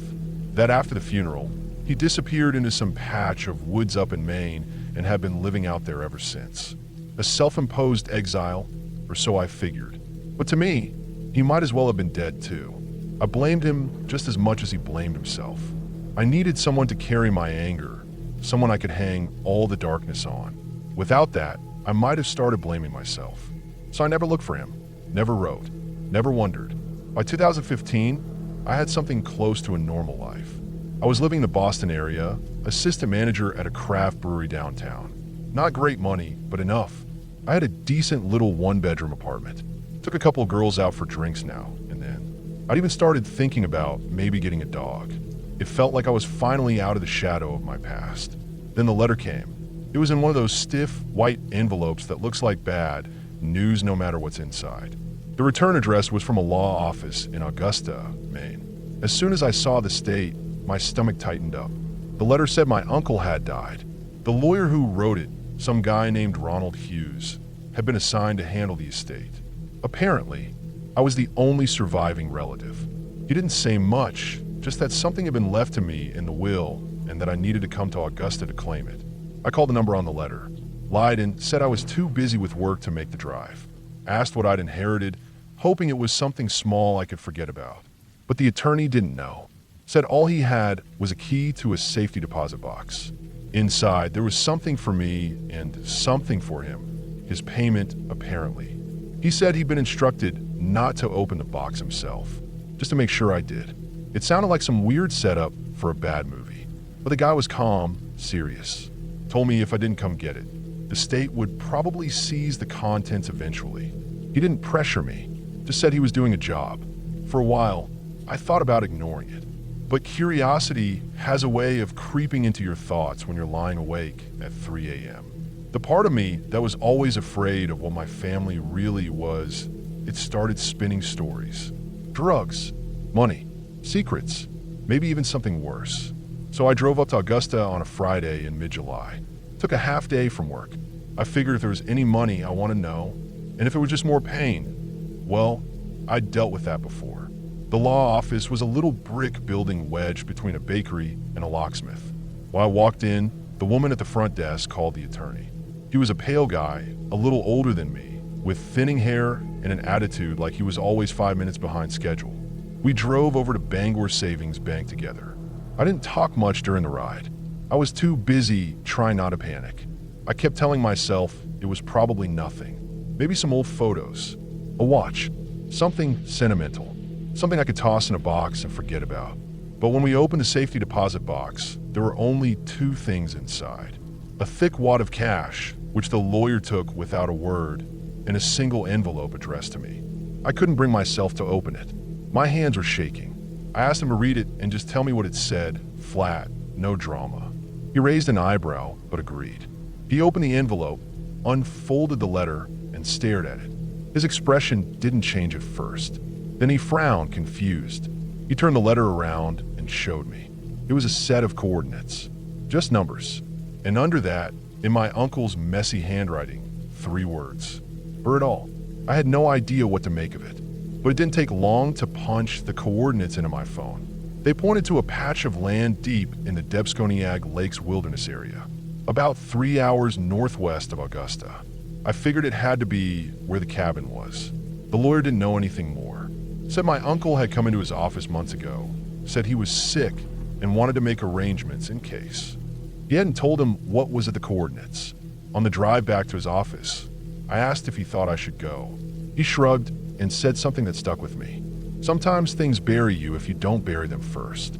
That night, I checked into a cheap motel and tried to sleep. I couldn't. Every time I closed my eyes, I imagined what might be waiting out there. A body, a confession, some hideous piece of truth my uncle had dragged into the woods with him. By dawn, I made up my mind. I wasn't going to let it keep me up at night. Whatever it was, I'd find it. I'd burn it, and I'd leave it behind for good. I stopped at a gas station on my way out. Bought 2 gallons of gasoline, a box of matches, and the strongest coffee they had. The drive to the trailhead was long, winding through narrow roads surrounded by thick forest. I didn't see another car for miles. I parked near an old, overgrown trail and started walking toward the coordinates. I had a GPS app that worked offline, and I checked it every 5 minutes or so to make sure I was heading in the right direction. About 30 minutes in, I started noticing something strange. The ground around the trail was dotted with odd-looking mushrooms. At first, I didn't think much of it, but they kept showing up, the same kind over and over again. One patch stopped me cold. The mushrooms looked like raw meat. Red, rubbery, almost wet-looking. They were clustered like someone had dumped a sack of ground beef on the forest floor. I took a picture and later learned they were called Gerometra esculenta, brain fungus. Highly toxic. The deeper I went, the more mushrooms I saw, bright red ones that bled when you touched them. They looked like raw, chewed up organs. I later found out they were called devil's tooth mushrooms. It wasn't just the mushrooms, it was how many there were. Every tree, every stump, every shady patch, like the forest had been infected. The smell hit me before I saw the cabin. A mix of rotting meat and something chemical. The air felt thicker, hotter. My shirt clung to my back. I was sweating so badly I could barely keep my grip on the gas can. When I finally saw the cabin, I had to stop. It was small, maybe 2 rooms total, made of old gray logs that were soft with rot. The roof sagged in the middle, and like the forest, the entire thing was crawling with fungus. Brain-shaped growths clung to the window frames. Red-streaked mushrooms burst from the corners where the logs met the soil. I pulled the gasket from my bag and unscrewed the cap. I was ready to douse the place and be done with it. But then I hesitated. I didn't know what the smell was. What if there's gas already leaking inside? What if I lit a match and the whole thing exploded before I could get clear? So I decided to peek inside. Just one look, just to be sure. The door wasn't locked. It creaked open with a groan like a dying animal. Inside, the air was worse. Thick, wet, filled with that same cloying smell. I pulled my shirt up over my nose and tried to breathe through my mouth. The first thing I saw was a giant metal pot on the stove. Pipes snaked out of it, looping around the cabin like veins. They dripped a gray vapor that collected near the ceiling and slowly sank. The windows were fogged with condensation. The walls were covered in black streaks of mold. The books on the floor were swollen with moisture. I picked one up. Half the pages were stuck together. The others were filled with handwritten notes and symbols I didn't understand. Some kind of code or cipher. Maybe scientific, maybe not. The whole place felt alive. Not in a mystical way. In the worst, most physical way. Like I was standing inside the stomach of some giant beast. I could hear a low hum, like meat shifting in a fridge. A wet, sloshing, pulsing kind of sound. That was all I needed to see. I stumbled back outside and threw up in the dirt. My eyes were watering. My head was spinning. I didn't know what my uncle had been doing in there, but it wasn't sane. It wasn't right. I dumped the gasoline all around the cabin, made a wide circle to make sure the whole thing would go up. Then I struck a match and tossed it. The fire caught fast. The fungus burned with this weird popping sound like wet logs. I watched from a safe distance, listening to the crackling and watching black smoke rise through the trees. For a second, just a second, I thought I heard something inside the fire.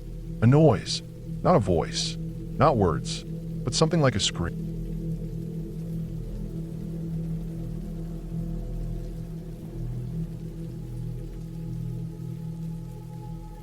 I worked for a small property maintenance company in northern Michigan back in the summer of 1976. We were the ones who looked after the vacation homes of well-off families who came up from Detroit, Grand Rapids, even out of state, to spend their summers by Lake Michigan. Most of them were empty in the winter and quiet during the week, but around June and July, everything would come alive. Families showed up, lawns needed mowing, cabins had to be opened up, septic tanks checked, boats dragged out of sheds and dropped into the water. That kind of work. There was one house a little ways off the road, a solid place made of logs and stone, sitting in the trees just west of Lakeshore Drive. Locals called it Somerset. That summer, it was being used by the Robinson family from Lathrop Village, a suburb near Detroit. Everyone in the area knew the name. Dick Robinson ran some kind of publishing and advertising firm, and his wife Shirley was involved in community work, I think. They had 4 kids.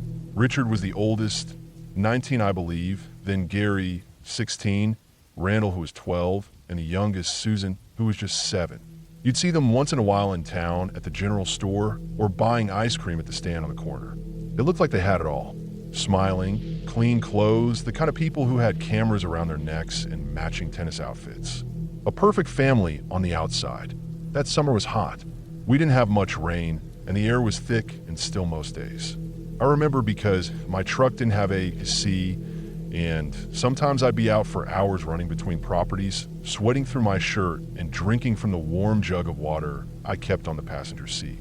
Somerset was one of my stops, usually once a week, more if they needed something. I'd mowed the grass out there a few times that June, helped Dick replace a porch screen early in the month. He seemed stiff, very polite, but not warm. The kind of man who said thank you like it was a formality, not a feeling. Shirley, on the other hand, smiled big and always offered lemonade or cold soda when I came around. The kids were mostly quiet. I remember Randall had a bandage on his hand once and said he'd cut himself trying to open a can.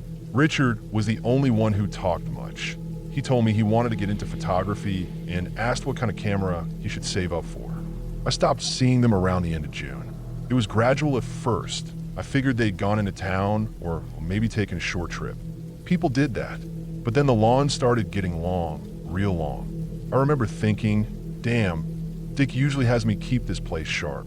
Then came the complaints. It started with a neighbor who called in about a bad smell, said it was drifting over during the hotter parts of the day. Could be a dead raccoon, I thought. Happens sometimes if they get into the crawl space or under a deck.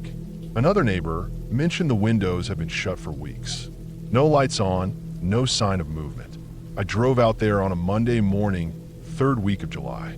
It was already close to 85 degrees by 9 a.m., and the smell hit me as soon as I got out of the truck. It was sweet and sour, thick in the throat. Not garbage, not a dead animal. Something worse, something human. I knocked on the door, rang the bell. Nothing. Walked around the perimeter. Every window was shut tight, shades drawn. Even the side door was bolted from the inside. That's when I knew something was wrong. I could feel it in my chest like a slow pressure. I didn't want to break anything unless I had to. I tried the kitchen window on the east side, near the treeline, and it gave a little when I lifted. Someone had forgotten to lock it all the way. I slid it up, climbed in, and was hit by a wall of heat and rot. The smell inside was choking, like a mix of meat gone bad, sour milk, and something metallic. I pulled my shirt up over my nose and stepped forward. The first thing I saw was Shirley. She was lying face down on the living room carpet, a blanket thrown over her from the knees up. Her hair was matted, and the back of her head was gone. blood had soaked through the carpet and dried into a dark brown smear. Flies were everywhere. The air was buzzing with them. I backed up and nearly tripped over Dick. He was on the floor near the heating vent, his arms at his sides. He'd been shot too, but the worst part was the top of his skull. It had been cracked wide open. Pieces of bone, dark and brittle, stuck out at angles. Blood and brain matter had dried around his face and into the vent grates. I started gagging, turned, and stumbled back toward the door, trying not to fall over. That's when I saw Randall.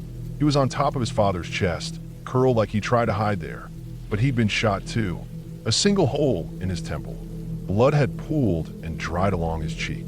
I ran outside and threw up in the bushes. My hand was shaking so bad I could barely start the truck. I drove straight to the sheriff's office in town, told them everything, and they had me wait while they sent deputies out. It took them less than an hour to confirm it. The whole family was gone. One by one, they found them. Susan was just a few feet away from her brother and dad. Her face had been hit with something heavy, a hammer maybe, and she'd been shot multiple times. Upstairs, they found Richard and Gary in one of the bedrooms, shot several times in the head. Gary had been hit in the back too, like he'd been running. There was blood on the walls, on the bed, in the hallway. The police said it looked like someone had watched them through the window, waited for the right moment, and opened fire. They found a broken window on the north side of the house and a piece of cardboard taped over it from the inside. Heat had been turned on full blast. Someone wanted the bodies to rot faster to cover their tracks. The curtains had all been pulled, lights shut off. It was like whoever did it wanted them hidden away.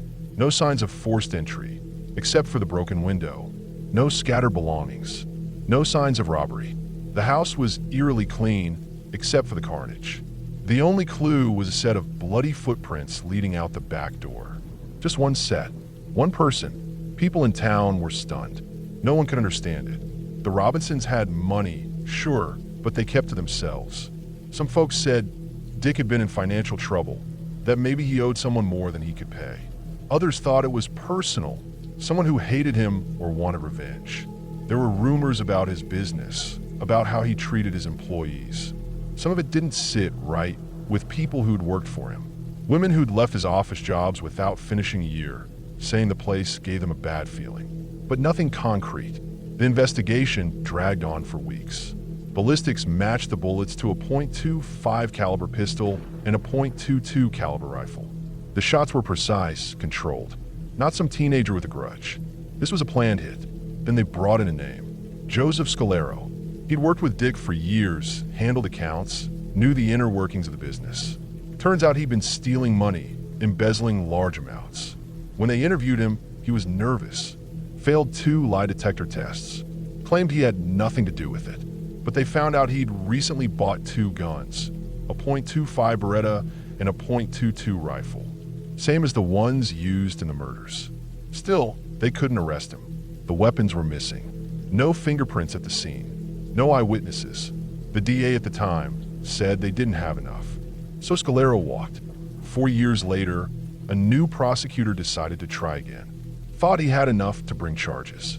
But before he could, in March of 1973, Scalero shot himself in the head with a pistol. A suicide note was found, typed, and stained with blood. He admitted to being a liar and a fraud, listed all the people he'd cheated, but he denied the murders, writing that he was a liar, not a murderer. Police believe the gun he used on himself was the same .25 caliber pistol used on the Robinsons, though they never confirmed it officially. And because Michigan law doesn't allow an open murder case to be closed without a conviction, the case was filed as inactive.